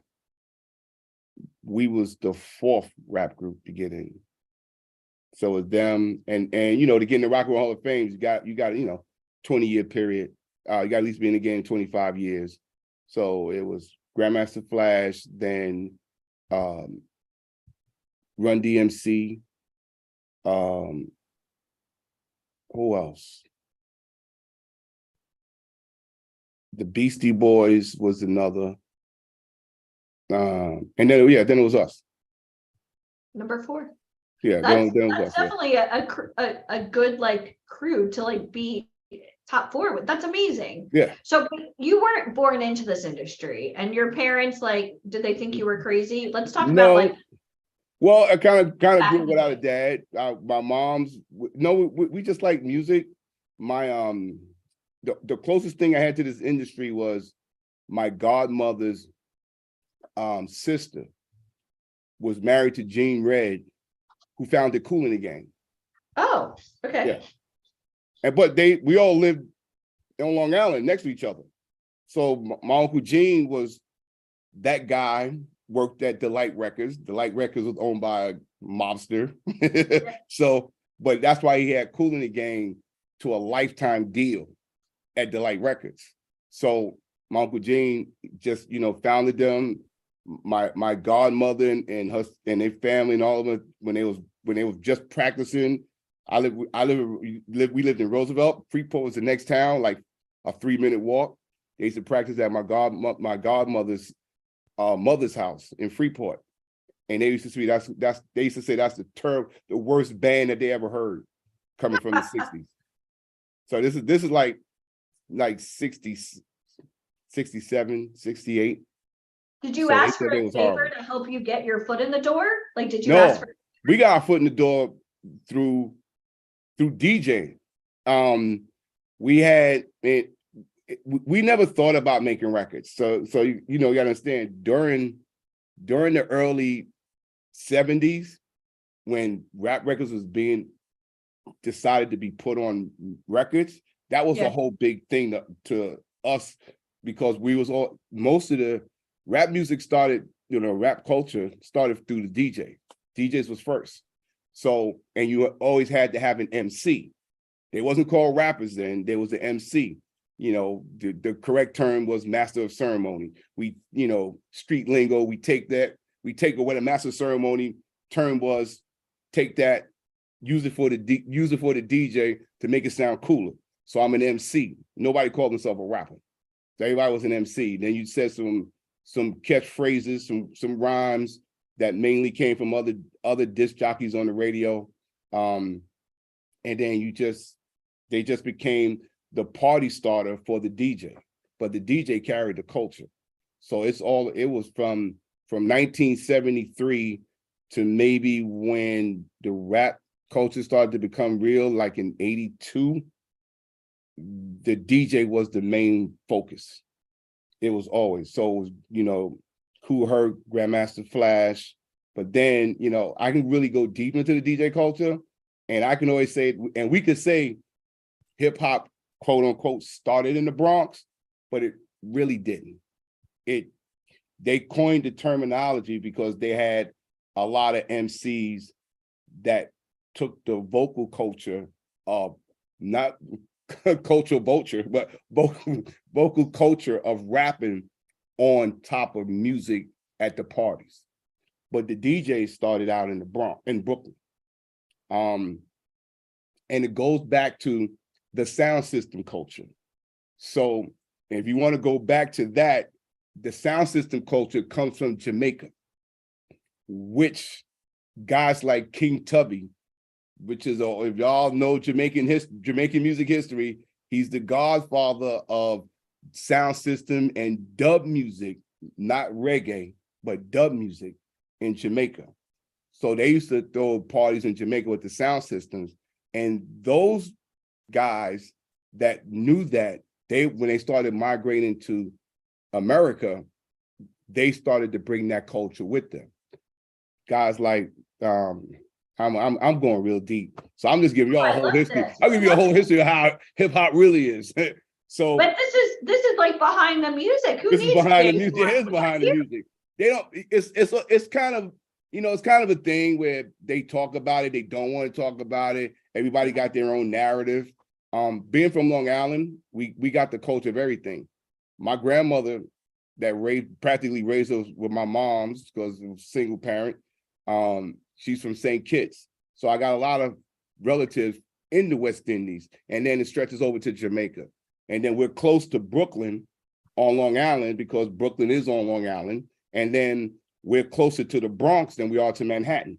So that era, we are getting, especially where we live in Nassau County, we're getting all the cultures coming through. And then at the same time, we got family that live in the Bronx, Brooklyn, and Manhattan. So we're getting all that. That's why between me, Chuck, and Hank, and Flav, Griff, and all of us, we had that knowledge of learning what this whole music thing was. But it started with the DJs, and it doesn't. And basically, when they talk about 50 years of hip hop from 1973, that was all DJ culture to like 82.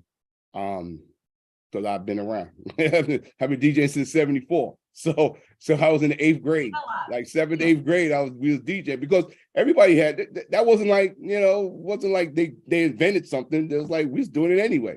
They invented a style. I give that. And then the Puerto Ricans in the Bronx, credit them with a huge part of hip hop between the graffiti and the b-boying, which we now call breakdancing. They are a big part of this. This is a war, like right now, there's a war going on because everybody's like, whoa, they wasn't really, this was our culture. And like, I can battle test. Do you want to set the record straight? Huh? You want to set the record straight here? Well, it's everybody's own narrative, you know, but when I speak, everybody knows I'm truthful because I was doing this in 74. So you started in 73, you can't tell me anything different. So, you know, so wait, how do you go from being a DJ to then going into the recording studio? Because I mean, how does that even transpire? And then you've also like written for some of the biggest people in the world. Yeah, but the culture started to change when records started to come out. Like you talked about, like King Tim III. Yeah, he was part of the group called the Fatback Band, and when the rapping, when MCs would rhyme in the streets, the Fatback Band was in Queens, and they grabbed this personality, called him at the time on the record, he's not considered a rapper. They called it personality jock. So personality jock was another word for a DJ that works at a radio station. Because when you're a DJ at a radio station, all you do is you play records and you do a lot of voices. Right. And you just speak over, you know, give the crowd information. So it's called a personality jock. They ain't call it rappers. So that's how far, you know, that's why I considered that was the first rap record. I mean, you can always, tomato, you can say James Brown was the first rapper. Because he barely sang, he did a lot of talking. Even in songs like you say it loud, I'm black and I'm proud, he talked a lot, but he talked in rhyme. But this was 68 when that record came out. There was no such thing as what we was doing calling a rapper. He was always known as a recording artist from the late 50s with him and the Famous Flames. Oh man, I'm just giving history. So James Brown's the godfather of soul, and then he's the godfather of hip hop. That's interesting. From our turn, you know. I can even break it down to the white culture where Wolfman Jack was another guy that rapped, that did a lot of rhymes when he was on radio. So yeah, we can go in for days. So it's just always, you know, and they got clips with people rhyming to music back in the 30s. So it's 40, I should say 40s. It's always been there, but the younger culture from the 70s, we gave it a turn. And hip hop came later. It was just DJs and MCs, you know, and then when the media catches on to it, they need something to hold on so they can understand it. And from my understanding, breakdancing came from a term from a European that didn't understand what b-boying meant. So b-boying was the dance, and b-boys was a code in the Bronx, was Bronx boy or Bronx girl. So b-boys and b-girls. I'm here to rock your world. So it's like that. So it started with that, and that was the whole terminology of the dance. So now we just call it breakdancing, because it's a dance, and we did dance over break records. So we mean by break records, the break part of the songs that are like the breakdown, where all you hear is the drums and nothing else. There's no music.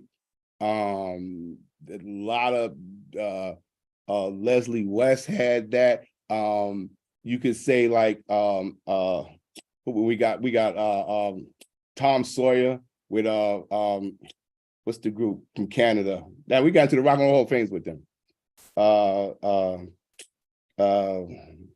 Neil Peart and his group. Why can't I think of the group's name?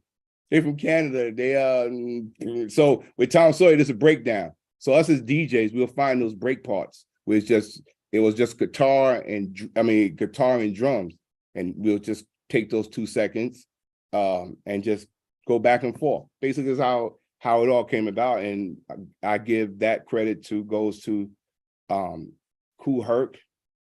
Kind of took those parts of records, and we call those the funky parts of records. I want to call the group U2, but that's not U2. That's Bono. They I can't think of the group's name. Geddy Lee and all of them. Gosh, I can't. I know everybody in the group, but I can't remember the group name. So, well, whatever. Another story. So Another story. It became that structure, and and it was just something that we just did. So we just focused on that, and the break part of the records was mainly the breakdown of records, because a lot of songs from the 70s had a lot of breakdowns with just the drums and maybe the guitar or the drums and the bass line.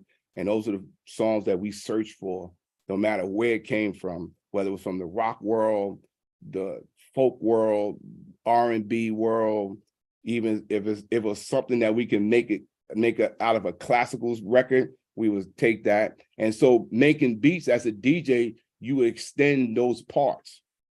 Now, turning that into records, before you would have a band go and replay the break part. Or what we did on our first one was, this was done in my mom's basement. We wasn't even signed. So I would just cut up the break part of a song like Bustin' Loose, and I'll play that, cut it, DJ spin it back to back for about like 4 minutes. So you got to do it straight 4 minutes. There's no band and all that. And then come back, and then Chuck would do a rhyme, and he'll write rhymes for everybody, and everybody in the crew would do a rhyme to the part.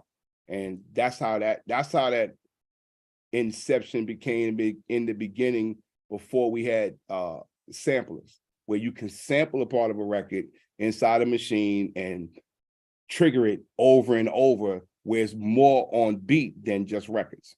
Because if we mess up on a record, you had to go back and get the timing right, and the engineer would have to punch it in. Kind of like a typewriter. Yes, like a typewriter. Yep, you got it. So he had to punch it in right on cue with a point that you wanted it to be in. So it was like a thing, and then you just kept going until you mess up, and then you punch it again. It's like editing.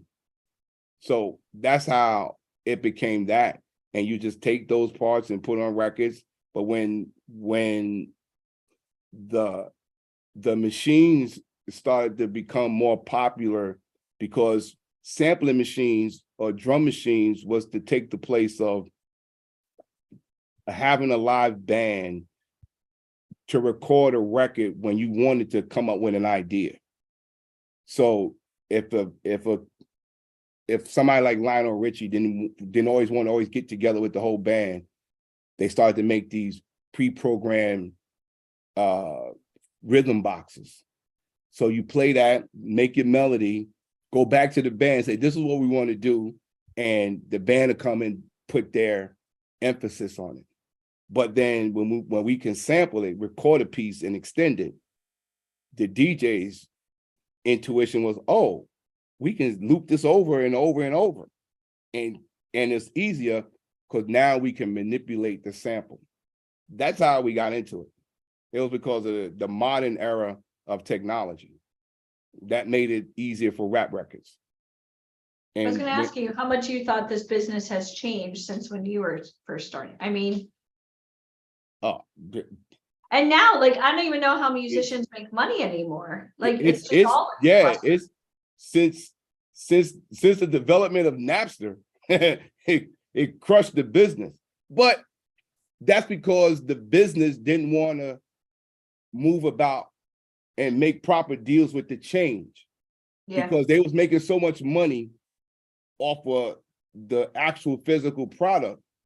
Then they was making so much money because the other sad part for artists was when CDs came out.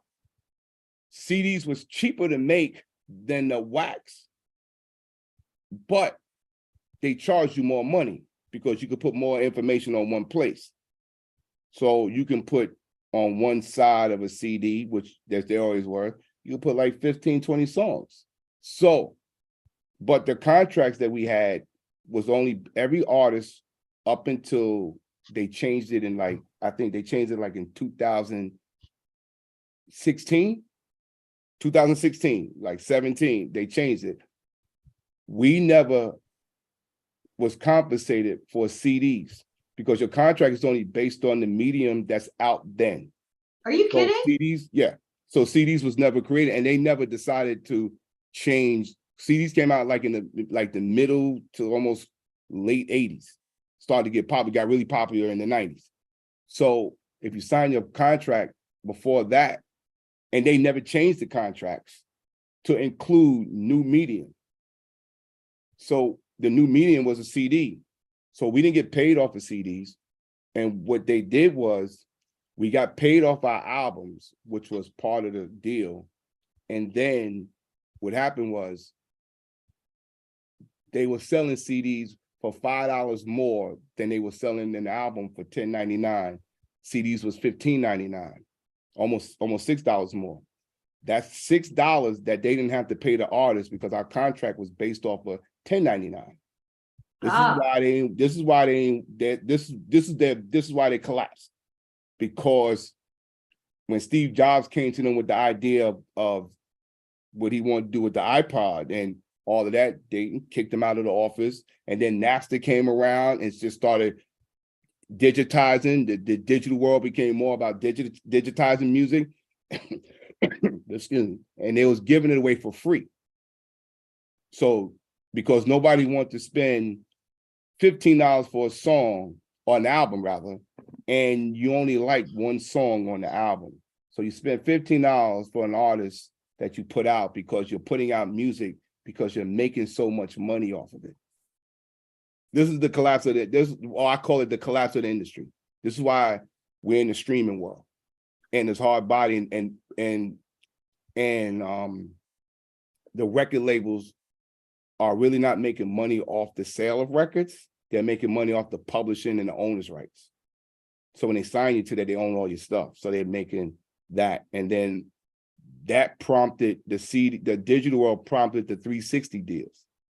So the 360 deals, if y'all know what it is, it's a circle, right? So when we started, all they was making money off of was records. Our merch and anything we did outside, concerts and all that, that was all ours. Oh no, they get a piece of all of that. Then they get a piece of owning the rights to your name. They get all of that. So if you decided to open up a barbershop using your stage name, they will get a piece of that. That's what it's called, the 360 deal. Everything you do that's connected to your brand, which they own, they get a piece. And then once you get powerful enough, you can take back those rights. But so like when you go on tour now, like Taylor Swift, for an example, that whole thing that happened with her and Scooter Braun, right? Did you agree with that? Because he essentially owned the music because she sold it to him. We never agree with none of that. Nobody agrees with it. They just have and then she re-released it as Taylor's, Well, she did the same thing that De La Soul just did. And see, Anita Baker bought back her stuff. Difference with Anita Baker is she's the sole writer of 95% of her music. Right. Right. The problem with new pop music, rap music, we have collaborations. Right. So what happens is that, or even R&B, you have songs written for the artist. The artist necessarily don't sometimes always write the songs. So therefore, the label owns that, cut a deal, say you're going to sing this song. So you're just the artist that gets paid artist royalties. And artist royalties is whatever you work out. Usually it's like 25%. There's so many parts to this, it's crazy. So artists usually get 25% of an album. So you're an artist. But because you become the artist, you get a little more because you depending on who you are. Taylor Swift did. So what Taylor Swift did was she didn't own the original masters. See, the whole thing is about owning the original master, how it was recorded and who paid for it. Whoever pays for the studio time owns the record. You ain't I don't care who you are, because that's where it starts at. So if you want to record, if you want to record, and I say, okay, I got your studio time, I paid for it. Yeah, you the artist. I can't wait. Big announcement. I'm recording an album right here. Then I own all of it. So I own all of it. So all right. I don't own all the music. I own the rights to the song. You're just a voice. By me. Yep, you're just a voice. All right. I would just be so excited. I would be in there with Denise, like, take this with my headset on. But we got this. I know you. So it becomes that. And so what Taylor Swift did was, all right, I'm going to re-record my records because since you own the masters, I can do the songs over because I am the artist. So what she did was redo the song. Taylor's version. Yes. Yeah. So now we get in the technical part. She's not selling the version that the original label owns. She's selling her own versions. So she said, don't buy from them, buy from me at my concerts. Ooh. Yeah. So, you have that. And then if somebody wants to, but the label still got hold over like they're in bed with like the movie and television. So now I want to play a Taylor Swift record. They're not going to go to Taylor Swift most of the time. They're going to have to go to the labels because that's where their business deals are. Unless Taylor Swift can slide in like to a new small company and like, hey, you can license my song for your movie and blah, blah, blah. You work it from that way. But, you talking about doing a Miramax, they're going to go straight to Universal. So like your music has been in like so much stuff. So do you get paid when your music? I get paid as a writer. Yeah, okay. I get this percentages that comes out as a writer. And as a writer, and if somebody wants to cover my records, they got to call me and I got to give them permission because I own the writing aspects, which is like the mechanical royalties. Because the writer still gets paid, and the writer still owns those because the writer written the lyrics. As far as the overall process, so it gets broken up into so many parts. So songs are broken up into words and music. It's a pie, it's 50%. If you write the words, write all the words, you own 50% of the publishing of the song. You do the music, you own another 50% of the publishing songs. Then you got mechanical rights and royalties and licenses, and it gets a little deep. But you have to stay up on that. But now, I think nowadays with music, you can own your own now. We have the tools to own your own. And this is what they're afraid of, but this is why they're buying up all the publishing so they can do all the licensing. Can you talk a little bit about like ASCAP and BMI? ASCAP and BMI it's like the SAG. So they deal with performance. Okay. So they help you, they deal with the publishing rights from performances. So you got recording publishing and you got performance publishing. It's like it starts to get a little dicey. Like, do you need a lawyer to be able to, like, how would one even navigate this? Like, how do you even do this now? Well, now protect yourself. Oh, it's better now. We got blockchain systems. That's coming from you. We got if you can write in your own stuff and see what we have is metadata. Today we have metadata. Y'all been on computers. When y'all write something, it already puts the day and time when it was created and the date it was modified. It's all in your info. That's valuable. So Because back in the day was the poor man copyright where you would send it to Back- yourself, don't yeah. open it. but back in the days, you just walked into a studio and recorded, and whoever paid for it owns it. We had no way of, there was no real timestamp. The only timestamp we had was the contract that we signed. And that's why Prince got mad. That's why he called himself the artist, because of the blank. It says, I hereby, then it says the artist, you sign your name, and then they come around and say, we own your rights, we own this song throughout the universe.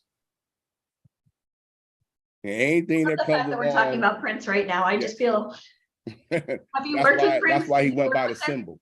Yes, because You it's a blank line, and then you sign your name there. And once you sign your name there, they own everything that you do as a writer throughout the universe, not throughout a certain amount of time, throughout the universe. So if you record a song on Venus, they own it, No shit. right? Yeah. But what That's about why- like iTunes now and Spotify? How does that work? Oh, what they do is they are like a publishing platform. So Okay. there are rules, like, so just to back up a little, when I showed you that CDs were sold at back then at $16, Yeah, but we were getting paid for $10, yeah. you have to go and lobby to get that extra money. So you got to go down to the lobbyists in DC, fight for the rights to get paid the way you're supposed to get paid. Is that like Fight the Power? Is that like That's kind of, well, fight the power is kind of different, but basically you want to put it to that pretty term. much Yes. what you're doing, You- fighting yes, for the you power can to get put it to that back? term. Yes. Yeah. You got to fight the powers that be, for whatever it is. What the?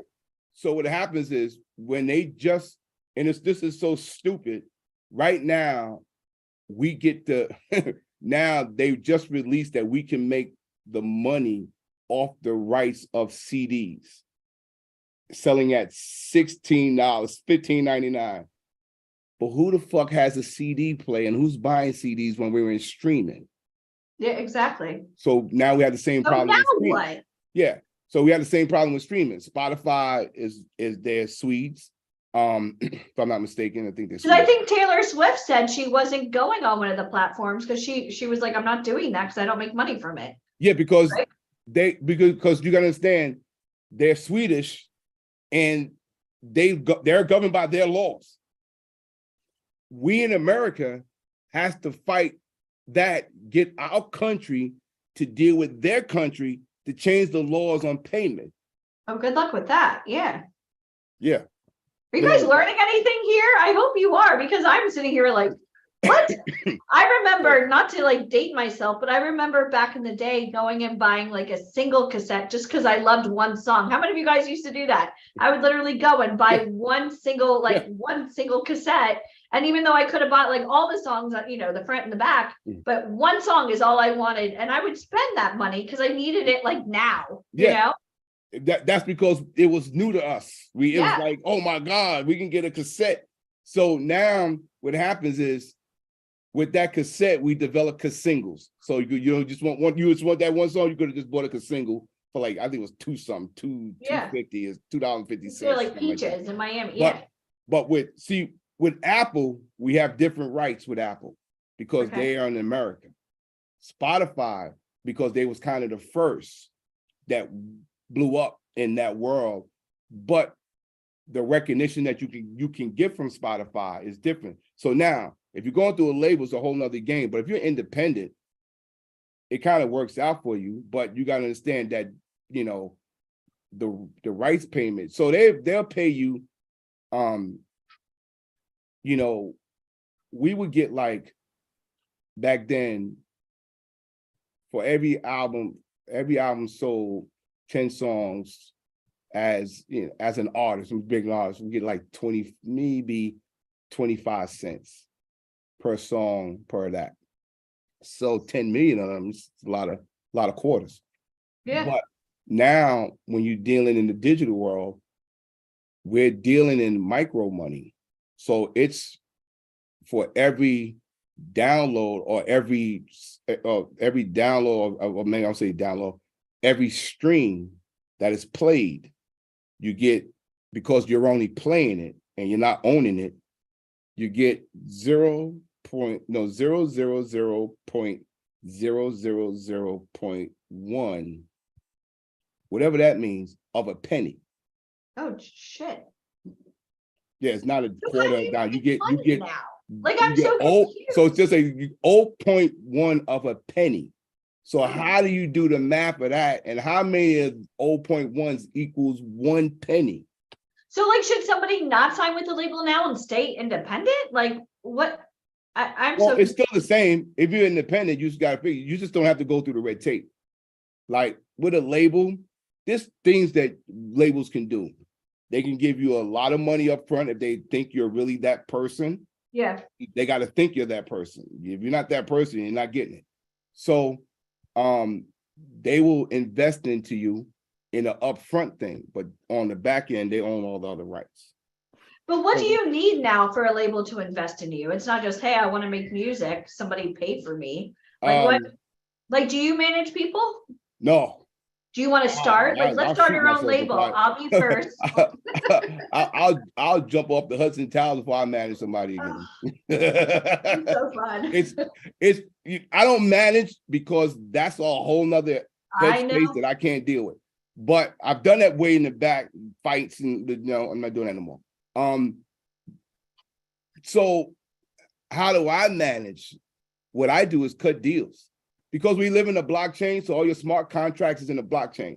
So whatever you do with NFTs and blockchains. Yeah. Just so you guys know, he's like a freaking brainiac. Like don't let him. It's the new thing.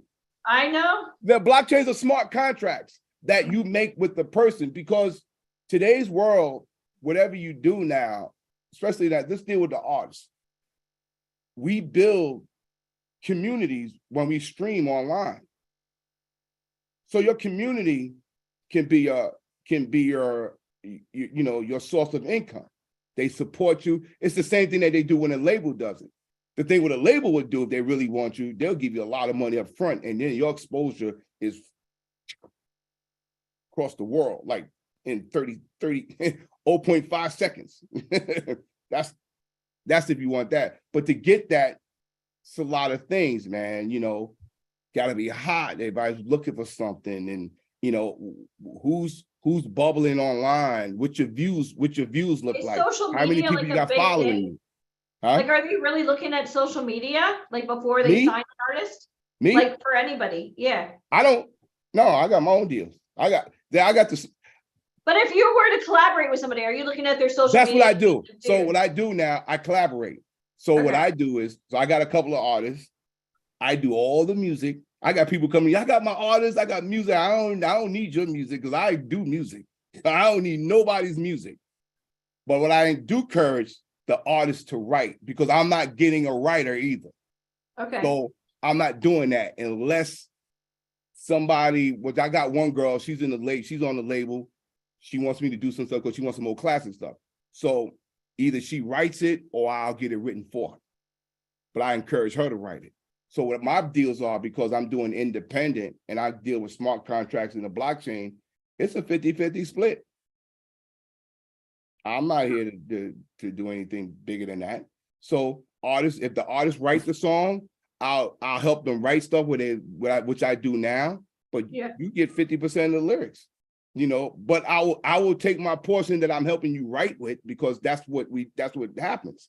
But if you wrote the whole lyrics, I had to do anything. Your lyrics on my music, our song, we own this 50-50 together, that song. And that's what Prince did on before he passed, when he was working on his last music. He cut a lot of deals with producers and writers, like, we own it. You do what you want with it. I'm going to do what I want with it. Those are kind of like collaborations, what the labels are doing now. So those are starting to pop up a lot with people. Because now when you build a blockchain and you build a smart contract, there are just guidelines in the smart contract that's like, hey, this says you own it, and it's a timestamp, it's your metadata, and then okay, you can't dispute that you didn't do it that day together as a collaboration. The biggest problem with the labels now they have with some artists and it's in all the genres, the amount of people that are writing on records. How do you break that up? Because like Beyonce Pharrell had writes a on, lot, right? Like Jack Antonoff writes a lot for Taylor Swift. Pharrell writes for everybody. Now Rogers. Rogers is now Rogers, you got Now coming in. He writes all the, because they bring Now in because we need you to write the guitar parts. Yeah. And Now is at a different level. Like, oh, you want my guitar sound and my knowledge? This is what it costs. So with that, Beyonce's one of her songs, the first song she just released of her album. She had The Dream. She had like 6 writers on it, plus her. That's like a dream. And I'm just talking about some of it's just music, some of it's just lyrics. So then who wins the Grammy? They all do. Beyonce. And Beyonce wins the Grammy, as you see. It's the artist that wins the Grammy, but the writers get credit. But then what happens is the writers, if you wrote a hit song that won a Grammy, then you get to use that title. Oh, I wrote that song. Here's my name. It's in collaboration.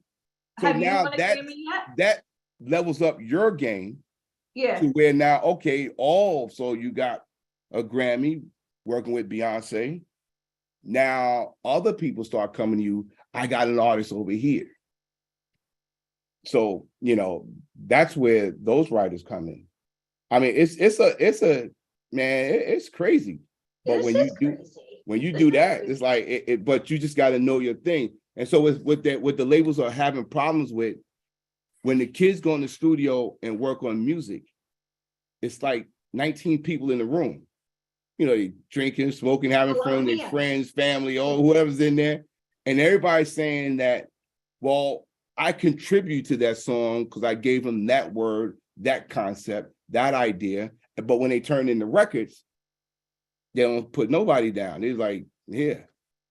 So now they got to figure it out. So now what they want the artists to do, you need to, if anybody's contributing, you need to write them all down. Some of them like, y'all figure it out. Because they're the once you win the artists Grammy, like that's it. Like you sealed the envelope, like for the fate of that song or the album, and that's it. There's no going back. What about I encourage independent, but truth be told, independent is a whole hell of a lot of work. Yeah. It's way more work than you have with a label because they got things for you, art department, marketing, wardrobe, they got everything for you. You don't have to do much. You just show up. Can you talk about the Grammys? Because I remember something with Abel, who's the Weeknd, talking about how like the Grammys is all politics now. Oh yeah. Well, the Grammys always been politics. And do you pay for like to be considered for a Grammy nomination? That I don't know. Because we've had a Grammy nomination. We never paid for it back then. Okay. But to be considered, they're probably taking money now. And it depends on who you are. Yeah. It depends on who you are. If they see your name, it's like now I see, opening lineups. You seeing artists paying to get on the opening lineups. Yeah. We've never did that. I don't have a clue about what that means.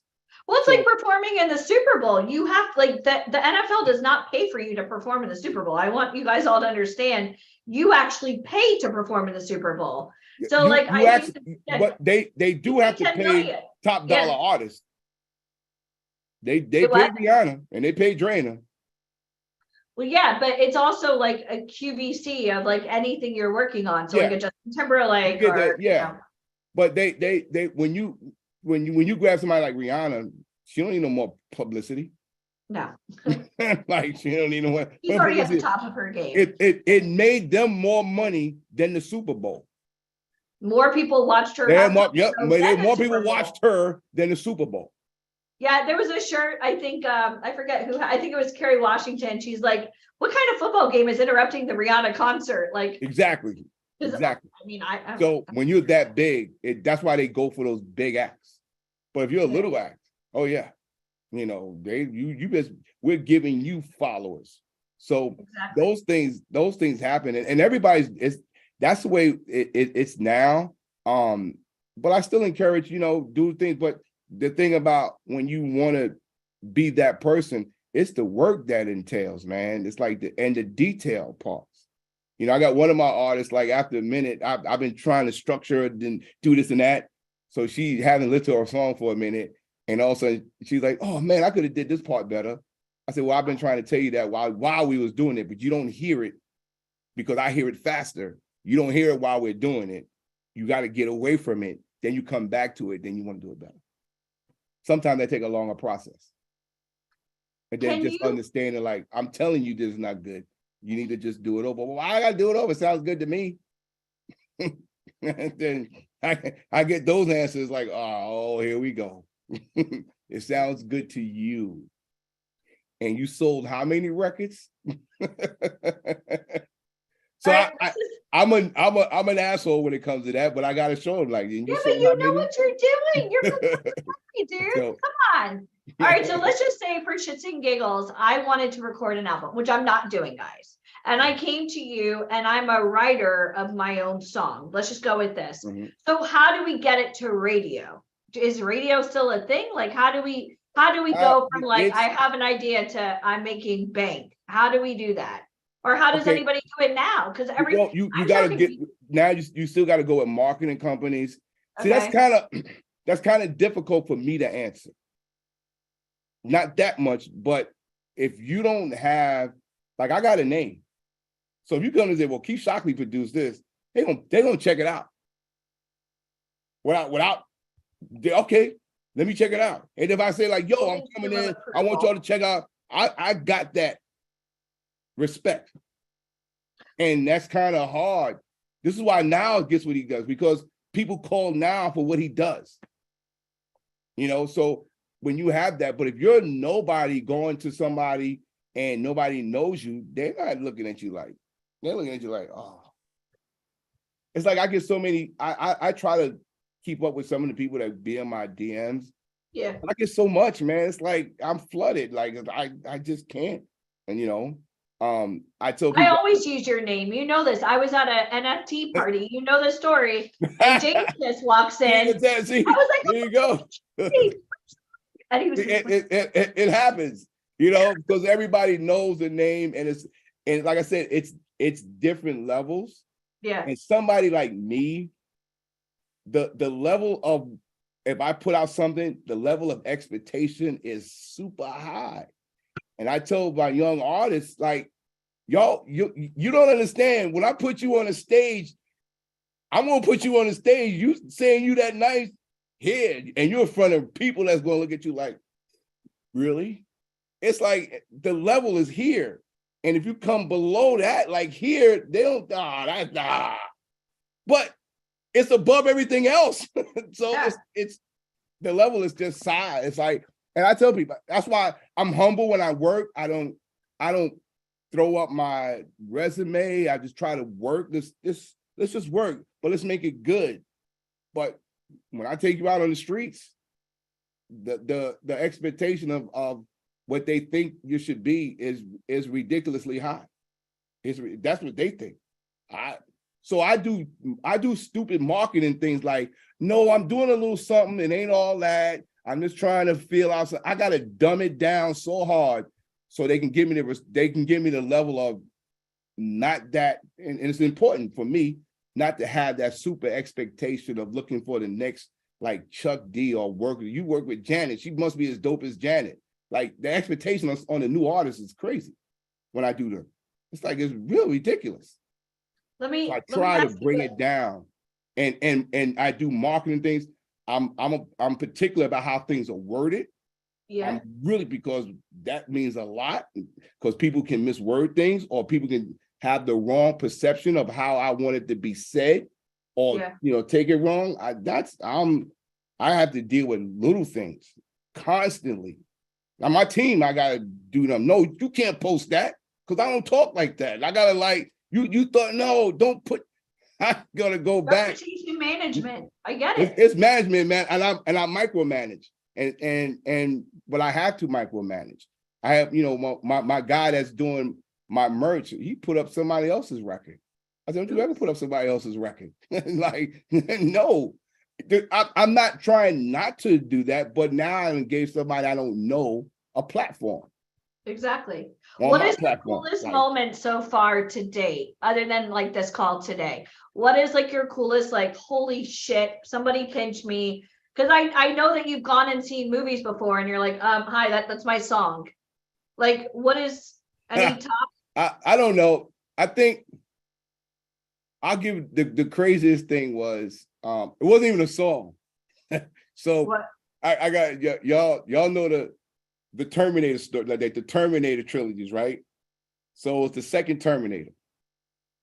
And Arnold Schwarzenegger and the little guy and Robert Patrick, what's the little guy, the little young kid?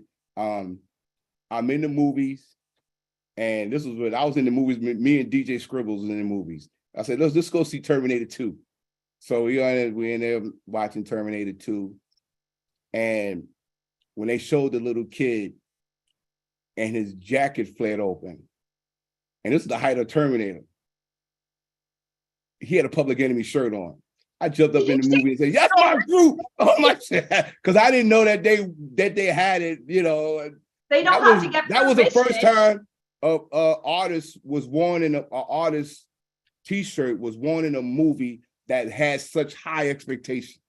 That's badass, dude. And I was like, that that was I mean, I think when we introduced P. Shockley, that should be like one of the first taglines. That and the other moment I had was at the Rock and Roll Hall of Fame. You know, during intermission, there's like, you know, there's set changes and all that because it's pre-recorded. There's set changes, and when they had Public Enemy, and we was being honored next. They had Public Enemy, and it said Roosevelt, Long Island. That's when it hit me like, oh, this shit is real. Because it's an award show. We never got Grammys, even though we sold a lot of records and we got one nomination. It wasn't even for a song, it was performance. And you know, we got all these other accolades, but then when they did that, I think that was the first time that like it hit me, because we was the fourth rap artist ever to be nominated going into the Rock and Roll Hall of Fame.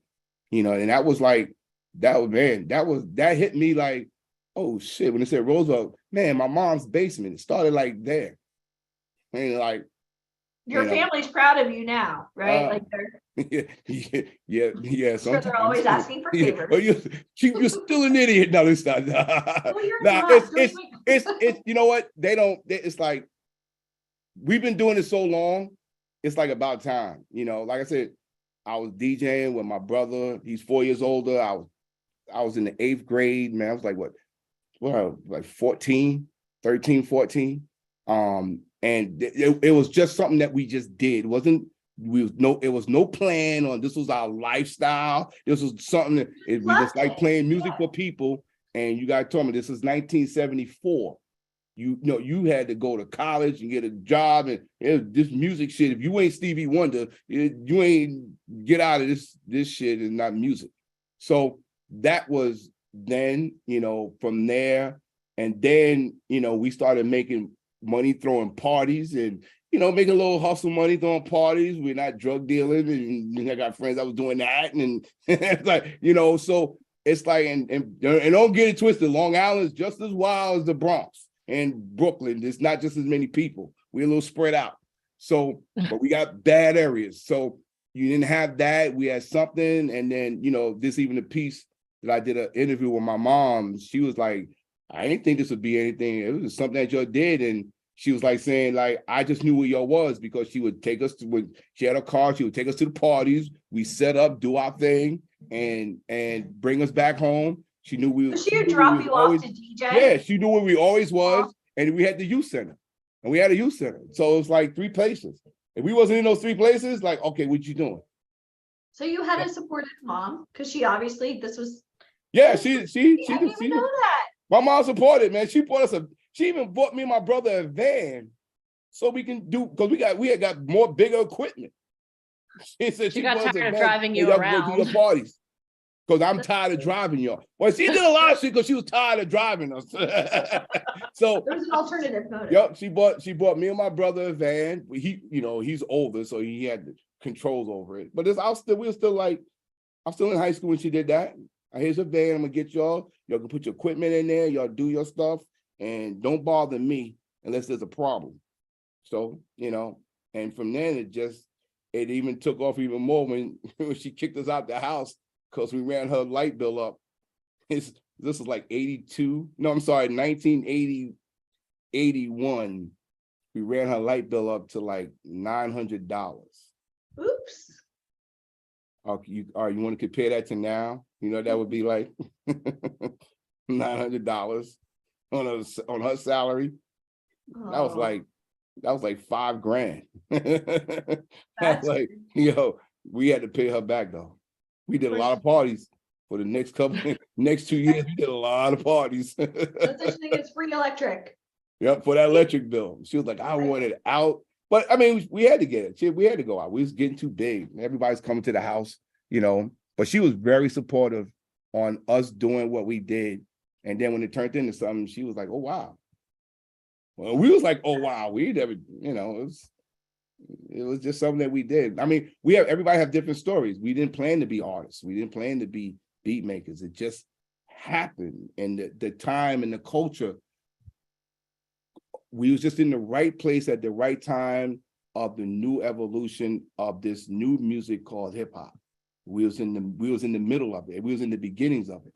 So it just hit us, Now, we got there's classes about us and how we did production and art classes. And I know somebody said that you were part of like their curriculum in school. Yeah. That is badass, Keith Shockley. Yeah. We've been in curriculums in like a lot of the major schools, like Harvard did a thing on a whole piece on our production style. We did stuff in Germany on our production style.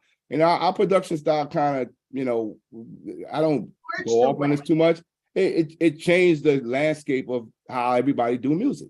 And everybody would tell you when you have a real conversation with them that's been in that era and that genre of us coming up. They would tell you that. And I mean, that's cool with me. That's cool with me too. Huh? How many of you guys learned a lot on this call and would love to have Keith Shockley as your mentor? Keith, just to let you know, and I love seeing you every single time, like you came to our movie premiere. Oh, yeah. It was so awesome. We're like, hey, we want to introduce you.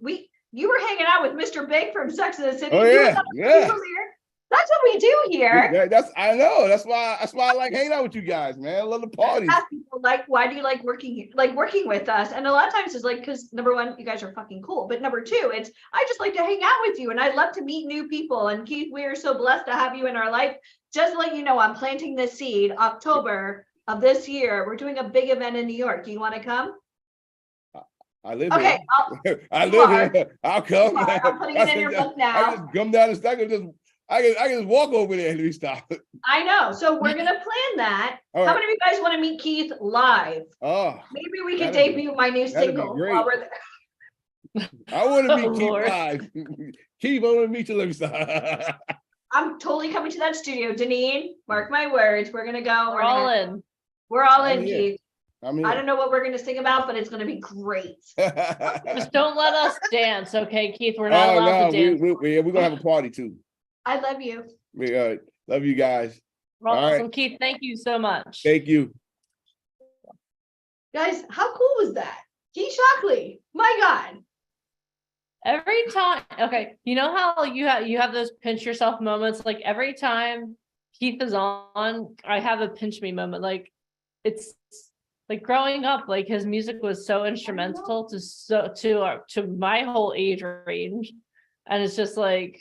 And it's just Keith about Lionel Richie, and it's right there. But he's Keith, how you doing? Like you wouldn't even know who he is unless he like started talking about it. Like there's been so many times he's been to our events and he just sits there and like until you say like Public Enemy, then everybody's running. But he's so nice and so humble and he just wants to help. Yeah, he also he was DJing when Mike and I went to an event last month. I was like, like I literally like ran across the stage like a crazy person. It was insane, but Well, not only that, but it's during awesome the to- COVID, during the beginning of COVID, when we were all like sitting at home, like wondering if the world was coming to an end, he started doing like DJ parties on Zoom. He hosted It one of our was after so parties on cool. Zoom.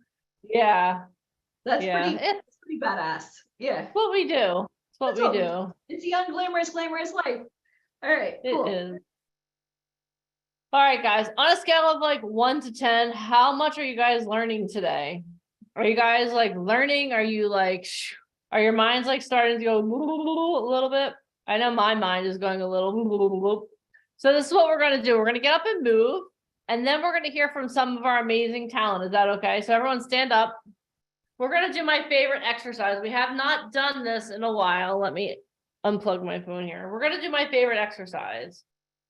So everyone stand up. I'm going to get my clock all set here. Stop. Oh, timer. There we go. Oh, not 20 minutes. Nope, nope, nope. All right. So we're going to do my favorite exercise. It's called the running man. Are you guys ready? So what I want everyone to do is turn to your right. Put your right foot forward, your left foot back. And what we're gonna do is we're gonna move our arms at a 90-degree angle like this as fast as we can for 15 seconds. And you're not like running, your feet are staying planted, it's just your arms, okay? All right, ready, get set, and go. As hard as you can for 15 seconds, come on, move those arms. Come on, oh, you guys are doing great, look at you. Get that cardio going. Ready? 4, 3, 2, 1. Stop. Whew. All right. How good was that? Do you feel energized? But you know what? We can't do just one side. We have to do the other side too. Everyone face to your left. Left foot forward, right foot back. We're going to repeat for 15 seconds. Are you guys ready? Are you ready? I don't know if you're ready or not. Okay, ready? Get set and go. 15 seconds as fast as you can. Come on now. Woo. Move your arms as hard as you can for 15 seconds. 3, 2, 1. Done. Good job. How do you feel now? Do you feel energized? Did you need that move? I know. Oh. Danielle's like, oh, I'm exhausted. I know. Okay, everyone, now take a sip of water. I want you to take some water.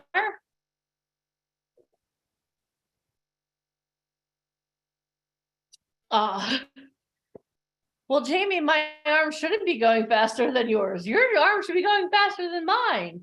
But we'll have a runoff one day. How's that sound? All right, guys, you can sit down. I just wanted you to get up and get your blood moving because I know when I sit down all day, I get so tired. And I certainly don't want your brains to be like foggy because you were not moving. Awesome. Well, thank you guys so much for participating.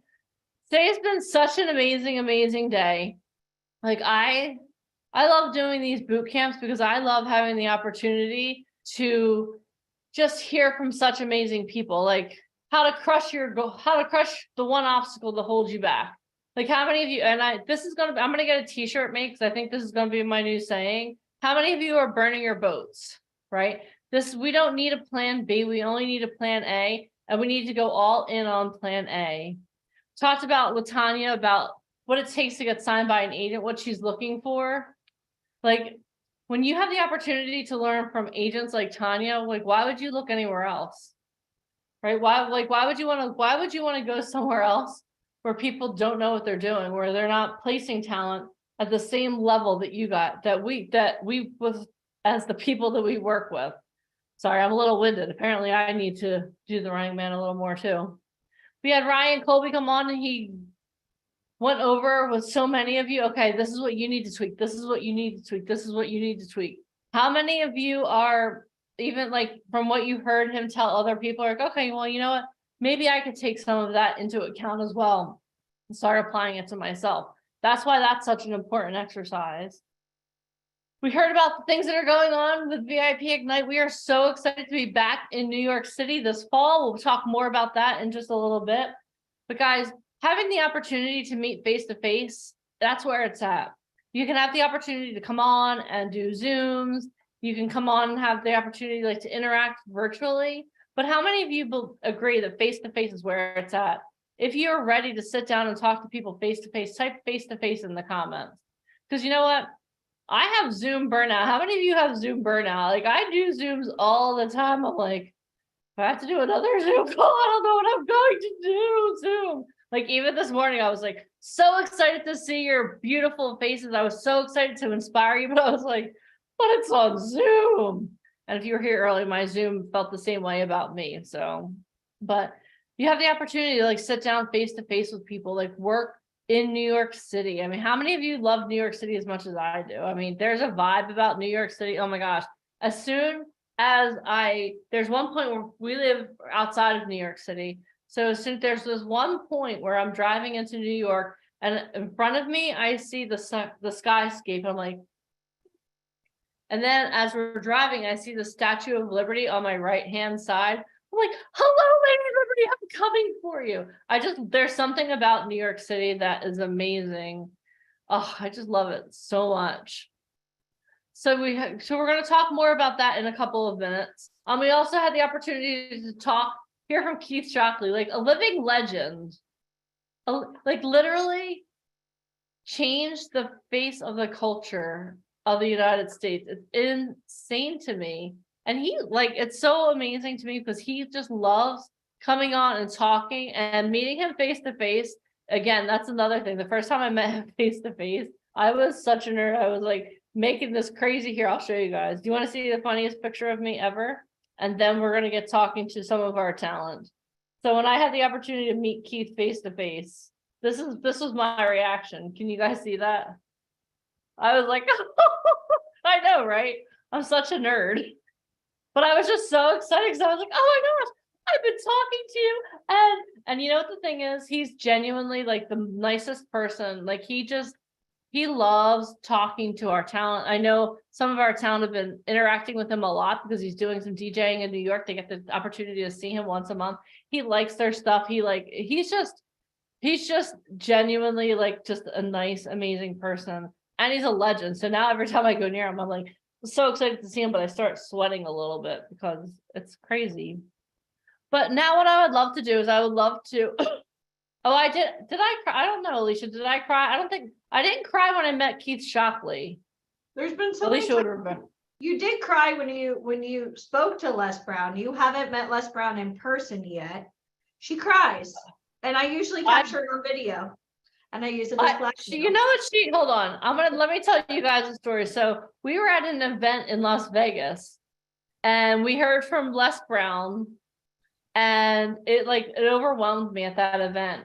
And then you called him and I was like, crawled the phone, crawled like, Les Brown, you're amazing. You just transformed my life. And I was like, I'm such an idiot. And I was like, Alicia, does he think I'm an idiot? And he was like, no, he didn't think you were an idiot. He thought it was really nice. I was like, he probably thinks I'm crazy, but whatever. You know, when someone transforms your life, it brings me to tears. And when I see lives transformed, it brings me to tears also. So speaking of life transformation, I would love to call on a couple of our talent that are on here. So the first person I want to call on, just because of the fact that it's alphabetical order, is Classy Mike Trash. Mike Trash, can you unmute yourself for me? Hi there. Hello, class. Hold on one second. Oh, hold on. More spot. Okay, there we go. Hello, Mr. Mike. Oh, you have my favorite T-shirt on. I love that T-shirt. Actually, I didn't change it from yesterday. I was in a wrestling ring yesterday, and I wore it. That's awesome. All right, so Mike Trash. First of all, tell us a little bit about yourself. All right. I've been with you guys for a year and almost a year and a half now. And I'm looking to get into the acting business, which I guess I am in the acting business because I've been in in a couple things, so here and there. But I am a musician of 40 plus years. I did pro wrestling for 12 years, and then I've been doing spot shows since then. I did acting in college, but I hated it. I couldn't find my groove. I just didn't think I would be good at it. And I also did radio in right out of college, and I hated that. And now I have a radio show that for 20 some years. So, oh no. No, you have a radio show and you're an actor. It's kind of Yeah. crazy how the world turns. Actually 20 years radio. So, and I actually tried to be a disc jockey 40 years ago, and I hated it. I just absolutely hated it. So I guess Does that mean you're people going to change as the DJ our event in New York or what? What's that? Does that mean you're going to DJ our event in New York now, or do you still hate DJing? Well, I'm not a real, you would have to do my kind of music for me to want to do something like that. I do old stuff, and you know, I'm pretty much a dinosaur with music, but unless I did my own music, then I do current stuff that is before current. So I don't know what's current as far as music goes anymore, because I only do what I like. So Okay, well, we'll have to see we'll have to get you to put together a playlist, and maybe we'll see about that. I'm not going to put Yeah. you on the spot though. But anyway, I think VIP is kind of neat because it gives me an opportunity to find out how the reality of the business is, because all these years I've been in entertainment, but I haven't been able to really break through from local entertainment. My music, I played in 3 states. I played in New York, New Jersey, and Pennsylvania. Acting, so far I've acted in, let's see, where I've been in Delaware, New Jersey, Philadelphia. I think that's all the places so far, but it's really been interesting to find the reality versus what the perceived reality is of the business, which Talk about that a little bit, because you've been on set a lot. You were on set on Wednesday, right? yeah, Talk to me a little bit I was a corrupt congressman, I guess is the best way to put it. It's funny, I spent 6 hours or so on set, and my part is probably, it's probably less than a minute when it's all said and done. But it was actually pretty good. I was surprised how together they were, and I found it. Was it And like a I've got student another part film there. or I guess. independent film? What's that? Was it a student film, an independent No, film? no. This is a. I don't. This is a film by a rapper in Philadelphia that I applied for back in September, and he wanted a rap referee, and I didn't know what that was. So I wore a referee shirt to the audition, and I went down there with my championship belt because I didn't know what a rap referee did. So I went in there and I was interviewing with the guy. His name is Fame. He's a rapper from Philly, Fame, and he's got this film that's it's called 30 for 30. And I don't know a whole lot about what the film is because I've only seen my part so far. And he said he didn't want me for the rap referee. He thought I'd be better as a cop.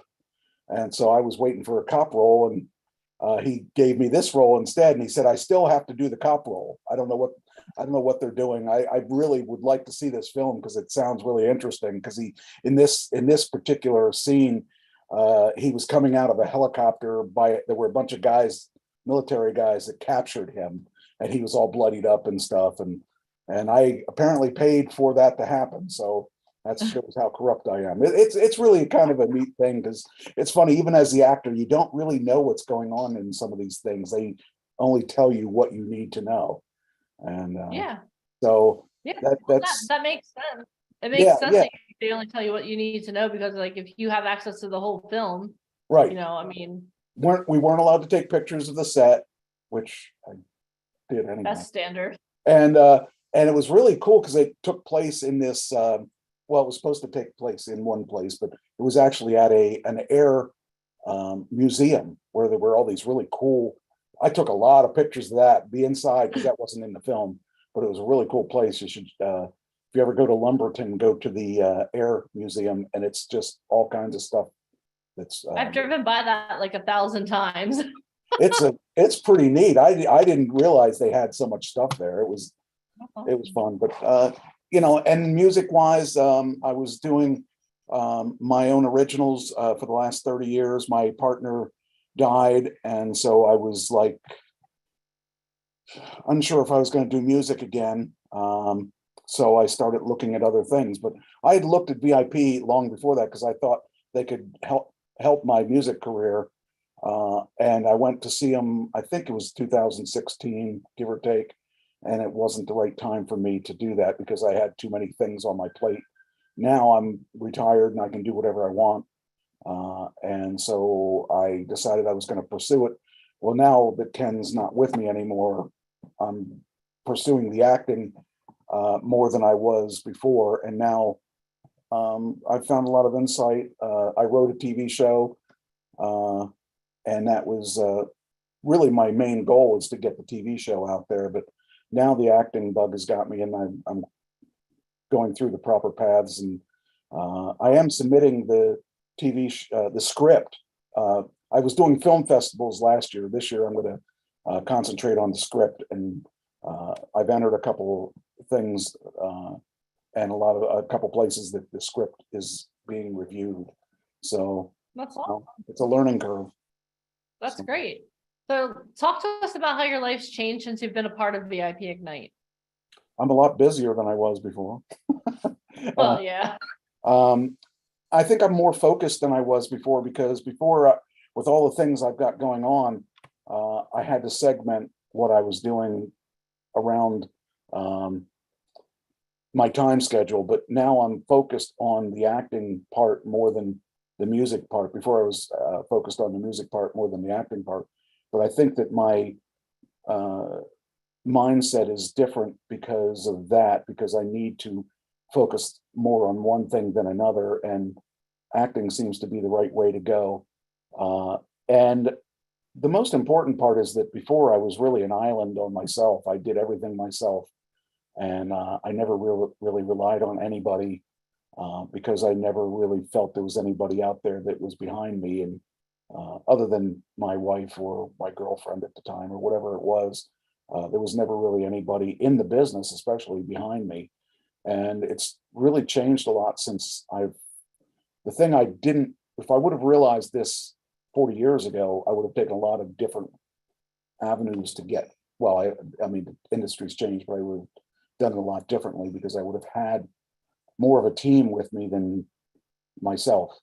And I would have had advisors, I would have had coaches, I would have had all that stuff then that I have now. And that's really the key, is that you could be the most talented person in the world and you might write the best song in the world, but nobody's going to hear it because you don't have a team to help you get to that point. And with the VIP people, I have that team, and I have that coach, and I have that cheerleading behind me, and I have people like you guys that are in the chat room right now saying, awesome, Mike, congrats, and all that stuff. I never had that before. Everything I've done because I wanted to do it. And I've done a lot of stuff. And, you know, it's funny, I was thinking about this when I met my current girlfriend. You know, I was telling her all the things I did. And I thought about it after I joined this. I sound really fake when you look at all the things I've done.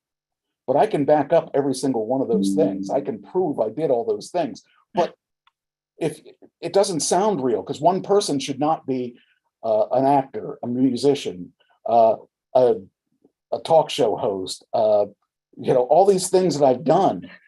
But the thing is, I wasn't very focused, and I will remain doing those other things. I won't be doing the pro wrestling that much, but I will remain, because those are all part of me. But if I try to tell people all the things I've done, they're going to say, no, you couldn't have done all that stuff. Yeah, you can. If you focus, you can do whatever you want, whatever you set your mind on and set your mindset on, which is a lot of VIP is mindset. And my mindset now is to focus on trying to get to that next level. So I'm out there trying to do acting jobs. Actually, I just auditioned for Eric Andre, the comedian. He has a special coming up, and I auditioned for a priest. And it's actually a pretty funny script, but they encourage you to submit more than one and to do your own ideas too. So wow. I submitted the one. improv training you've had with Belinsky will come in handy. Yeah, so I did one that was exactly what he wanted, and then I did one that was a little bit left of what he wanted, and I did one a little bit right of what he wanted. But I think all three of them are good, and I really hope they like it as much as I liked it. So I mean, that's the other thing is I've started concentrating on what they're actually asking for. You know, they give you a script. Sometimes they don't give you any idea of what you're supposed to do. Like the one I got, they said, here is what the object is. You're supposed to do it this. This is what the scene is. Make it up. And I had to do a complete improv. And it was, my wife is a serial killer and I don't know it. She has a knife. And I don't know she's a serial killer. So I come home and I gotta talk to her and stuff. And I decided to do it. She's when I come home, she's there. And I keep telling her about this serial killer that's out there somewhere. And I think they killed the neighbors. And I kept turning my back and had her try to stab me when I turned my back. And then I turned around right before she would do it. And she put the knife behind her. It was a really funny scene, but you never know what you're going to get. You don't know if you hit it or not. I did one audition the other day for an Italian guy, which I am far from Italian. I said to the guy, I'm not Italian. I don't have an Italian accent. He wrote the script out exactly how he wanted it said, so I could be an Italian guy. And it was really funny because I got a lot of F-bombs I had to say, and I didn't get that role, but the actual self-tape was pretty funny. That's awesome. Should post that, but it's really got a lot of F-bombs, but it's really funny. But he wrote me a letter saying we're going to go a different direction. So I don't know what that means other than I didn't do it the way he anticipated me doing it. So you told him you weren't Italian, so yeah, you, I mean, you told him the truth. So there's nothing you can do with that. Yeah, the best I could do is pull up my best Danny DeVito and. Awesome. But you know, the thing is that most people got to realize that all these self-tapes you do, you're not going to get. I mean, somebody already said it. You know, 99.9% of the time you're going to get turned down. But you know, you got to do them, and I noticed that my self-tapes have gotten a lot better since I've been doing a lot of them and watching people's self-tapes. And there's tutorials on YouTube. I've been looking at a lot of those things on how to be an actor and things like that. And you guys have your own stuff that is really, you know, priceless. You know, when you bring these people on, they tell you this is what we're doing, this is what we're looking for, this is the mindset you need. These things all come in play, and a lot of people probably say, "Oh, I don't know why you're bringing this guy that wrote a book about cats. Why are you bringing him on?" Well, there's a reason. There's a mindset. It's whatever it is. There's a method to our madness and a madness to our method. So I think that the opportunities that I have, I mean, I have to seek a lot of this stuff out, and it's a lot of work, and you've got to do the work if you're going to expect to get anything out of it. And that's what I am doing. I mean, I did 3 self-tapes Thursday. Was it Thursday? I think it was Thursday. I did like 5 the weekend before. You know, I'm constantly looking for work on sites, and you got to do the work. They're not gonna come up and hand me a contract. Especially and that's the thing. That's the thing I think people need to understand too, is like, especially when you're first getting started out, like you have to seek out the opportunities. You have us to back you. So if there's an opportunity that you're going for, you could always, the part of being represented by a mother agency like Truth Management is that we're your buffer zone. So you get an opportunity. Okay, Janine, how does this sound? And there was one time, we're not going to go into the whole scam thing, but there was one time you sent me something. I was like, no, there are so many red flags in here. And well, I figured that too. That's a benefit. I figured that too. And I just wanted to confirm because I was not really sure. It seemed the money and everything, a lot of the things sounded good, but then there were the little red flags that started saying, why would they do that? Why would they send me the money before a contract? And that's the thing that we do is we help you navigate the muddy waters of the entertainment industry. So yeah, you should have questions with those red flags for modeling gigs. If it feels too good to be true or it feels off, it is. Just go with that. Just understand that. Well, Mike, one final question for you. We have a lot of people on here that this is their first time spending time with us here at VIP Ignite. Would you recommend someone, if they're on the fence, maybe, oh, I don't know, this has been fun, but would you recommend people work with us? Well, I mean, if you're on the fence, I would tell you, don't waste your money. You're not going to be dedicated enough. You got to be all in. You got to really, you got to make a commitment to yourself. And if you don't commit to yourself, I mean, it's not worth it. You know, the thing about it for me was that I have the resources that a lot of people don't have. A lot of people have to work for a living. You know, I've been fortunate enough that in my previous life, I was able to retire early and I was able to really concentrate on what I wanted.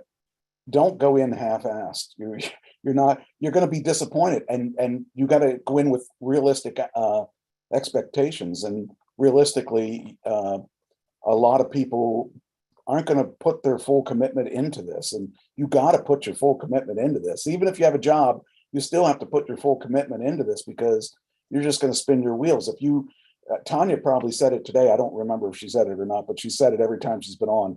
You know, she doesn't want someone that isn't going to show up. If they don't show up, she looks bad. And if she looks bad, she'll never talk to you again. And you got to, whatever you commit to, you got to do what you commit to.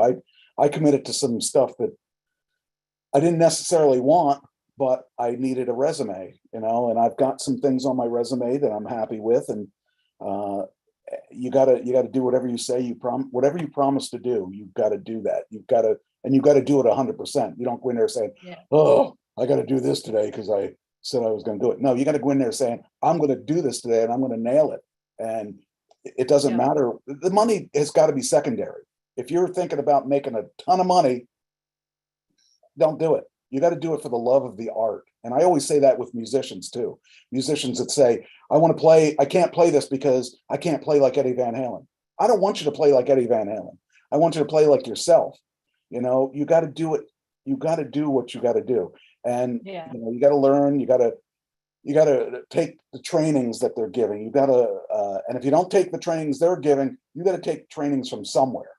If it's YouTube, if it's a local trainer, if whatever it is, you got to do it because it's your art. If you're going to be truly doing this for your life, you got to take it seriously. And people that say, oh, I might want to try it. No, you don't.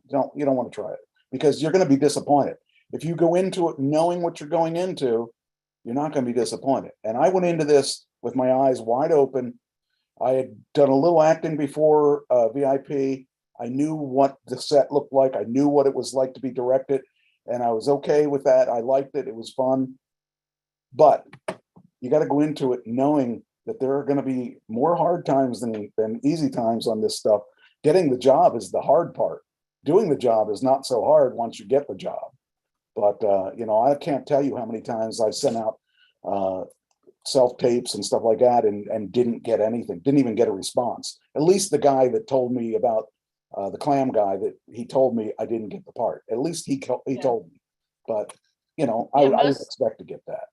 So most times they don't because they're going through so many submissions, they don't have the opportunity. But what I love that you said, Mike, is that you have to come in with both eyes open. You have to come in with the proper expectations, and you have to come in ready to do the work, because honestly, we're looking to work with serious people. We're not looking to work with people who are, like you said, oh, I think I'll try this for a couple of days and see. We want success stories. We want to help you be successful, and we can't help you be successful if you're not going to come in and be ready to go. So Mike, thank you so much for sharing that. I really appreciate it. Okay, well, that's You're what I try awesome. to do is I want people to realize that this isn't a cakewalk. This is work. This is really work. And it's not lifting weights. It's not carrying boxes, but there's a lot more involved than just, hey, I'm going to go out there and act. You know, you're not going to just go out there and act. You know, the improv stuff is awesome. The Meisner technique that you were teaching is awesome. You know, people realize that, or people see stuff on TV and they say, oh, that looks easy. It looks easy because they're good at what they're doing. Yes, they make it look easy. If you actually look at a script and you start like trying to put it together with friends and stuff, the timing's not there, you know, the acting is not there. It's not the same. You look at it on TV, it looks so easy. That's because they're good. But they've also done about 50 takes and they have Yes. Oh, that's the other five thing. Yes. cameras coming, so, but Well, yeah, that's the other no, thing. That's the difference between the live theater stuff, which I don't want to do live theater, but I don't mind doing a live rock and roll concert. That's all Yeah. live. You can't get a second take of that. But when no. it comes to live theater, I'm not really into live theater. I'll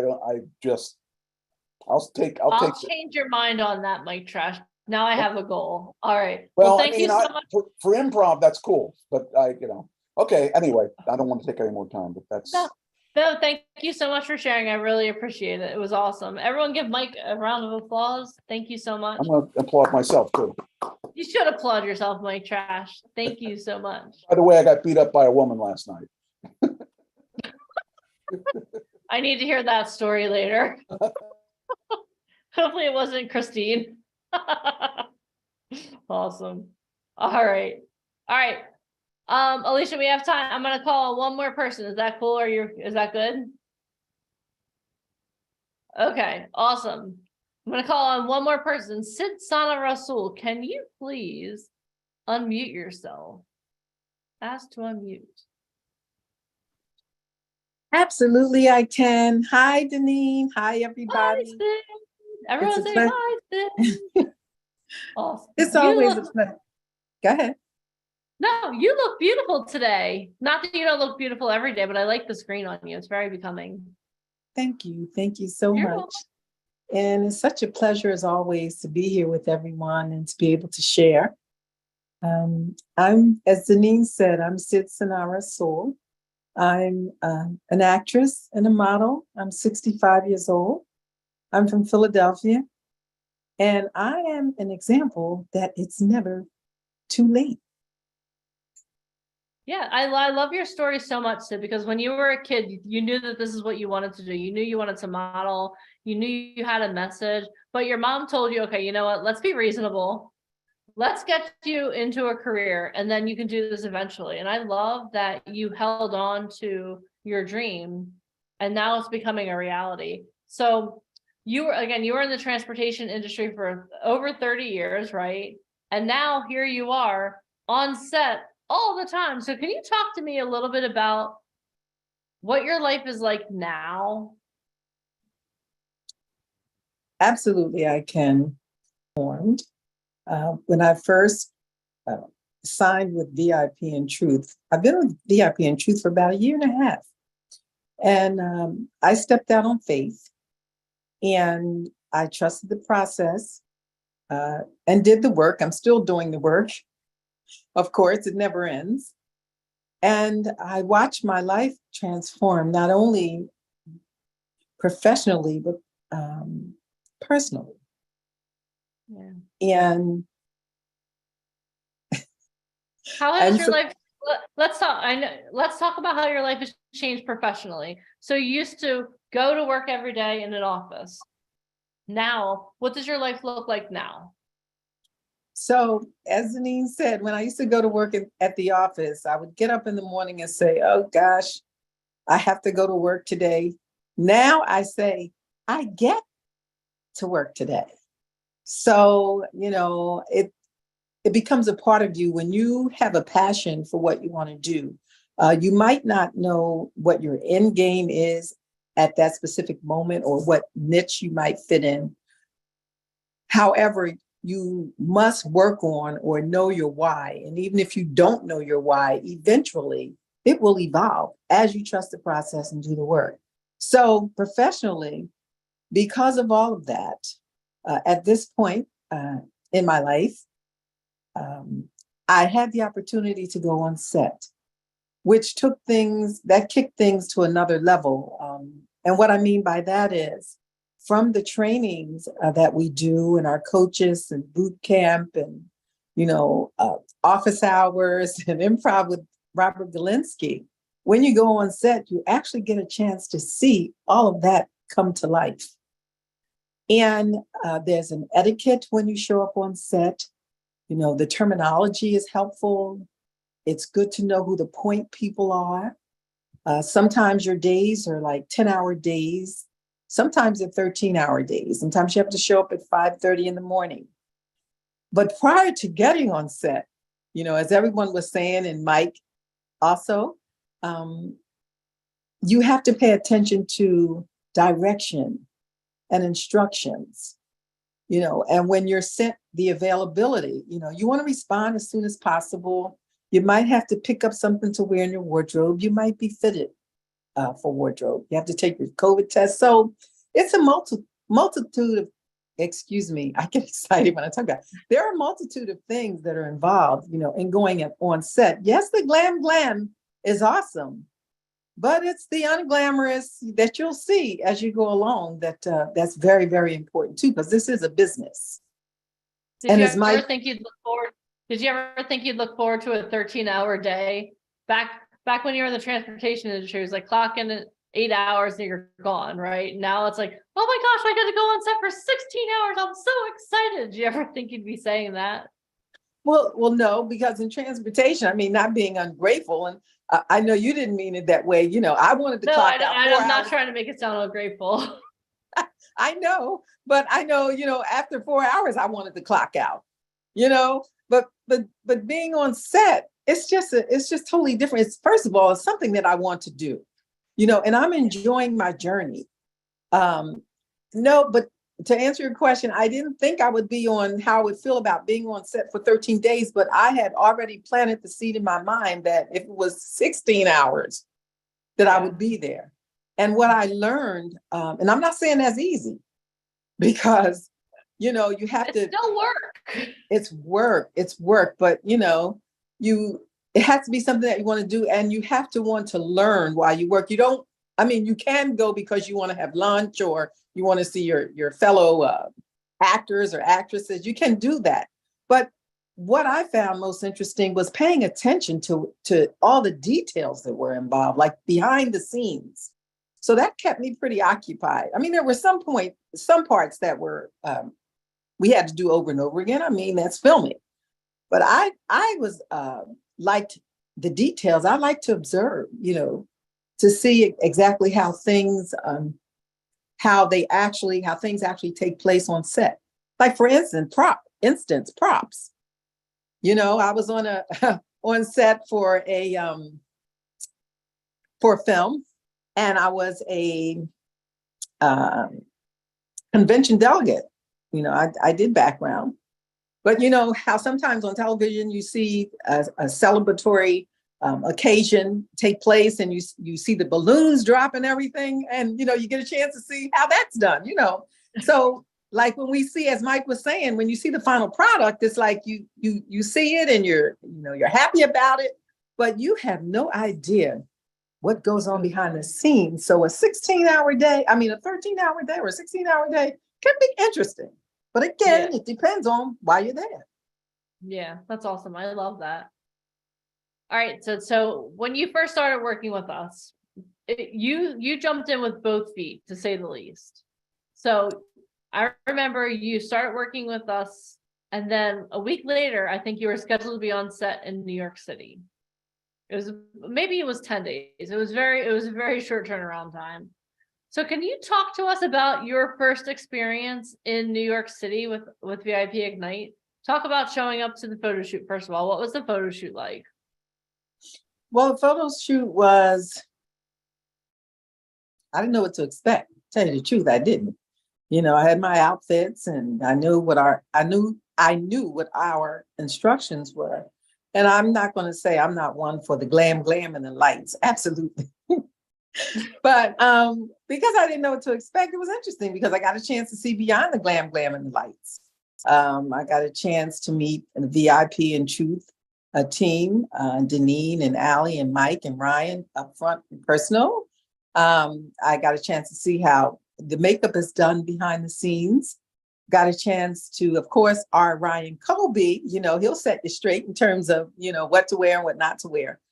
And he'll transform you as you transform yourself. Yeah. There were celebrities there that gave us golden nuggets and gems about the industry. Let's talk about the celebrities that were there. You had the opportunity to work with Jerome Lamar, who is, Alicia, go ahead, kick in. He's the head of Beyonce's styling team. He created with Adidas, Beyonce. He runs Beyonce's team. That's huge. Not So to you got mention to meet Santino him. Fontana, best actor at the Tony Awards, and he's the voice of Prince Hans in Frozen. Say hi, Anthony. Hey, Hi, hey. awesome. Hi. So Sid, what was that experience like for you? So you like, what was it like? Like you thought you were going to a photo shoot and then you met all these amazing people. How much did that trip propel you forward to where you are today? Well, it definitely propelled me forward, absolutely. But what also propelled me forward was the personal things that we had to do. Like, that was my first time meeting Robert Galinsky, and we had to do a monologue. I was like, oh, geez, Sid, you have to do a monologue, you know? But because of my training before, I mean, I did a little acting before, not extensively, I was able to bring that forth out of me, you know? And it was, I don't want to say it was easy. I wasn't frightened, had fear, you know, but it came out. And when I needed to be corrected, he corrected me. Yeah. When we had to, I think we had a choreographed scene we had to do that day. TikTok dance. Remember that? Dance. Yeah, I mean, and I've done, you know, I went to dancing school and for some years. That was easy. I enjoyed it. I felt like I was at home. And then we had to do we had to walk the runway. Now that was something I really hadn't done since I was a young girl. But it was fun. You know, it was, I knew that I was where I was supposed to be. Just at that moment, I had no idea what was to come, but I was up and I had passion and still have passion for the journey, which has led me to what I was able, you know, I was humbly able to share with you today so far. So far. That's awesome. All right, Sid. So thank you so much for sharing. I love your story because it is so inspirational, because I know, like, for so many people, we go through the motions until we can finally do that thing we want to do. And it's just so amazing to see you and to see Mike Trash, also to see the two of you just blossom. And both of you guys are Inner Circle members, so you know you're near and dear to our heart. We love having the opportunity to spend so much time with you guys and get to know you. So Sid, thank you so much for sharing your story today. I really appreciate it. You're welcome. You're welcome. Anytime. Anytime. Just know, everyone on the call, that, you know, you set your mind to do something. You have faith. You have commitment. Be your authentic self. And just know, as I started out, that it's never too late. Start where you are and watch the transformation and the growth. It's not going to be easy. You know, you're going to have to invest in yourself. I don't want to, you know, say that, you know, you won't have to do that, but it still goes back to you, and accept, you know, where you are in the industry. Thank you, Denise.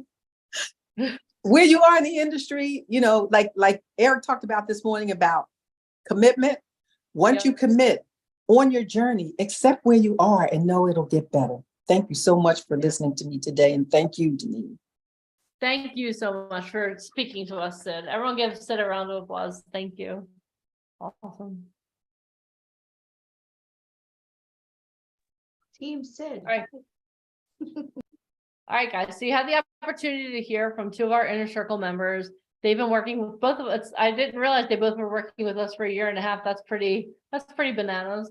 But how many of you are even more excited now to get to do something in person with us and like actually meet us face to face? Because again, virtual is awesome, but when you actually get face to face, there's nothing different than that. There's nothing better than face to face.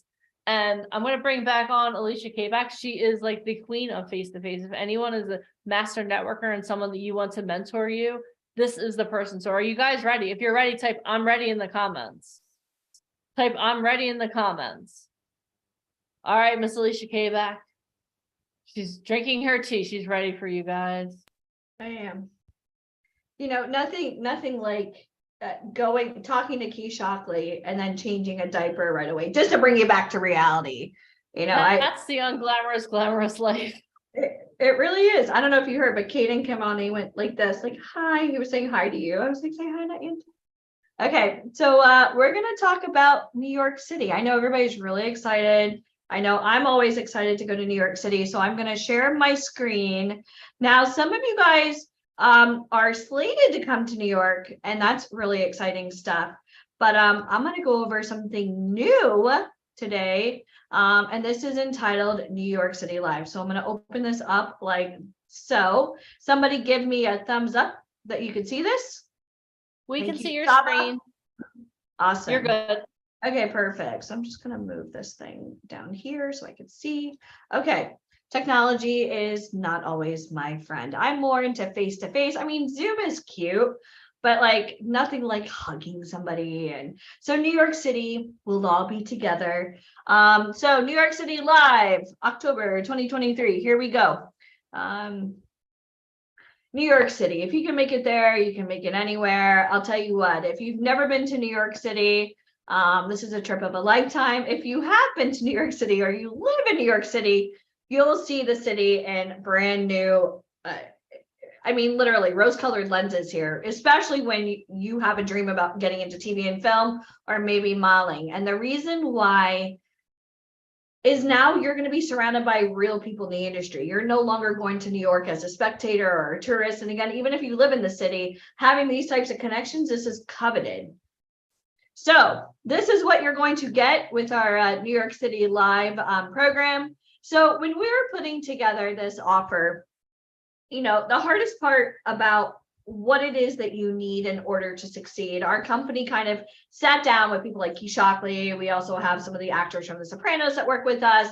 You know, we have models right now that, you know, have graced some of the covers of some of the biggest magazines, Runway. And so when we put together this, we want to make sure this is nail on the head exactly what you need. So here we go. So you're going to get the VIP Ignite Live 3-day event in New York City.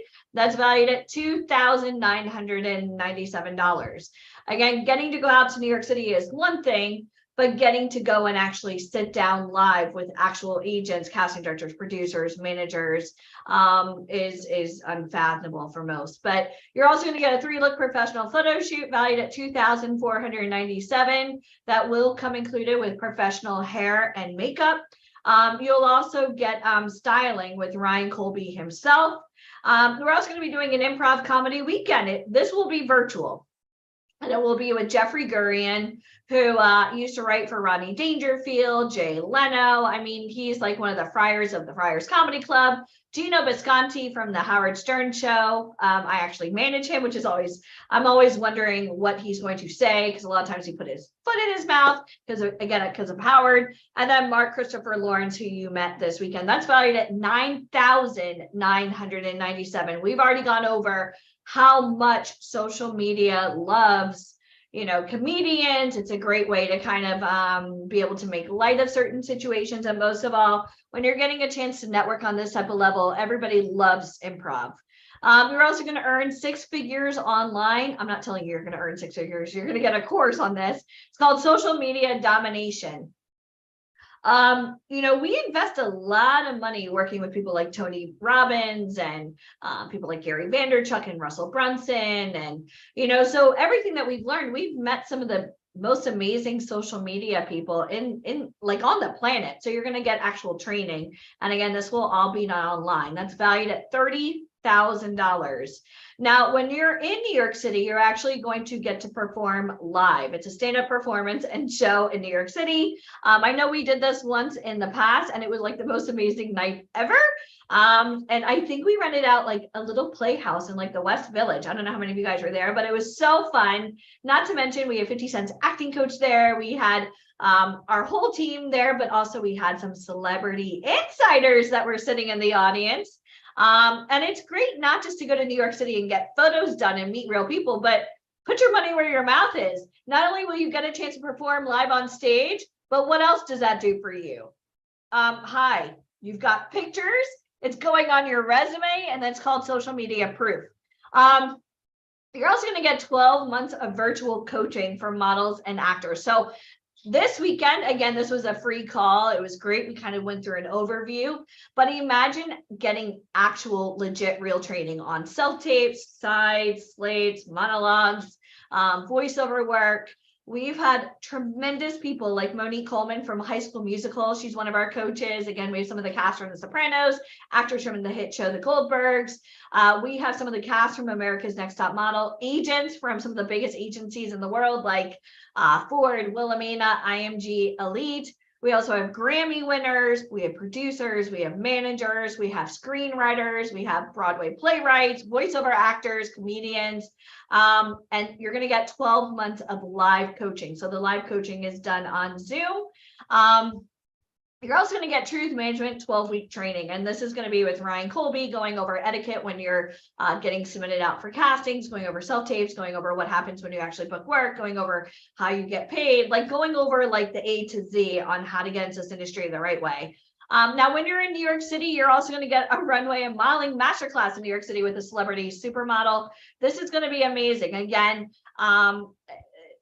high fashion is such a small, minute part of the fashion industry. But what I can tell you is the confidence it instills is beyond anything. I think Sid even said she got to do that when she was in New York. We also had some pretty much some huge magazines that were there in attendance. I know Cool America was there, which is owned by Abrams Artists that manage Dove Cameron and Meryl Streep. So you never know who may show up. I know that's why Jerome Lamar came out. Again, he's the head of Beyonce's styling team. So getting a chance to do runway, not only does it show like, hey, I can walk down a runway, but it also instills confidence. It makes for great images, but not only that, but your personality will shine through. And that's really what casting directors and agents are looking for. Are you a likable character? So you're going to get the live runway experience and fashion show in New York City that is priceless. And you're also going to get access to the vault. That's over 300 hours of on-demand content for actors and models. And you're also going to get 1 year access to office hours. And I'm going to kind of break down each of those. So the vault is 300 hours of on-demand training. Now, I'm going to just show you this, and I usually don't do it, but I'm going to do it right now because, well, I feel like it. So my company, my rules. But each of these trainings, just so you know, like actors from like The Walking Dead, actors from The Sopranos, people that, you know, High School Musical, Grammy winners, Tony winners, A&Rs, even though they love us, they're contractually obligated to show up for the coaching calls because obviously we're offering them an honorarium. I mean, we're paying them to do the coaching. We have to. We don't ask for favors. So I want you guys to think about it. 300 hours of on-demand training. Multiply that by $500 an hour. Now, this is what it would cost you. And again, even at $500 an hour, most of them wouldn't even work for you for $500 an hour unless you had substantial resume and credits in order to garner those types of trainings. Okay. Anybody here want to spend $150,000 on training? Because I'm giving it to you as a bonus. Are you guys happy about this? I know this is tremendous. So like we've had the head writer for Saturday Night Live, who also co-created Curb Your Enthusiasm. He did like a 4-hour masterclass for us. We have different Broadway stars that have won Tony Awards. We have Jodie Katz, who went on tour with Cher, Trans-Siberian Orchestra, and Miley Cyrus. She also did like a whole course about what it's like to go on tour and land backup singers. Like, this is like tremendous. So for anybody here that really wants these trainings, again, the vault is 300 hours of past training, and it's cool. It's like Netflix. You can go on, you can do searches. Oh, I want to learn about plus size modeling. Okay, you can type it in like the searchy, which is like a glossary, and every single training that we've had, we've transcribed them. We've actually paid a company to transcribe them. So if you wanted to know about a slate, if you wanted to know about petite modeling, you wanted to know about runway, you wanted to know about traveling overseas, you wanted to talk about ASCAP or BMI, SAG, anything, all you would do is type in the glossary in every single training where that word was even spoken. I always laugh, like if I typed in a curse word, how many of my trainings would have a curse word in it? I don't even want to know. But this is amazing. And all of this is going on your resume. At the end of each of our training calls, we also give you a homework assignment. And again, it's the honor system. You don't need to turn it into me. I'm not going to grade it. But like if you're doing a training with somebody from The Walking Dead and she's going over like how to do a proper self-tape, I think it's really great for you not only to take notes and get the bullet points, but then to also trust the advice and do it yourself. And this is really great. You're also going to get access to our private members only Facebook group. So our actual members of the company, not like the community group that most of you are on, but like a private members only. So being that this event is in New York City, you're not only going to get a chance to travel to New York City, but also make some of the best friends that you'll ever have. We really are a community. And when you travel to New York City, a lot of people on that Facebook group, they'll do the Airbnb thing with you. They'll do roommates, like, and not only that, but I think it's really great. So like, if you got a chance to get signed to a top agent in New York City, or maybe they're working on a project in Los Angeles, I think it's wonderful that you have this Fearless Rebel community. Hey, maybe you could even sleep on somebody's couch if you're going out to LA and say, hey, I need to use your address for this booking. So we really have, you know, a tremendous community. A lot of people ask me what it's like, and I tell them it's like church on crack. So this entire program is valued at $64,482. Again, the 3-day event live in New York City. That's 25 industry experts. You're sitting down face to face with some of the biggest agents. Now, I'm going to be honest with you, and this is not being like a B word. This is me being honest, and I'll just say blunt. A lot of people aren't ready just to sit down with the head of Warner Brothers casting for North America. And just so you know, he does come to our events. I don't know if he'll be at this one per se. So what we actually do is we break up the day. The first part of the day, all of our guest speakers are speaking up on stage. They're talking about like their biggest aha moments, how they got started. And the reason why that's important, and I know everybody wants to network, but hear me out. If you got a chance to listen to somebody about their story and their why, and you're able to learn speaking topics to then approach them with, that is going to be music to their ears, because you want to know their backstory. You don't want to just show up and be like, can you sign me? Because then you look like a loser. Okay. You want to make it about them, and you want to have a real, like, professional conversation with them, not just hold your hand out. So we love having these events, most of all, because our guest speakers, like you saw Keith Shockley, Mark Christopher Lawrence, they're spilling their heart, their soul. They love to mentor. But I think it's so important if you're looking to be an actor or model and you want help from these individuals, even Tanya, like you kind of learn like the little quirks about Tanya, what she's looking for. So like if I sent Mike Trash to go talk to Tanya and he knew nothing about her, okay, he's going to have a much better shot with Tanya when he actually hears her speak about like do's and don'ts. If you agree, type amen on that one. Okay. So you're going to get the 3-day event in New York City. Again, you are going to travel up to New York City. You're going to have like the most amazing photos ever, but most of all, you're going to New York City with a purpose. Some people go to New York City with a dream. VIP Ignite goes with like an exact plan. You are going to be sitting down and networking with some of the biggest names in the industry. Should you be scared?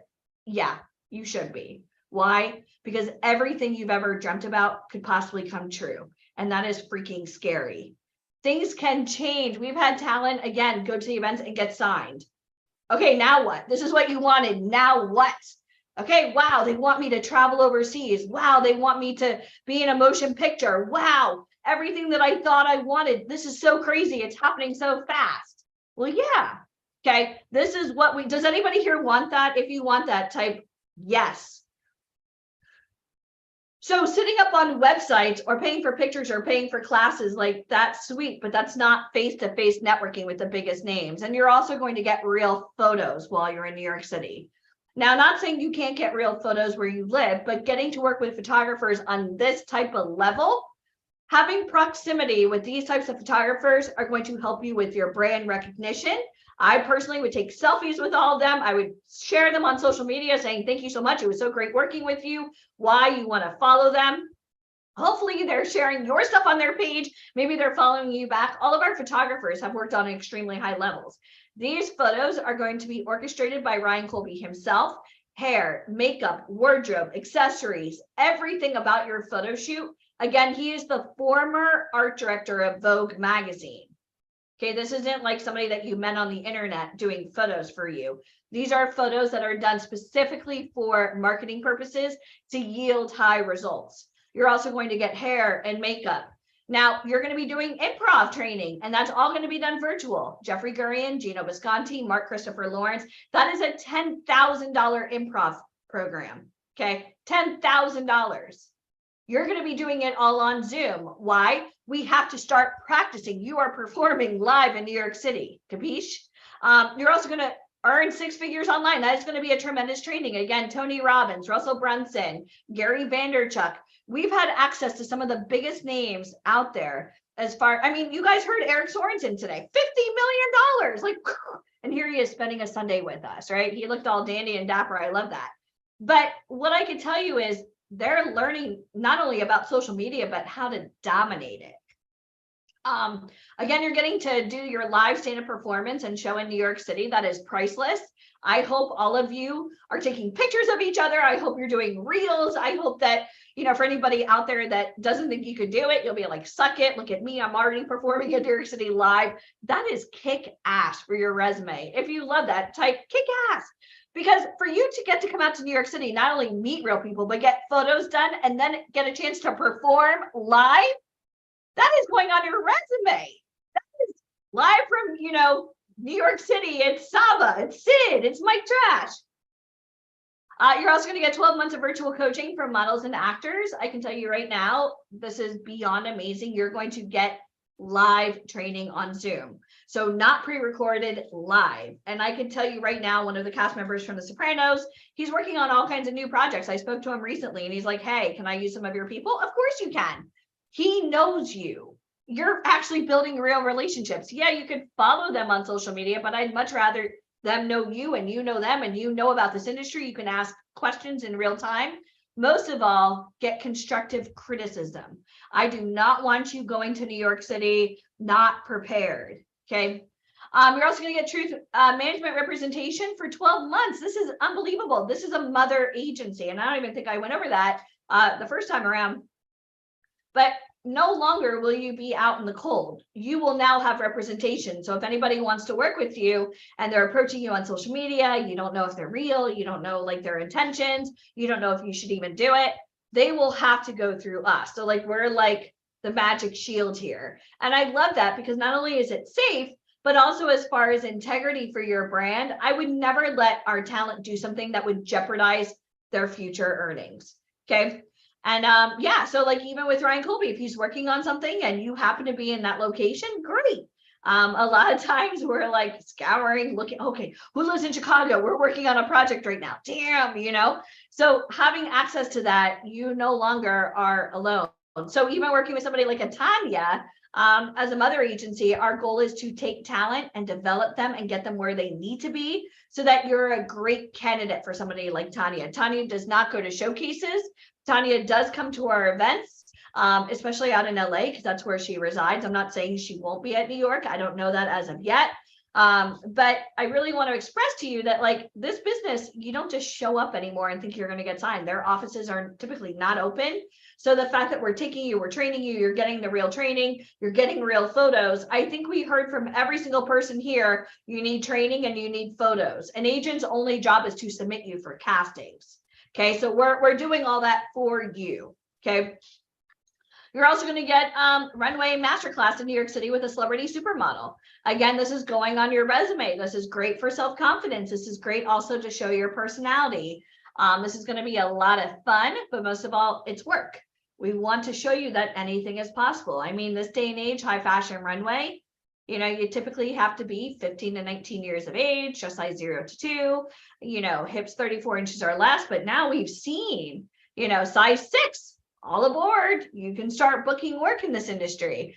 We've also seen more mature models grace the runways, you know, people in their 40s and 50s and 60s. Victoria's Secret, 4 years. They were gone for 4 years, no runway shows. Now all of a sudden they're coming back with a vengeance. They have models in wheelchairs. I mean, think about the opportunities right now for anybody who wants to get into this industry. Okay, you could do it your way or you could do it our way. Our way works, but you're not just going to show up and it's going to happen. You're going to have to show up to the coaching calls. You're going to have to show up and be a nice person because again, people go with people that they like. And that's why we're going to have to do the interview process. You're also going to get over 300 hours of on-demand training. On-demand training. We've already paid for it. It's already been warehouse transcribed, everything that you need. It is clear cut. You can literally go and start binge watching all of these episodes that we have. Some of our guest speakers did one call. Why? Well, they're the head writer for Saturday Night Live. They don't have time for like a 12-week.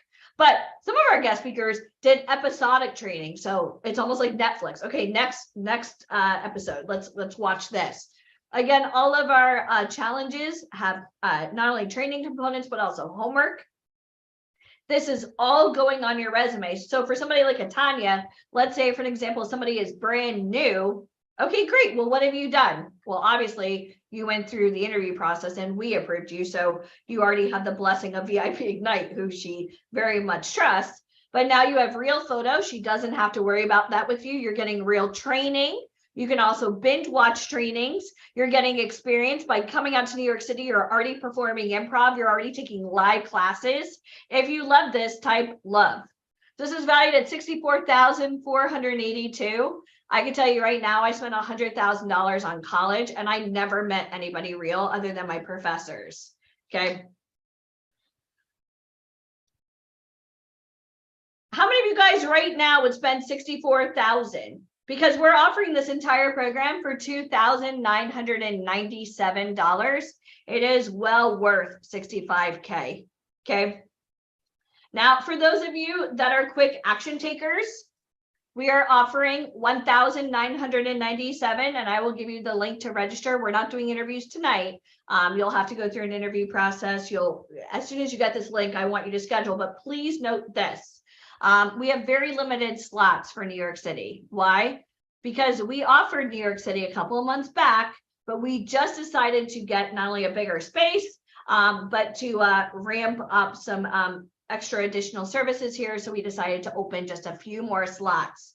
I'm not going to tell you this is first come, first serve, but if you are really serious about doing this and you want to ensure that you get a spot to travel to New York City, again, you are going to want to schedule tonight for tomorrow. Okay, because they do go very quickly, and I'm just warning you now. Okay, here's the link to schedule for the New York City Live. You can take a picture. We can also post the link in the chat. Thank you. Again, this is going to be life-changing. Now, just so you know, we do have $1 million guarantee, and what that means is if you go to the event and you don't feel like you've received $1 million worth of connections and services, we give you a full refund. I want you to understand this. Today is what? March 19th, right?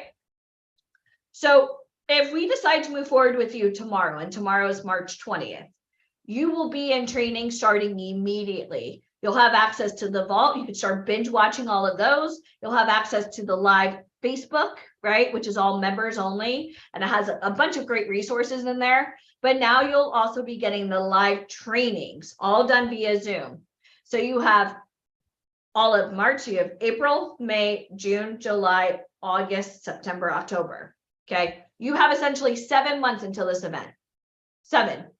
Okay. 7. I don't care if you've been in this industry for a while. I don't care if you're SAG. I don't care if you're SAG eligible. I don't care if you're an aspiring model and you've never done anything. We have 7 months to kick your butt into high gear because failure is not an option here at VIP Ignite. I will not be the reason why somebody does not achieve their dreams. I will get you into that Facebook group, but it's up to you to show up. I can't want this more than you do. If I log into the vault and you're not watching the trainings, shame on you. So we do offer money back guarantee, and this is what it means. It means that if you don't feel like you've received over $1 million worth of services, I will give you a full refund. I will have my checkbook right there, and I'll be like, who am I making this payable to? Here. Now you may be saying like, why would she do that? She just gave me training for the last 7 months. I already got to do improv training. That's a $10,000 value. Even if you came out and got your photos done already. Okay. If by the day of the networking event, you don't feel like you've received over $1 million worth of services, by lunchtime, after you heard all the guest speakers speak, by lunchtime, if you don't feel like you've received $1 million, here, go. Why would I do that? Well, it's simple. Number one, I don't want you in my life. 2, you're certainly not going to go network with all the big agents because you've already shown your true colors and you are not to be trusted.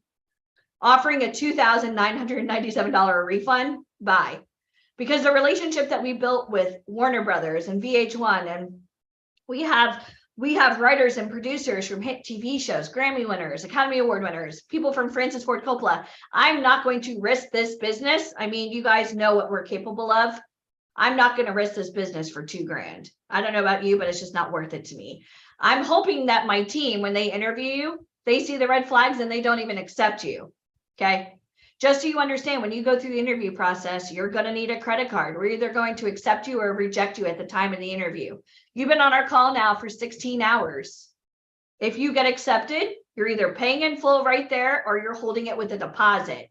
Tanya and I have already had a conversation that if somebody comes on to a call, I'm unemployed, I don't know how I'm going to do this. Why are you wasting my time?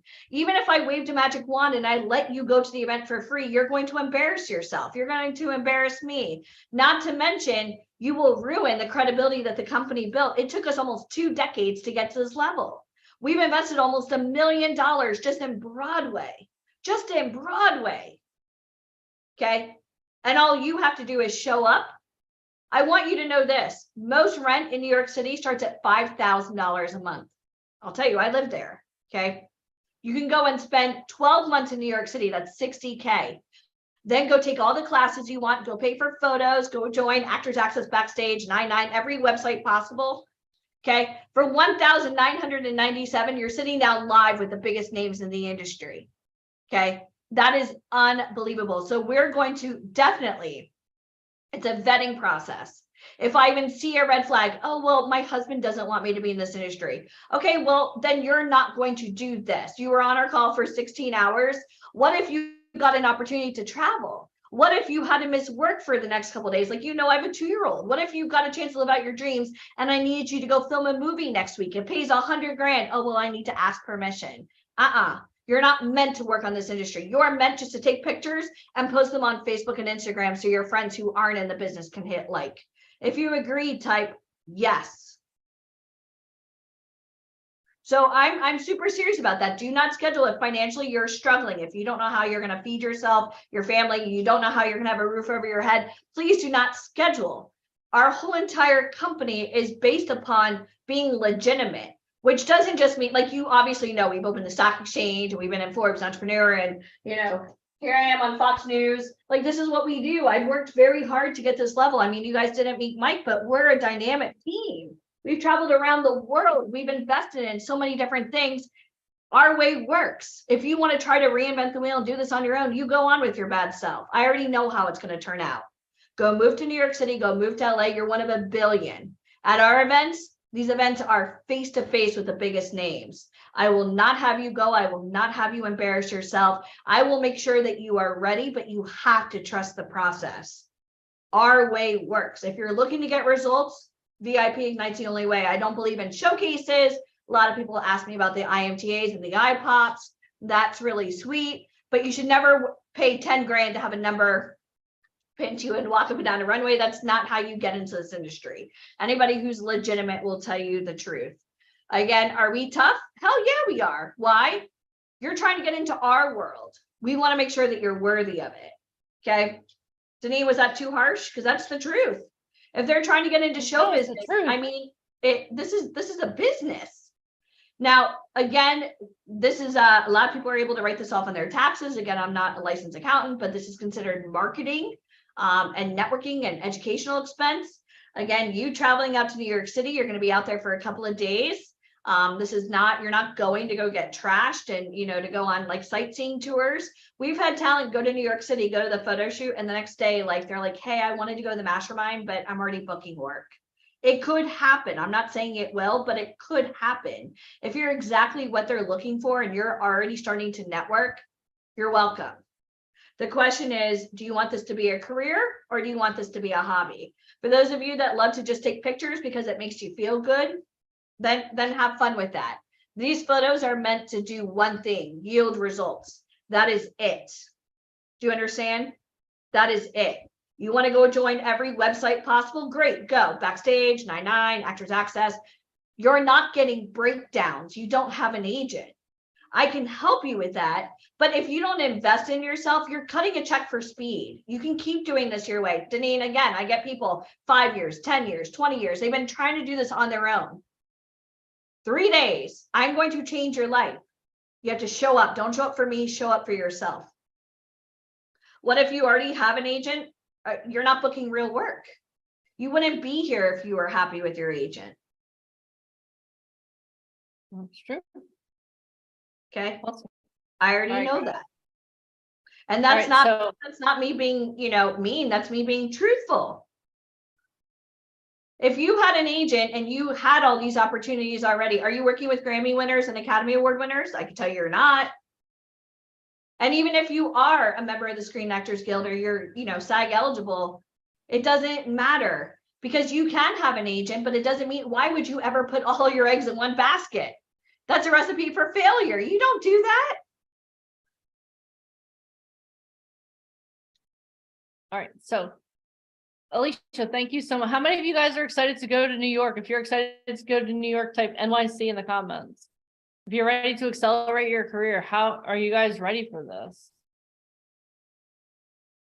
It's awesome. It's going to be in one of our best events. We haven't been to New York. Well, we were in New York last year, I believe, but this is going to be one of our best events and it's going to help propel your career forward. So if you're looking to go from where you are to where you want to go, like Alicia said, whether you're SAG eligible, you're brand new, or you're in SAG, this is what you want to do because you're going to get to meet people that will love to work with you. But when we have 7 months, like Alicia said, to get you ready to become that person that an agent or manager, especially in New York, wants to work with.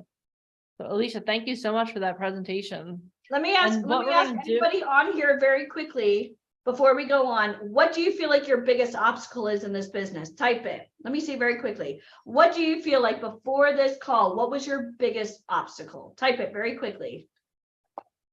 My family not being supportive. You're over the age of 18. Norman, fear. Fear of what? Fear, Ryan. Ryan, you were in the Army. I don't even want to hear fear. But here's my health. Okay, well, here's the thing. Life is short. You either live out your dreams or you live with regret. That's it. Meeting the right people. Well, we have that. No real management. Hi, we're here. Fear of success. Burning boats. Need to make money to pay for classes. Well, then obviously your agent isn't doing their job if you're not booking work. Am I right? Danielle lives in LA. She needs a real agent and a manager. Why? Because you can't do this business on your own. The biggest castings in the world are not open to freelance. So this is not an expense, it's an investment. No agent will pay for any marketing or for photos. You're getting an opportunity of a lifetime. Okay. Now, just so you know, at the time of the interview, if you are asked to participate in this program, you're holding it with a credit card.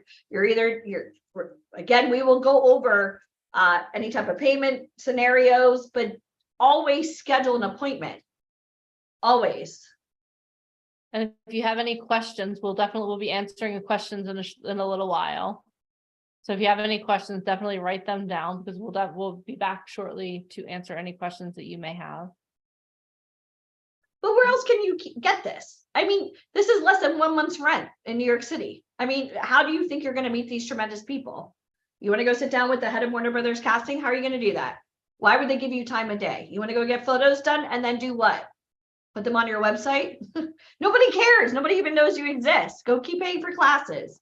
Are you getting real auditions? I can already tell you're not because your agent should be submitting you for those. You don't even have access for it. Awesome. All right, so we'll come back shortly to answer any questions. So if you have any questions, write them down. We'll definitely be back shortly to answer any questions that you have. All right. Awesome. Yeah, and just so you guys know, if you don't book an appointment, like when we're done, like that's it. I'm not interested because if I had a talent that, oh, I don't know if I'm serious, well then don't waste our time. So at the end of this call, if you have not scheduled yet, that is it. We posted the link here. We're not interested in working with people that drag their feet. I'll tell you right now. It's a red flag. Time kills all deals. It really does. Not interested. Awesome. All right, Alicia, thank you so much. Guys, again, we'll keep dropping the link, but what we'll do is we'll come back in probably about 20 minutes. We'll be answering some questions. And then we have Mr. Ryan Colby coming back, which will be spectacular. All right. Awesome. All right, guys. So if you booked your appointment, type appointment scheduled in the comments, and then we'll come back to this in just a couple of minutes. Okay. So what I want to talk to you guys about now is I think each and every speaker that we've spoken to or we've heard from has talked about they have a story. How many people that you've heard from over the last 2 days have had a story? How many of you know that you have something inside of you that needs to be shared, that needs to be told? Do you guys know that? If you know that, type I have a story in the comments. Okay, so this is what we're going to do. I'm going to talk to you guys for a couple minutes about sharing your story and how to be someone that how to share your story and become someone that can change the world with your story. Can you guys see my screen? Give me a thumbs up if you can see my screen. Yes. Awesome. Okay. So the title of this presentation is Faith and Transformation, Becoming the Change the World Needs, Elevating Your Voice as a Model or Actor.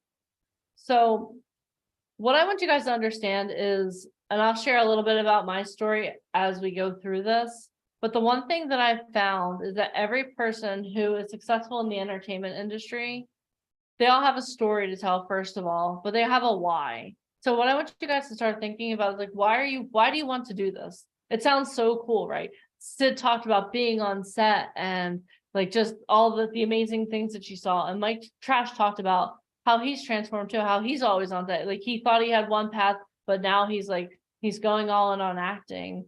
But the one thing that both of them have in common is they have a why. They have a reason that they're doing this. What I want you guys to think about throughout this presentation is, what is your why? Why do you want to do this? Okay. So Truth Management and VIP Ignite, we're a faith-based company, which means that we work a lot. We want people that are faith-based. And we're not saying there's one certain faith that we want to work with, but we want people that are faith-based. So what we're going to do is we're going to talk about faith and transformation, becoming the change the world needs, elevating your voice as a model or actor.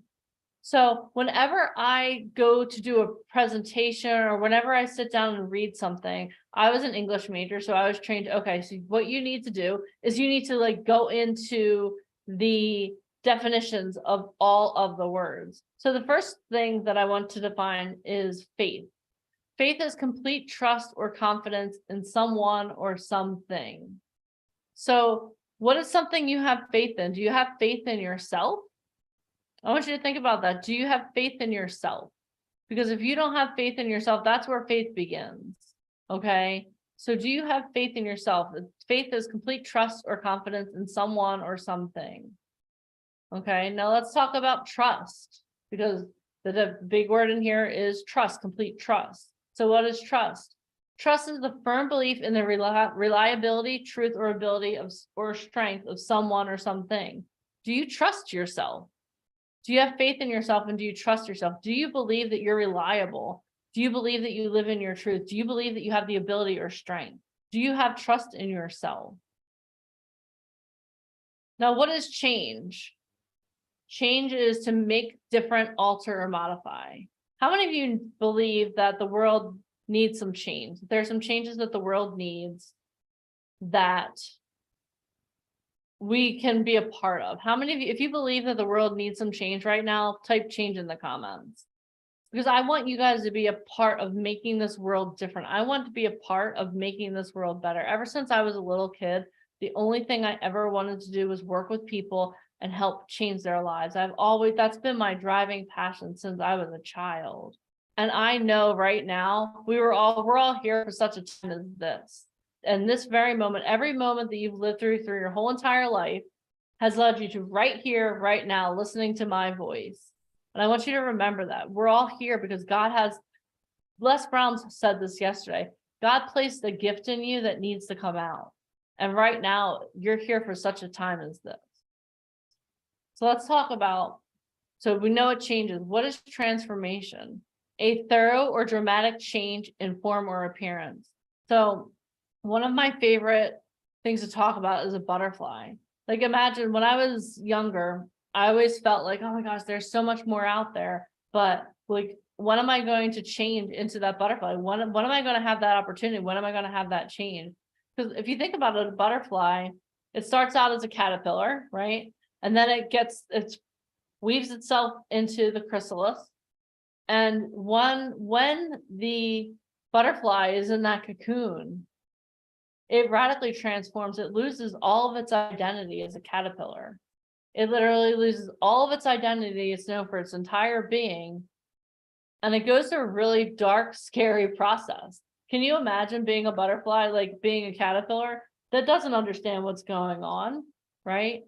But it has no choice but to embrace that process. And then it goes from being a caterpillar to a beautiful butterfly. But do you know what happens if you cut the butterfly out early from the cocoon? It dies. So I think there are a lot of us that are going through this process right now. It's a thorough or dramatic transformation in form or appearance. Maybe you're here and you're like, okay, you know, this is what I want, but oh my gosh, like, are you willing to go through a thorough or dramatic change in form or appearance? I'm not asking you to go drop 50 pounds or cut your hair off or do anything like that, but to be that person that you envisioned yesterday at the top of the mountain, you have to go through a transformation. Because the person you are today has to go through some kind of change that'll get you to where you're going.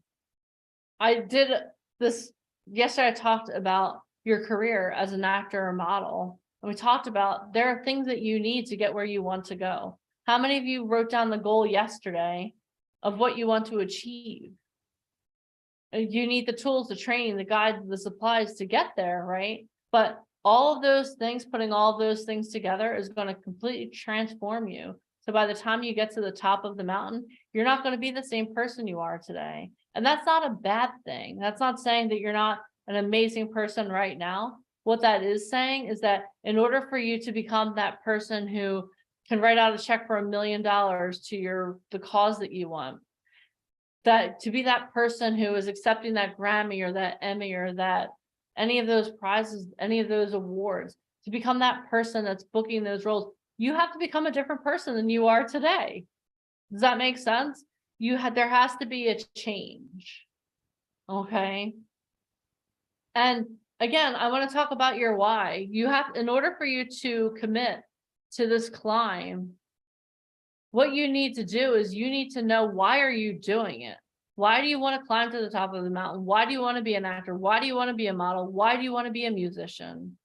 Because you know what? This industry is not easy. You've heard from each and every, not one person. Have we heard from anyone who said, you know, this is going to be a cakewalk. This is going to be so easy. No, everyone said there's a lot of hard work. It's a commitment. We're asking you to burn your boats, and we're asking you to kill your plan B so you only have a plan A. And there are days where this industry is amazing, where, oh my gosh, I booked a role. Oh my gosh, Tanya Kleckner, she told me she wants to meet with me. Oh my gosh, Ryan Colby, he said I have a great look. He can't wait to see me in New York. Oh my gosh, it's amazing. Then there are days where Mike Trash talked about this, you get the rejection. You're submitting self-tape after self-tape after self-tape. You think it's amazing, but you're not hearing anything. That's the moment when you need to know your why. When you know your life's purpose, it becomes easier to focus on where you're going, what matters most in your life, and what decisions are aligned with your goal. Be committed and passionate about your goals. This will help you find your true passion, your dream job, and commit to it. So here's the question I have for you. What decision can you make right now, today, before the end of this call, that's aligned with your goals? You're here because you want to be an actor, you want to be a model, you want to be a musician. What decision can you make right now that will be aligned with that goal? You have to have a purpose. You have to know why you're doing it. And you have to make decisions that will move you every day one step closer. I'll give you an example. One of my goals right now is I'm on a weight loss journey. Okay. I was on my feet for 7-8 hours yesterday. I went to a show last night. It was awesome. It was a great opportunity. But then this morning, Mike was like, okay, let's go to the gym. I was like, are you insane? Let's go to the gym. Do you not know what I have to do all day? But you know what? That was my negative thinking. That was my fixed mindset, my poor mindset. My rich mindset was like, okay, let's go do this. Let's go to the gym. And you know what? I walked for 15 minutes this morning and it felt amazing. And it gave me more energy to be here today with you, because I know what my goal is and the reason why I'm doing it. So you know what? When you know your goals, you're going to do whatever it takes. Even if your legs feel like they're going to fall off, you're going to do whatever it takes to get where you want to go. So why do you want to be in the entertainment industry? Put your responses in the comments. Like, why do you want to do this? Thank you very much. I'm proud of myself too. Why do you want to do this? Let me explain to you. I'm going to give you a really brief version of my why. So about 15 years ago, I had the opportunity to go on a mission trip to Mexico. I was running from a lot of things in my life. I had a really bad church breakup, and I was like, you know what? I need to go like paint some walls and give back to someone so that I can figure out who the heck I am right now. So I got on a plane and I flew to Mexico. My goal was not to ever talk to anyone. I literally just wanted to paint some walls, hammer some nails. I didn't want to connect with anyone. I literally just wanted to go and work. And I figured God would speak to me in that moment. And I went there, and the first person that I saw was this little girl named Andrea. And she attached herself to my hip, and I was like, listen, kid, I'm not here to hang out with you. That's cute, but I'm not here for that. I'm here because I'm here to serve. I'm here to do that. Stay away from me, kid. But she wouldn't leave me alone the whole time. And on like the 4th or 5th day, I found out her story. And I found out that she was found by this orphanage that I was volunteering at, naked and chained to a pole. Now, she couldn't have been more than 7 or 8 years old. And I had never experienced anything like this in my life. And I was like, what? So in that moment, I was broken by her story.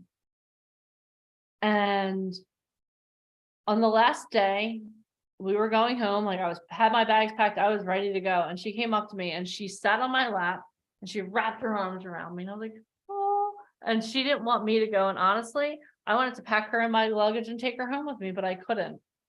This little girl had no belongings. They literally found her a week before I arrived. She had no belongings. She had like a necklace and like a coloring book. In that moment, she took off her necklace and she put it on my neck. And I was like, no, no, no. And she's like, no, she wanted me to have it. And in that moment, I was broken. I wasn't broken because there was a little girl giving me a necklace. I was broken because that was my first interaction with human trafficking. The way that they found that girl broke me irrevocably. And now the reason I'm here talking to you is because one of my life's missions is to eradicate human trafficking. Because there are more slaves now right now today on March 19th, 2023, than there were during the totality of the transatlantic slave trade. So I'm here for you because you know what? The thing I love about what I do here with VIP Ignite is we protect you from predators. When I first started working with VIP Ignite, I was the host of the podcast. I interviewed 3 people within 2 months that almost got sold into human trafficking because they didn't know what they were looking for. So that's why I'm here. So my question for you is, why do you want to do this? Because you know what? My why brings me more energy than you will ever know, because I am passionate about what I do. So why do you want to do this? All right. So how do I get my voice heard to be the change in the world, right? You have a why, you know why you're doing this. How do you get your voice heard so your platform can be heard? First of all, you have to have faith in yourself. Have you ever been around someone who doesn't believe in themselves? They're like, oh yeah, I'm awesome. You know, like they're like fidgeting and they're like, oh, like this, they just feel crappy about themselves. You have to have faith in yourself. Do you believe that you can do the thing that you want to do? Yes or yes in the comments. Type that. Do you believe in yourself enough that you can do this? I need you guys to type in the comments. Yes. All right. The second thing you have to do is trust yourself and become someone that people trust. Okay, trust yourself and become someone people trust. If you don't trust you, why am I going to trust you? You have to become someone who's trustworthy. Okay, you have to surround yourself with the correct people. You need a guide who has been where you want to go. The only reason I'm standing here right now is because I have Michael Fonkin and Alicia K back in my life. When I was 6 years ago, I was working in a dental office and I was like, I know I have this goal. I know there's something in me that needs to come out. And Mike saw me. He saw that in me and he offered me an opportunity to host a podcast. And I was like, Mike, I'm shy. I'm an introvert. I work at a dental office. I've never hosted a podcast. I know nothing about the entertainment industry. What? Are you sure? He's like, what? You're not up for the challenge? He saw something in me. And you know what? I was like, of course I'm up for the challenge because I'm Italian and German. You can't challenge us. But if I didn't have him in my life and Alicia in my life and trusting me to be standing here right now talking to you, if I didn't have them pushing me every day to come outside of myself, if I didn't have them guiding me, showing me about the entertainment industry, I wouldn't be here talking to you guys. I'd be like, oh crap, I have to go to work tomorrow. Guess I have to schedule some root canals. So I want you to think about that. Surround yourself with the right people. Surround yourself with people who've been where you want to go. Okay. Get the training that you need to use the tools and supplies that you have. In order for you to get to the top of this mountain right here, in order for you to get the platform that you want, you have got to get the training that you need. You can't get to the top of the mountain if you have no talent. You can't get to the top of the mountain if you don't cultivate your talent. You have got to get the tools and training that you need. You have to learn how to use that thing inside of you for the good of others. That's what we're doing here this weekend. And you have to know your why. Again, this industry is amazing and it sucks all at the same time. And you have to know why you're doing this, because there are days where you're going to be dancing on the mountaintop. You're going to be like, yeah, this is the best thing ever. And then there are going to be days where your family's like, I see you didn't book any work. You suck. And you're like, no. I know that this is what I'm doing. And this is why I'm doing. Because you know what? Out there's a little girl that needs to hear my voice. Or that there's someone out there that needs to hear my voice so that they'll come out of where they are. That's why I'm doing this. You have to become a person of influence by being the best at what you do. The thing I love about working with Alicia and Mike is they're the best at what they do. There is no other group of people that do what we do. There is no other group of people that are going to introduce you to someone like Tanya Kleckner, Ryan Colby, Santino Fontana, Jerome Lamar. There's no other group of people that are going to introduce you to people that literally can, in 30 seconds or less, change your life. We empower actors, models, and musicians to create their own success by giving them the tools, resources, and connections that they need. In order for you to start utilizing those tools and resources and connections, you need to become a person of influence. You have to become someone that they want to work with. Are you willing to do that? Or are you just going to sit back and, let your life pass you by? Are you willing to put in the work? Are you willing to become the best at what you do? If you're willing to become the best at what you do, type best in the comments, because we're not looking for people that are going to just lollygag and I hope I get this. No, we're not looking for that. We're looking for people that are going to take action. People who take massive action get massive results. Are you willing to take the action that you need to get those massive results that you say you want? Do you really want them? Are you willing to take the action? That's the question I pose to you right now. And I just want to talk to you about 3 people that have greatly influenced my life.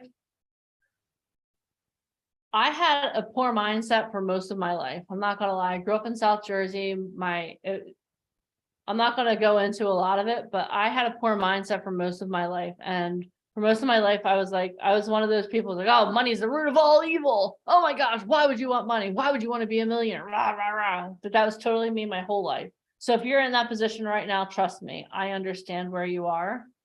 But do you realize that Mother Teresa here, she volunteered her time in India. She gave to the poorest of the poor. The people that she served in India were called the untouchables. No one wanted to serve them. And she went over there and she knew that was her life's passion. They were her why. But do you know she couldn't do that for free? Do you know that she had to raise millions upon millions upon millions of dollars to feed them, clothe them, and take care of them? Your why is not free. So what I want you to know is you need to be successful so you can fulfill your why. Your life's passion is not free. Martin Luther King Jr. gave his life to our country. He gave his life to our world so that we could all have a dream. Whether you're Black, white, Asian, Hispanic, it doesn't matter. He gave his life. His life mission was to see unity in the world. His life mission was for all of us to be seen as equal. He gave the ultimate sacrifice. Are you willing to give some of your time for your why? And Tony Robbins, I love Tony Robbins. Half of what I say probably originated with Tony Robbins because I'm a huge student of his. And the reason I love Tony Robbins is not because he's like, "Ah!" Like Mike does a really great impression of Tony Robbins. When you guys see him in person, definitely ask him to do it. But the reason I love Tony Robbins so much is the way where he started. When he started, he was broke. He was living a couple blocks from a beach in California. He was broke. When he was a child, his family had nothing, and a family came over to his house to donate, to give his family Thanksgiving dinner. And his dad like slammed the door in the guy's face, "Go after yourself. I don't want your effing food," right? And Tony Robbins was like, "Oh, Dad, no, hold on. Let's go get the food." But in that moment, he made it his mission to feed 1 billion people. Yes, billion with a B. Billion with a B. So now everything that Tony Robbins does is with that goal in mind. How can we feed more people? How can we help more people?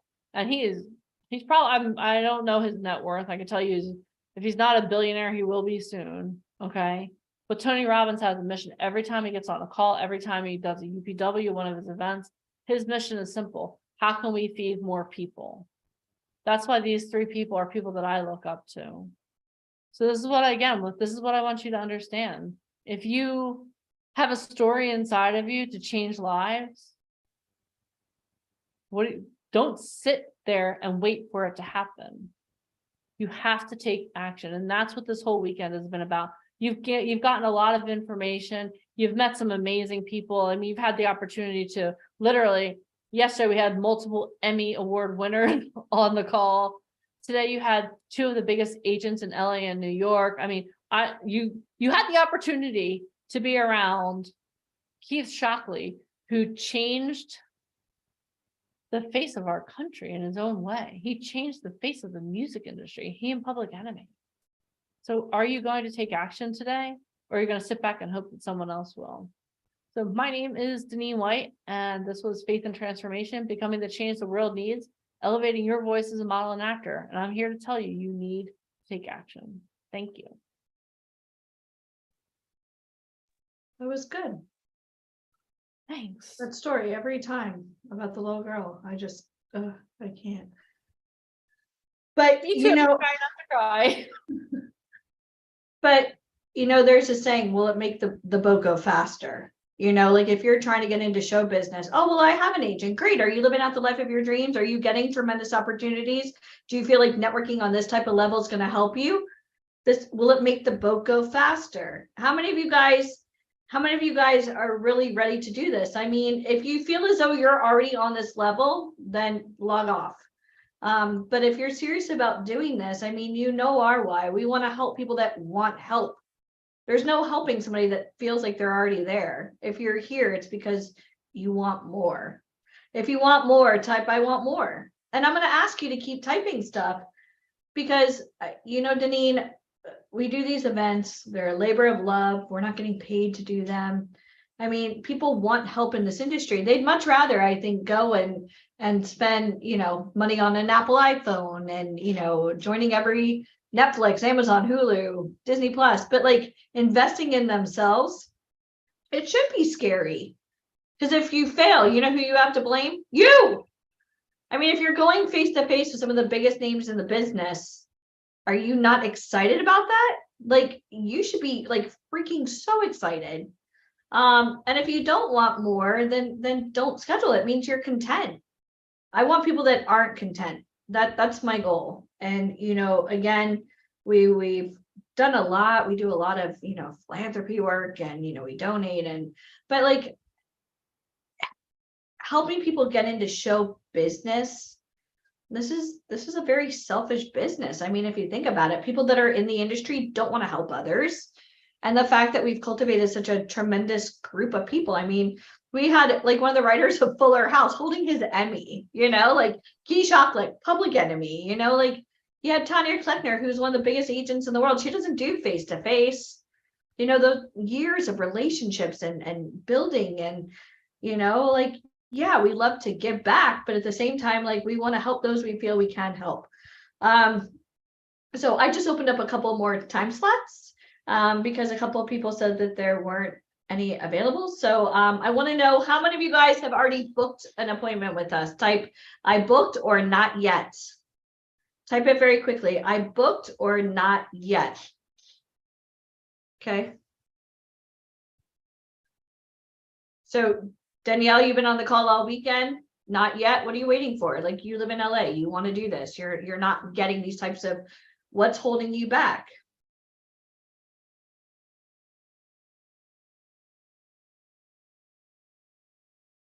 Oh, I want to get into the industry. I don't have any real connections. I'm not getting any real, castings. Oh, I'm trying to do this on my own. Okay, well, will this help the boat go faster?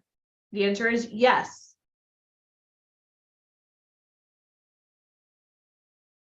I have another call with an acting coach. Okay, so you're going to keep practicing for acting, but you still don't have real connections. You're still not getting real casting. So Danielle, all you have to do is schedule a call so that way you have an appointment scheduled for tomorrow. Because if not, I mean, you can keep taking acting lessons and that's fun, but you're kind of just spinning your wheels. It's time to put the crayon to paper and actually do something with it. Ryan Clapman, you're good. I already know you.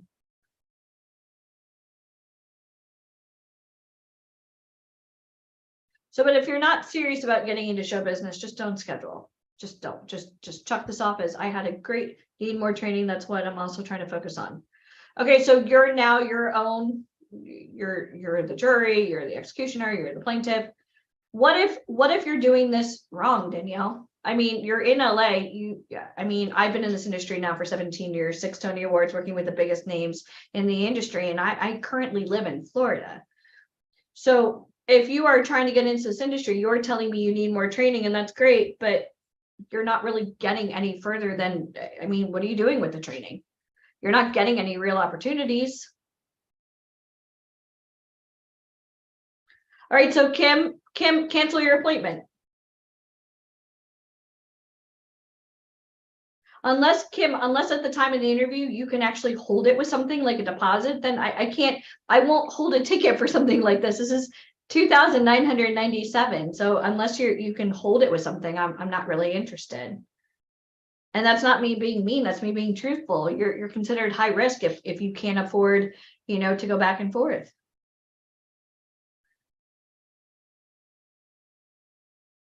I mean, Danielle, you told me that you weren't getting real castings, which I know you're not. So if you got access to these types of people, what are you going to do with these types of connections? That's the question of the day.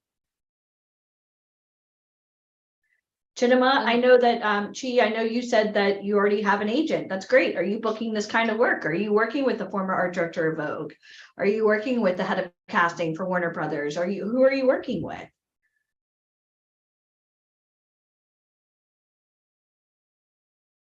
I mean, that's always a concern for me, for anybody trying to get into this industry. I don't risk our company for anybody. So let me see. Norman says crayon to paper, calling the Marines.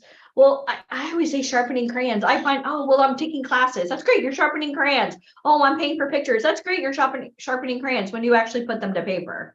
Because there's a lot of people that just like to do busy work. And I mean, that's cute, but that's not helping you. We had Les Brown open up the weekend. We've had Craig Shoemaker, Mark Christopher Lawrence. We've had tremendous people on this call. Tanya Kleckner, Ryan Colby, Keith Shockley.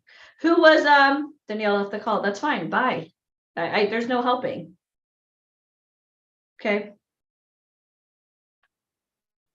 Sometimes you are your own worst enemy. If you agree, type me. Like, and I hate to sound like that, but if you're really trying to get into show business, I mean, telling me you have classes to take, like, that's great. What are you practicing for?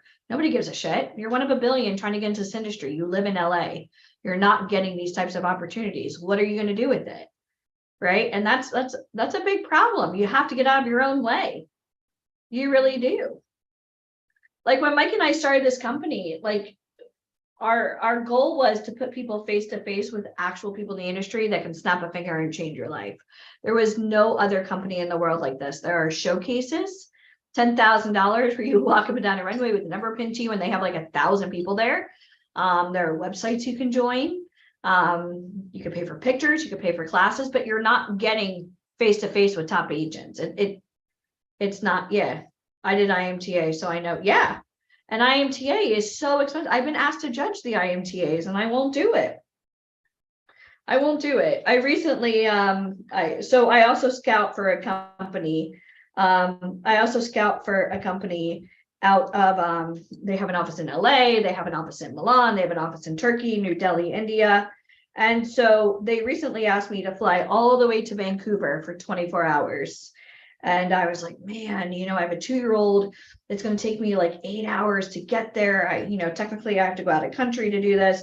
This is crazy. But they paid me a nice little paycheck, right? They covered my flight, my hotel, like first class. I was like, all right, fine. I'll go for like one night, fly across the country to go do this. And I was literally there for like 12 hours. And I'll show you this very quickly. I'm going to pull this up as soon as I can get to it.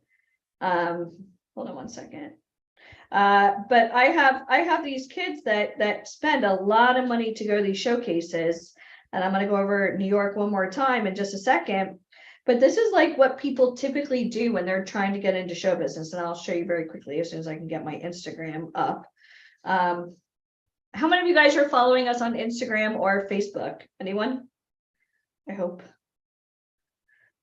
Okay, so here we go. So like, can you guys see this? So here I am traveling, right? Runway. But a lot of these talent that want to get into the industry, the biggest problem is they don't ever get seen by top people. They just don't do it. This is what most showcases are. Okay. New York City, you're sitting down live. Which would you prefer? Face to face, have conversations, or would you rather hold up a picture? Which one do you think would be more beneficial? Somebody type face to face networking or holding up pictures. So I'm going to, what do you think? Face to face? Yeah, networking is everything in this business. So I'm going to go over this one more time and then we'll call it a night. Hold on one second. Let me just come here. All right, here we While go. you're pulling that up, can I talk a little bit about how exciting New York is going to be? Yeah, New York is going to be great. Go ahead. The last time we were in New York City, how many of you have a dream of performing in New York City? Type New York City in the comments, NYC in the comments. What I want you guys to think about is this. Imagine you have the opportunity, you go to New York City, okay? You network with amazing people, and then all of a sudden you find yourself booking work. Literally, when we were in Atlanta the last time, we had one talent who showed up. And she just showed up as her full self, right? She had this huge afro when she walked in. I'd never seen her like that. I was like, who are you? Oh my gosh. She literally got booked on the spot. She called me later than she said, Danina, I have a problem. I was like, what? She's like, I have to go on. I have to go on set. And I was like, okay, well, why is that a problem? Well, I have my photo shoot. I was like, go on set. We'll figure out your photo shoot later. Like, what if that were you? Imagine that. Because that's literally things happen. You snap your fingers and in 30 seconds or less, your whole life could change. You're going to have the opportunity. Pull up the offer for 2 seconds. I'm going to go over. Is it okay if I go over a couple things? Yeah. And the reason why she got booked, we had the casting director from Stranger Things there, who was also working with Jessica Biel on a project called Candy for Hulu. So it wasn't like, oh my God, it was right time, right place. And she was prepared for it. She was ready. All right, so let me pull this up. Give me 1 second, please hold. Technology is not my friend. Okay, here we go. It's okay. My Zoom shut down 2 days in a row. All right. You just scroll down to the offer. I'm gonna go over everything again once more. Okay, so imagine this again. You go to New York City. You're gonna have we're gonna do a 3-day live event. Okay. You're gonna have the opportunity to sit down with people who can snap their fingers and in 30 seconds or less change your life. Between now and New York City, we're gonna get you prepared. You're gonna know how to do your self-tape. You're gonna know how to do a slate. You're gonna know how to do digitals. You're gonna know how to do everything that they need. Okay. So imagine how different would your life be if you go to New York City and all of a sudden you're getting signed by an agent, you're booking work, you're doing that thing. On a scale of 1 to 10, how much would your life change if you go to New York City and that happens for you?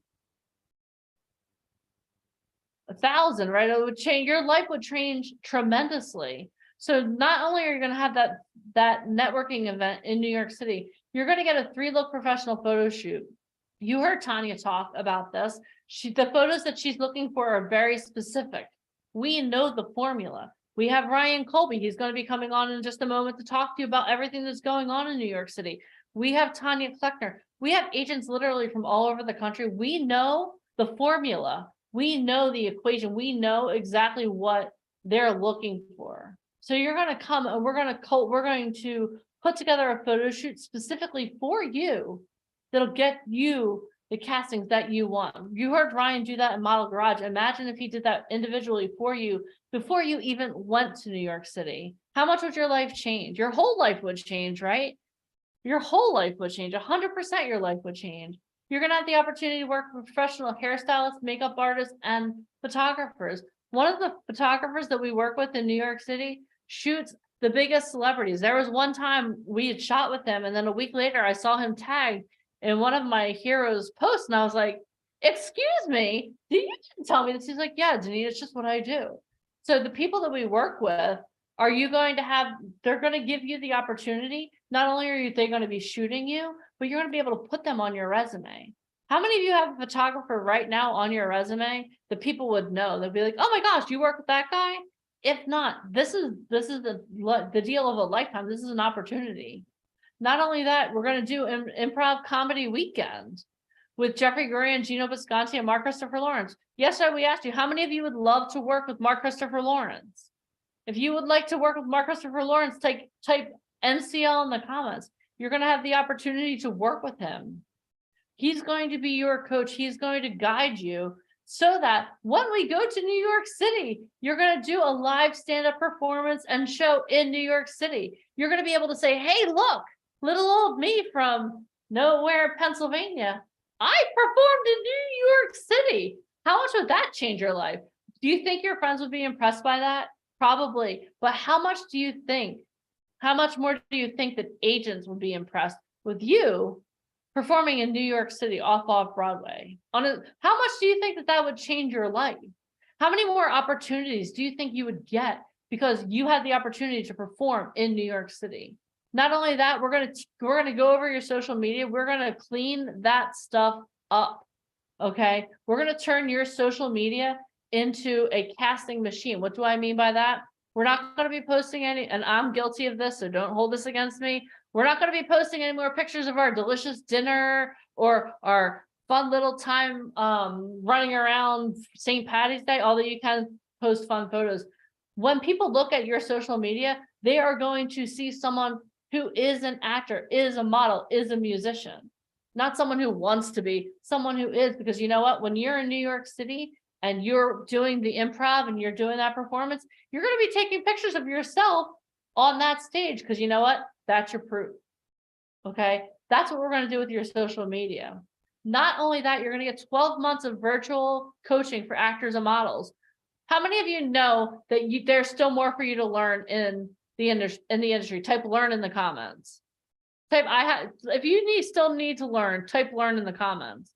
Not only are you going to learn from people who are working on set right now, we're not going to teach you what was good before the pandemic 10, 15, 20 years ago.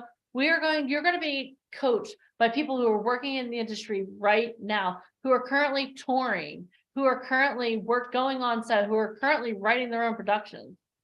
And you know what the best thing about that is? Not only are you going to learn from them, they're going to know your name. In this industry, it's not who you know or what you know, it's who knows you.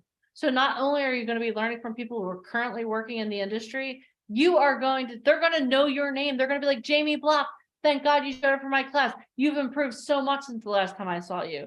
How much would that change your life? Having people in the industry know you.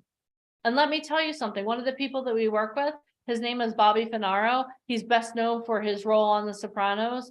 The only reason that he got that role on The Sopranos is because James Gandolfini, Tony Soprano, knew him. They had a relationship. They worked together. They toured Europe together doing theater. But James Gandolfini knew Bobby Finaro. All right. So it's not what you know or who you know, it's who knows you. How would you like to be known by people that are currently working in the industry? And you know what? They may not be able to cast you, but they hear about, oh, there's a role on this show, there's a role on that show. They're going to know your name. When we first started this program back 4 years ago, I believe it was, one of the coaches had an opportunity and he called me and said, hey, Deneen, is this person available? I was like, heck yes. The next thing I know, she's on set on a music video.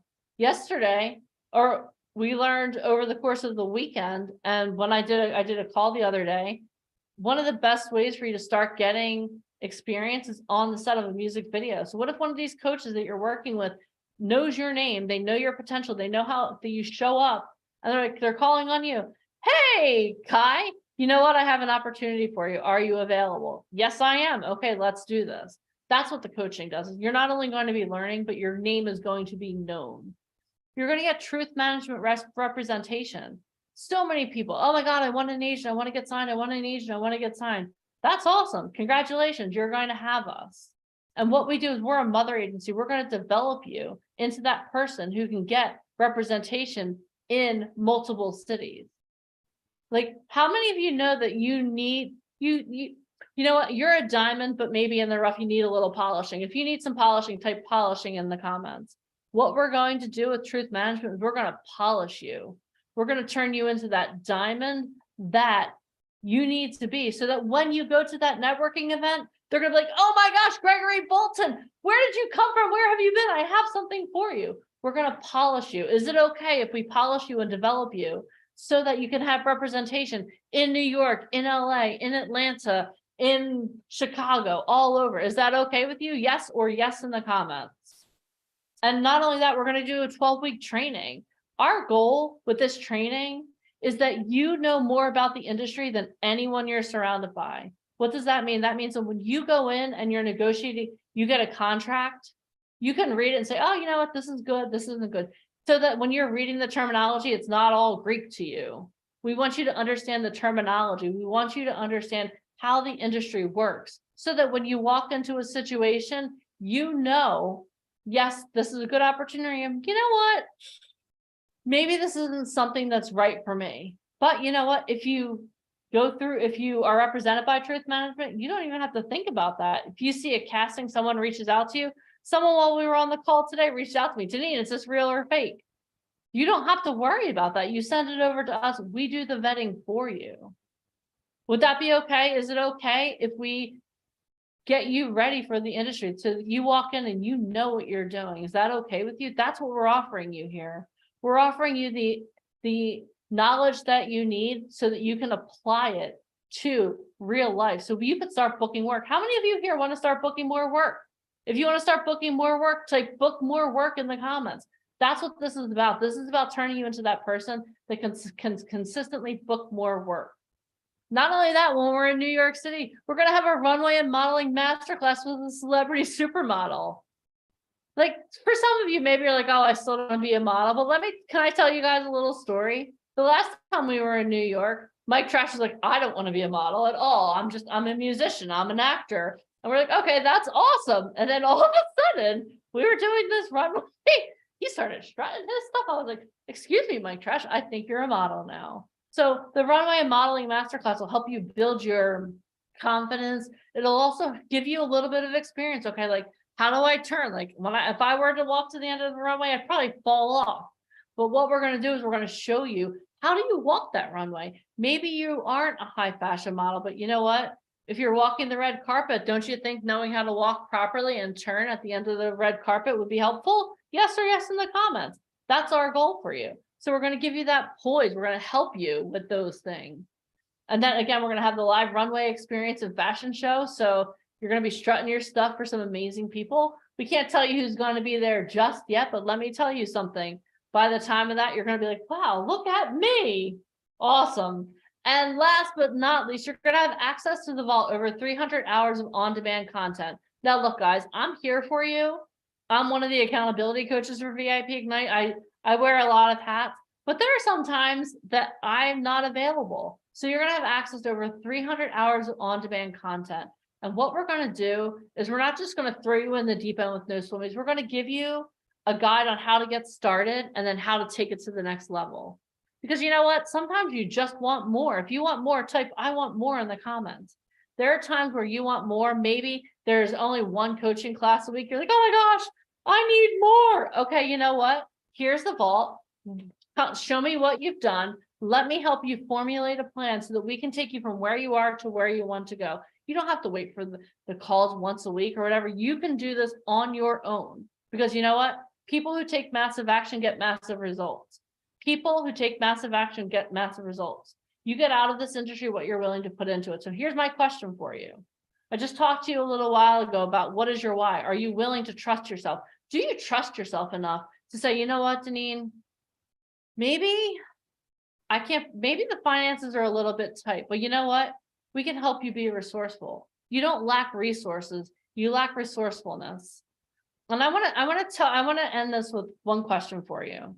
So growing up, my dad was a hard worker. Okay, he was blue collar until he was forced to retire 3 years ago. And he would go to work every day. He would go to work before I woke up in the morning, and then he would be at work probably right into the middle of any kind of activities I had after school. And it always killed me because he worked so hard that he was never there for any of my games. He was never there. I was the captain of my tennis team. He never saw one tennis match. I was in the marching band. I was the first chair tenor saxophone. He never saw one of my band competitions. Okay. And I remember there was this one time I don't know how it happened, but I made it to the local, I grew up in South Jersey, so I made it to the Gloucester County, I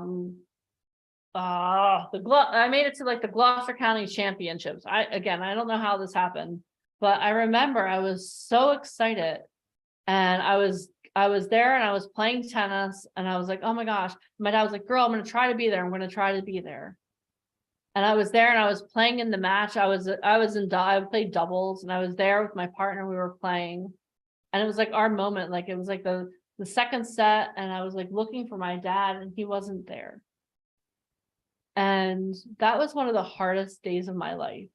And I've gone through a lot of hard things, but that was a moment that really, I'll never forget that. Like I'm there, I'm right now, if I close my eyes, I'm 18, I'm wearing my little tennis skirt. I have my permed hair, looking crazy.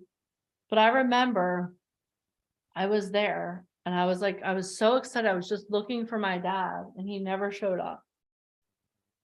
And here's the question I have for you.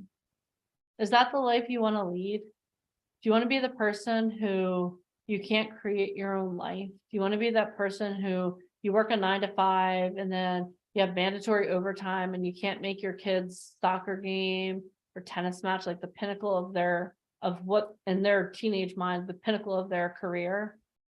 Or do you want to be the person who can create a life where you have that freedom, where you have that financial freedom, where you're not worrying about, oh my gosh, where's my next check coming from? When we're asking you to trust yourself and have faith in yourself, we're not doing it for us. We honestly don't need you there. We're asking you to do this for yourself and for your future self, so that you don't have to be that person who can't show up for your kids. So when we're going over all these amazing things, there's so much in this for you.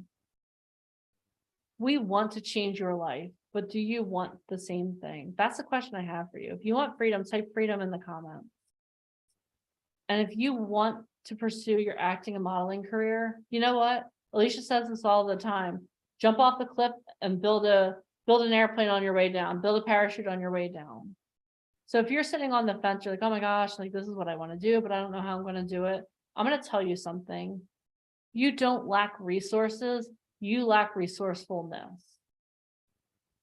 So if you want to show up for your kids' baseball game, my great nephew is starting T-ball. I can bet your bottom dollar I'm going to be out there probably wanting to punch myself in the head for being there, but I'm going to be there because you know what? I'll be darned if I'm going to be the person who's not there for my great nephew playing T-ball. And I did that because I made a decision. Something I didn't tell you guys about when I was telling you my story was the reason I'm standing here really is not only because Michael believed in me and offered me the opportunity to host the podcast, but I made an investment in myself a couple years ago and it was scary as hell. I'm not going to lie to you. It was more than this. It was probably double what we're offering this for, to work with a mindset coach for 8 weeks, not a year, for 8 weeks. I'd been consuming her free content. I'd been on her. She had boot camps similar to this. She had these free calls, Facebook Lives. I was on every single one of them. And finally she sent me a DM on Facebook. She's like, what are you doing? Stop it. And I was like, what do you mean? I'm growing. I'm doing all. She's like, cut the shit, Deneen. She's like, you need to make an investment in yourself. And you need to take yourself seriously. And you need to start actually working with someone who can see your blind spots and work with them. And I was like, but I don't have the money.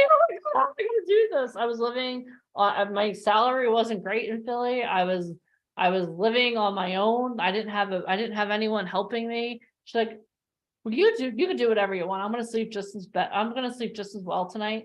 But if you don't do this, in 3 years, you're going to have the same conversation with me. Oh my gosh, I can't do this. So I have a question for you. Are you willing to be resourceful? Because let me tell you something. It hurt. I ate a lot of rice and beans, but you know what? I'm here now because I made that investment in myself. So the question I have for you is this. What are you willing to do? Are you willing to eat some rice and beans? Are you willing to be resourceful? Or are you going to just keep coming to these calls every couple of weeks and be like, oh, rah, rah, rah, I want to do this. Oh, I can't. I'm sorry. We're looking for people who are willing to take massive action. So if you're willing to take massive action, I'm going to have them drop the link one more time in the links here. I'm going to have them drop the link one more time in the comments. And I want you guys to make a decision for yourself. Make a decision for you. Don't do it for me. Don't do it for Alicia. Don't do it for Mike. Don't do it for Ryan. Do it for you. All right. So that's all I have. Yeah, I think the hardest part, Janine, is, when somebody wants to get into this industry, they just make excuses. Oh, I don't have the right connections. Okay, well, we did that for you. I don't live in the right location. Okay, and you're going to New York City for the weekend. That's great, but like you're doing everything from where you live, everything else. I don't have an agent. Okay, hi, we're your mother agency. Not to mention we're working with some of the biggest names in the industry. So like, what is it for real? Like, if you really want to do this, like, what is the one thing holding you back? And if you didn't do this, what would your alternative be? To do what? Move to New York? That's a wise decision. Great. Now what? Oh, I'm going to join a website. Okay. Now what? I'm going to go get photos done. Now what? I'm going to go take a class. For what? Like, what are you doing? So again, this is, it's a hard lesson to learn. I mean, some people are just happy living the life as is, and other people want more. Again, for everybody here who's scheduled, great. But for everybody else who hasn't scheduled, like, that's great too. This isn't like a high pressure thing. There are so many companies out there that take advantage of talent. We did a free call this weekend. We wanted to show you, number one, we are legit. Number two, we're using our discretion as to whether or not we even accept you into our program. Just because you have a credit card does not, our services are not for sale. So I really want to stress that to you. I mean, like, when we do an interview, we want to know, like, what are your intentions? If I'm going to introduce you to people on this type of level, I got to make sure, like, it's going to be a good fit. Again, you're representing not only yourself, but us. And obviously I can make myself look like an asshole. So I want to make sure that when people are trying to get into this industry, I mean, if you did not schedule, then shame on you. Like, why are you still on this call? Why did you spend 16 hours? You and I both know you're serious about getting into the industry. Again, think about how much money or how many opportunities you haven't had a chance to do because no one's ever given them to you. We have talent like Maria right now booking 30,000 for 1 day's work. That's what her average paycheck is. 1 day's work, 30 grand. That's Tony Aguilera just went to LA. He now got signed to Maria's agent, the same person that is capable of doing $30,000 a day. I'm not saying every single person on this call is going to get that opportunity, but I'll tell you what, we have talent right now booking jobs that are $3,800 a day. This is an investment in you. And I can tell you guys one thing too, if you don't go to New York, you're not going to get that opportunity. You miss 100% of the shots you don't take. So why not take a shot on yourself? We talked about this. Do you have faith in yourself? Do you trust yourself? We can figure it out. Stop. If you always do the same, if you always do what you've always done, you'll always get what you've always gotten. Aren't you tired of the cycle? Does anyone have any questions, by the way? I know Murphy wanted to say something, but if anyone has any questions, can you raise your Zoom hand and then we can answer any questions as well? You want me to can I stop sharing or do you want me to? Yeah, you can stop sharing. I think they've got it. Does anyone have any questions? Raise your Zoom hand. I love questions. No? We love questions, yeah. All right. Well, if no one has any questions, why don't we do this? Ryan Colby, we asked him to come back on so that he could talk to you about some of the cool stuff that's going on this fall in New York City. So without further ado, he's like, Deneen, I'm on. Okay, ready, Mr. Colby? Let's do this. Yeah, Gregory said you have plenty of time to raise the money between now and September. Let's do this. What's holding you back? Oh, hold on. Remove spotlight. There we go. Hello, Mr. Colby. Hey, how are you? We're amazing. How are you? Good, good, good. So, New York in the fall? Yes, New York in the fall. Cool. Yeah, that's great. I will be here. The fall is great. It's fashion week in the fall and it's still nice out and it's busy and the weather's still good, so you won't need coats and stuff like that. So that's good. You should be on the New York City Welcoming Committee. I can't. I will be here working and yeah, it'll be good. Not only that, but all the productions are in full swing while we're out there. Yeah, they start back up in August. So yeah, September will be busy. Yeah. Yeah. So, and I'm not gonna make any promises, but for those of you guys that are going to the New York City event, being that you're going to be out there for a couple of days, maybe you'll consider going maybe a couple of days before that or after that, because who knows? Maybe you can go ahead and get on a TV show while you're out there. Oh, yeah, sure. I mean, if you pre-prepare, obviously, if there's a list of people coming and you pre-prepare, that could happen for sure. Does that sound good to anybody on this call? If that sounds good, September's one of the busiest months of the year, and there's a lot going on, TV-wise in September. So yeah, it's very possible for sure. Well, I mean, we get like castings for like Sex and the City. They're constantly looking for people. If you're over the age of 18 and you're in New York City, I say, let's go. You know, yeah, you can go see, you can go sightseeing on the double-decker bus, or you can go go on TV. I mean, that's what we want to do. I mean, that's the best souvenir you can. Hopefully they have a season 3, so we'll see. Well, you never know. I mean, but there's so many shows right now. There's a lot of shows. There's so many shows shooting. Half of them I've never even heard of. I just booked them. I've never heard of them. They're on TNT and AMC and Showtime, and they're all shooting here, and I've never seen them or heard of them, but they're shooting. And that's good. And not only that, but they'll pay. And that makes me even more excited for everybody on here. I would love for Zamira or, Saba, especially if they're traveling cross country to go to New York City for something like this. And, something like you said, well calculated. Oh, Saba's coming in on Tuesday. The event's not till Friday. Okay, well, we got 2 days. Like, go on set, Saba. Go have fun, and make sure you do lots of videos, like getting up at the crack of dawn and, what's it like on your way to set? And then what's it like getting off a set? What did you experience when you were on set? Because I don't know about you, but I mean, New York City to be on set, and I could tell you, like, it's ineffable. If you've never been on set in New York City, like with the lights, and it's really a breathtaking, like super amazing thing to do. So what else, Rye? And it depends on what days these are. I mean, Fashion Week hasn't been scheduled yet, but it depends on what days this is. I mean, there's. Well, we're doing this in Yeah. October. So September is typically Fashion Week, but you never know. Maybe somebody's going to sign with Oh, October. yeah, Sorry. maybe somebody's going to sign with Truth that actually qualifies for high fashion. They're exactly what you're looking for. And then, hey, have fun with that. So you never know. Yeah. Yeah, October is busy too. September, like the fall is just busy period. Like September, October, November, it's very busy up until the holidays. Right. The TV shows pump out as many episodes as they can, and then they take a little break and they come back in January. So it's always busy until the holidays. So Yeah. Especially when the weather's nice. October's still cute. It's still cute. Yeah, there's still you may need a thin jacket, but it's still cute out. All right. I know. Anybody have any questions? Bam. Courtney. Hi, Courtney Miller, Crystal, Sid's good. Cynthia. And it's great. It's great to shoot outside in October. It's not too cold. It's not too hot. You won't be sweating. Did I see the word baby carriage? She's either she just had a baby or she's having a baby shortly. Oh, okay. Maybe the baby Anyway. would be perfect for Chloe kids. Yeah, I don't. Ryan's Yeah, new no. baby division. Obviously, Kate and his So son.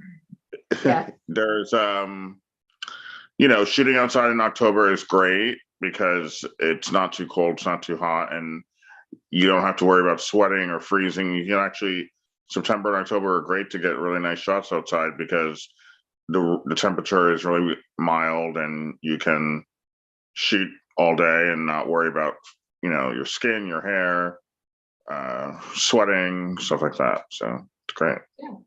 Yeah. All right. So guys, Ryan, can you go over some prep really quick for the photo shoot in New York? Prep. There'll probably be a fair amount of outside shooting, so make sure your skin is up to snuff, lots of water, lots of, start prepping now with moisturizer and just get a good regime going. So, your skin is an organ. It's kind of like, getting it up to snuff. You can't wait till the day before because you won't see any results. You got to slowly heal it or make it look better than it is right now. Try and keep the body as tight as possible, whether it doesn't matter what size you are or how tall you are, just try and do that. Try and have, you don't have to be running to the gym tomorrow, but some sort of exercise to keep it tight and keep it, healthy. So the walking around is easier for you, maybe going up and down stairs, because we've had studios that were inconveniently located on the second floor, third floor. You want to be able to go up and down quickly. So keep it, keep everything tight and right. For other preparation, just look at photo shoots online. There's YouTube, there's models shooting. Just get familiar with the set if this is your first time. If you're going to Orlando and other cities, then you'll know a little bit more. But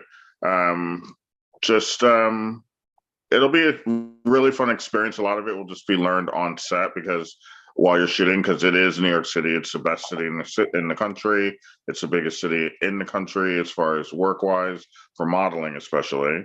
And you'll learn a lot. I'll be there. I'll do what I can to help you. We'll be getting some good photographers. Obviously, I don't know who yet because it's October. And yeah, depending upon the dates, maybe it'll land on, I'll pull some, birthday favors and get even a stronger photographer. We'll see. Well, can I ask you a question, right? And you always get the best photographers, but for somebody who doesn't live in New York, getting photos on this type of level and then going back to where they came from, will these photos enhance any type of castings in their local market, working with these types of photographers? Yeah, I mean, yes, it will because they're world renowned. People know them worldwide. Sometimes they're really small markets, they're unappreciative because they think that their local work is the best, but Yeah. I'm not concerned with what your market likes when you go home. I'm more concerned with making sure the LA and New York City market is satisfied and satiated. So the images will be geared towards that and not to stay in your small town. It's to get you out of that town. So will they work in Chicago, Dallas, or whatever if you live near one of those major cities? Yeah, they will. But if you're living in a smaller city, they may not appreciate it. They may be like, what's this? Because editorial or even shooting with an editorial photographer that cools it down to commercial, there's still an editorial tip to it because that's just their nature, is really for the New York City or Los Angeles market, and Atlanta and Chicago. So if you live near any of those markets, yeah, great. They'll love it because you can flip flop back and forth. You don't have to do more shoots in Atlanta just because you did one in New York. It'll still be viable in that market. So I try and make sure that the images are usable anywhere you go.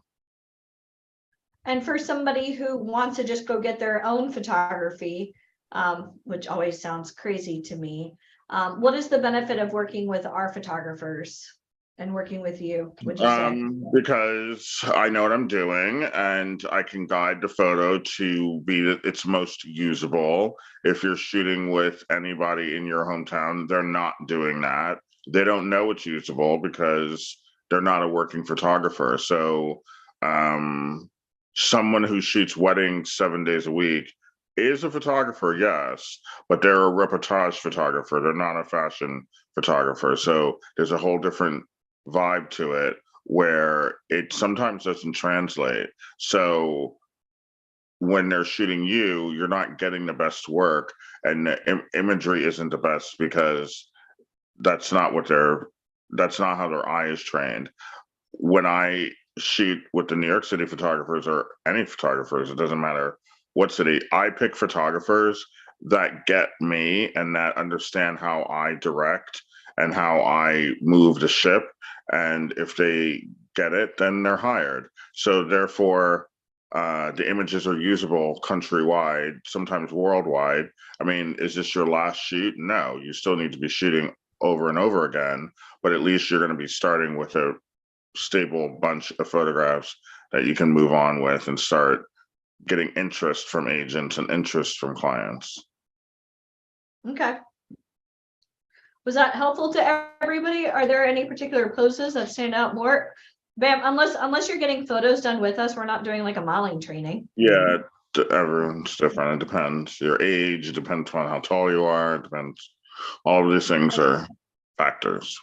Yeah. And we'll go over all of that before you go to the photo shoot anyway. We actually have a resource we'll give to you that will answer all of those questions. We have you covered. We're going to have you covered from diet to water to how to dress. We got you covered. I mean, we have Ryan Colby in our arsenal. You guys are well taken care of. Yeah, it'll be fun. The fall in New York City is always cute. It's always cute. All right, guys. All right, so let's post the link one more time.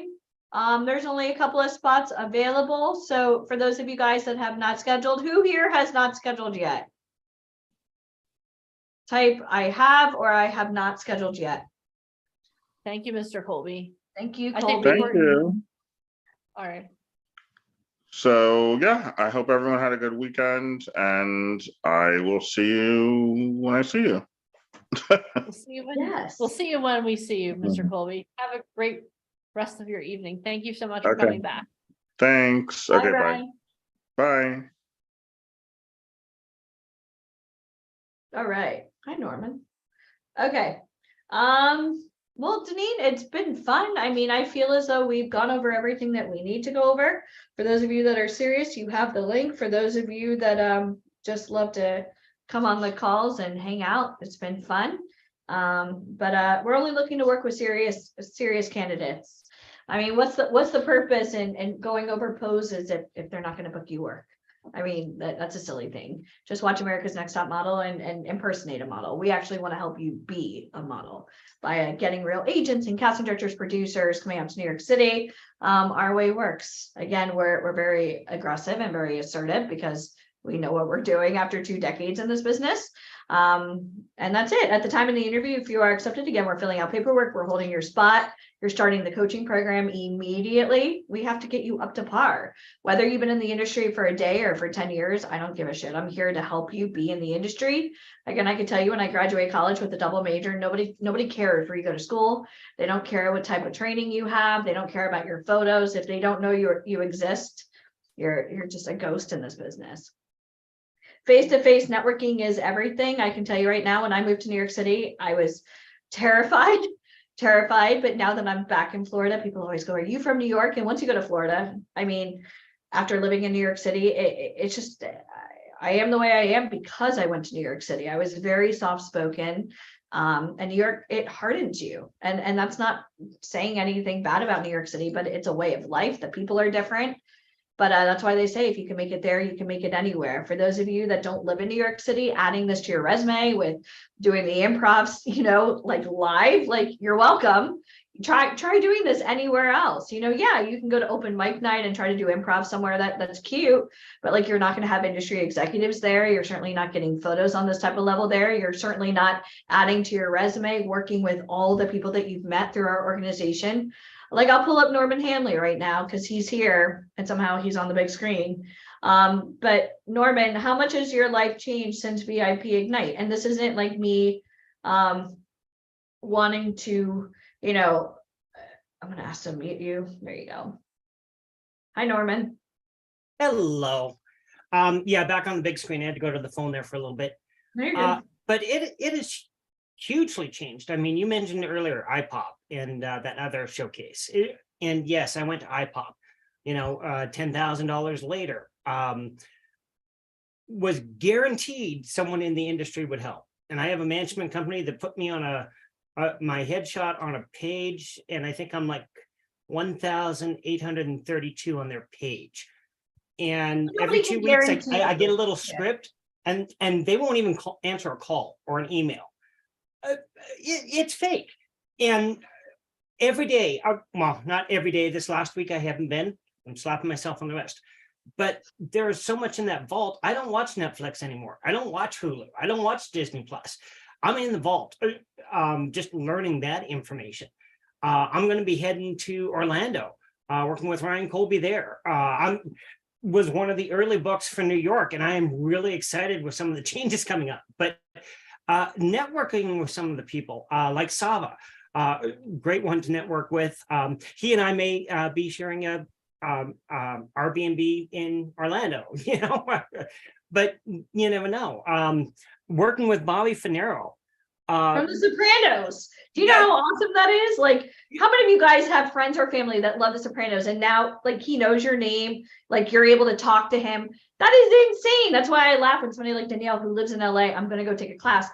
You will keep failing. And that's not me being a bitch. That's me being truthful. Some people, it's just easier just to take classes because they can't accept the fact that the reason why they're not doing big things is because of themselves. You have to come out of your comfort zone. And being live on Zoom with an actor from a hit TV series, like, yeah, and getting feedback. I mean, he gave me the monologue. I'm still on more socks, but he had me do a first read, and he's like, "Okay, we're going to stop, and we're going to break this down piece by." I've never read a monologue like that, piece by piece, and I've recorded a couple other monologues I've done in the past using what he's taught me. I can't tell who that first person who read that monologue was because I look at them and go, how did you ever think you were going to be in this industry compared to the monologue I read now? Yeah, just a dance with words. And I've only been with you guys, what, 2.5 months? And you're like family already. Yeah, it's completely switched, completely changed. I know most everyone on this call, but as Les Brown said, don't let the graveyard rob your gifts. Yeah. Don't take your gifts to the graveyard. give them to the world, you know, and sometimes you got to burn the boat and burn bridges to do that. And you're figuring it out. I want to tell you, I just got your email that you want to join our inner circle. And we'll go over inner circle with some of you guys who actually qualify for that. That inner circle is you're sitting down face to face with some of the biggest. We've had the writer producer of X-Men only with the inner circle, because it's a very coveted special elite. There's only 20 members now, and having access. How many of you guys would love that kind of like A+? I mean, we rent out crazy mansions all over the world, and we do private masterminds there. We had a huge Emmy winner at the last one. That's where Craig Shoemaker came and hung out with everybody. Inner circles where it's at. Yeah. So we'll go over inner circle on another day. For those of you guys coming to Orlando, I'm excited to see everybody. I know I'll bring the baby. Don't worry. Kaden is down to do selfies with everybody. It will be warm, Deneen. I know you're excited about that. It's cold in Pennsylvania. I don't know why I'm back here right now. But I think that when people, because somebody had sent me a private message asking, you know, why go to all the photo shoots? Well, every single time you go to the photo shoot, whether you're going to Miami and we're outside and you're, you know, hanging out with Camila Cabello's team, every single time you get a photo shoot, number one, it's a scratch off lottery ticket. So if you went to New York, Miami, Orlando, LA, Atlanta, New Orleans, I mean, we've done like photo shoots, Vegas, Scottsdale, Arizona, in the middle of the desert. Like we do some like crazy ass photo shoots. But if I had somebody like Norman and he had a book, oh, here I am in Times Square, here I am in Savannah, Georgia, on some creepy street, here I am in Miami. Like a casting director would be like, oh my God. And every single time you go to an event, you're meeting more and more people. Plus, when you're working with different photographers, you're working with Ryan, you're learning more about yourself and your poses and getting different ideas and how you feel that day. I can tell you in Miami, you know, it depends on how much Cuban coffee I've had that morning. But like certain things about Miami, like I've seen the pops, but I'll tell you what, nothing compares to New York City. New York City, the photos are electric. I'm so excited for you guys to come to New York City. And it's been a while since we've done a live event. So we're fighting at the bit, and we'll be making announcements about who will be at the event. But unless you're going, I don't think it's fair for me to tell everybody here, because it's like, oh, hold this puppy that you're never going to take home. So if you have not scheduled, then I don't know what to tell you. If you have, great, we'll see you this week. You'll be filling out paperwork at the time of the interview. Again, training starts immediately. This is real. So we're looking for serious. We can't wait to see Kaden. He can't wait to see you, Louisa. And bring me some rice and beans, please. And that's it. I know. I was like, rice and beans sounds so good. All right. So let me just go over a couple things and then we're gonna say adios until we meet again. So for everyone who is going to Orlando, again, we're going to be having a preparation call on Wednesday night at 7 p.m. Eastern. And just so you know, too, if you are going to New York City and you get accepted and you get into the training, I highly recommend that you come for the prep call for Orlando. And here's why. I want you to understand the process that you're going to go through. Okay. Ryan will see, oh, I saw that person on the Zoom call and they're here now. You're going to start networking immediately. We actually have a call on Tuesday night doing a Tuesday night coaching call, but Wednesday night. So if you get accepted to go to New York City, I cordially invite you to our Orlando prep call because I want you to see what we do. Okay. Also, we are going to be doing that Chat GPT training that I said. So keep your eyes peeled for that. We'll be making the announcement for that shortly. So make sure that you're there because Chat GPT is changing the way the world works in general, not only in the business world, not only in writing, but also for you guys. So make sure that you're on the lookout for that. And I'm going to give you guys a challenge. Okay. I shared my why with you guys and it was really personal. So here's your challenge. What I want you guys to do is go into this Facebook group. If you don't already belong there, we'll let you in. And what we're going to do is I want you guys to tell me why you want to do this. And don't just be like, oh, it's like really dig deep and let us know why you want to be a part of the entertainment industry. Right, yeah, Marion, every Zoom call helps. You pick up tidbits from each one. Yeah, I recommend getting on every call. If you have the availability in your schedule, get on every call. Because the more that you're around, the more that you'll learn. Like there are people that get on every one of these calls that we do here. I'm like, oh my gosh, it's you again. But they learn something. If you've been on more than one call, like I'm looking at you, Sava, I'm looking at you, Sid, I'm looking at you, Norman. And that's only because I only have a couple people right on the top. But do you learn something new every time? Type yes in the comments or no, I'm just here because Deneen tells terrible jokes and I think it's funny. No, you learn new things all the time, right? You learn new things and the jokes. Thank you, Sava. That's why you're my favorite. Don't tell anyone I said that. Norman's like, hold on, I have to be the favorite. This is not cool. Well, now Ryan's like, oh my gosh, I want to be the favorite. You're all my favorites. I'll tell you a secret. You're all my favorites. But yeah, so learnings, you learn so much more. Repetition is like the reason that actors are great is because they're doing repetition. They're doing the same thing over and over again. They're building their muscles. So the more that you're on, the more that you'll learn. Every time you're on a call, you're not the same person you were the last time. You're a different person. So you 2.0 is hearing the material. So it's like, oh, I didn't hear that last time. Why? Oh, because you're a different person. You're a new version of you. Okay. So again, Wednesday night, 7 p.m. Eastern is going to be the prep call for Orlando. We definitely want you, everyone there. ChatGPT training, definitely be on the look for that. If you're going to New York, if you're going to Orlando, be on the lookout for that. We're going to be announcing that shortly. And your challenge is your why video. Make sure you tag myself, Michael, and Alicia in your why video. And again, I feel like I was really personal with you guys on I was really personal with my why. So let me know why you want to do this. Like truly let me know why you want to do this. All right. So thank you guys for playing full out. I'm really proud of you guys. It was awesome. I need to go get some food, maybe a cup of tea. I know Alicia needs tea too, but this is awesome. And I'm really proud of you guys. I can't wait. I'm going to be calling you guys tomorrow and Tuesday. Those of you that scheduled, answer your phone. It's part of the audition. It's an 856 number. So make sure when she calls you, you say, hi, Deneen. It will scare the shit out of her, but she'll love it. Please, someone. I'll be caffeinated tomorrow too. So I'm actually having coffee. Chidnima, I think you are actually scheduled with me. So you and I can talk. I think we're talking on Tuesday. I'm really excited. I was going through my schedule like, yes. I get really excited. I love talking to people. So, all right, guys. So that is all we have.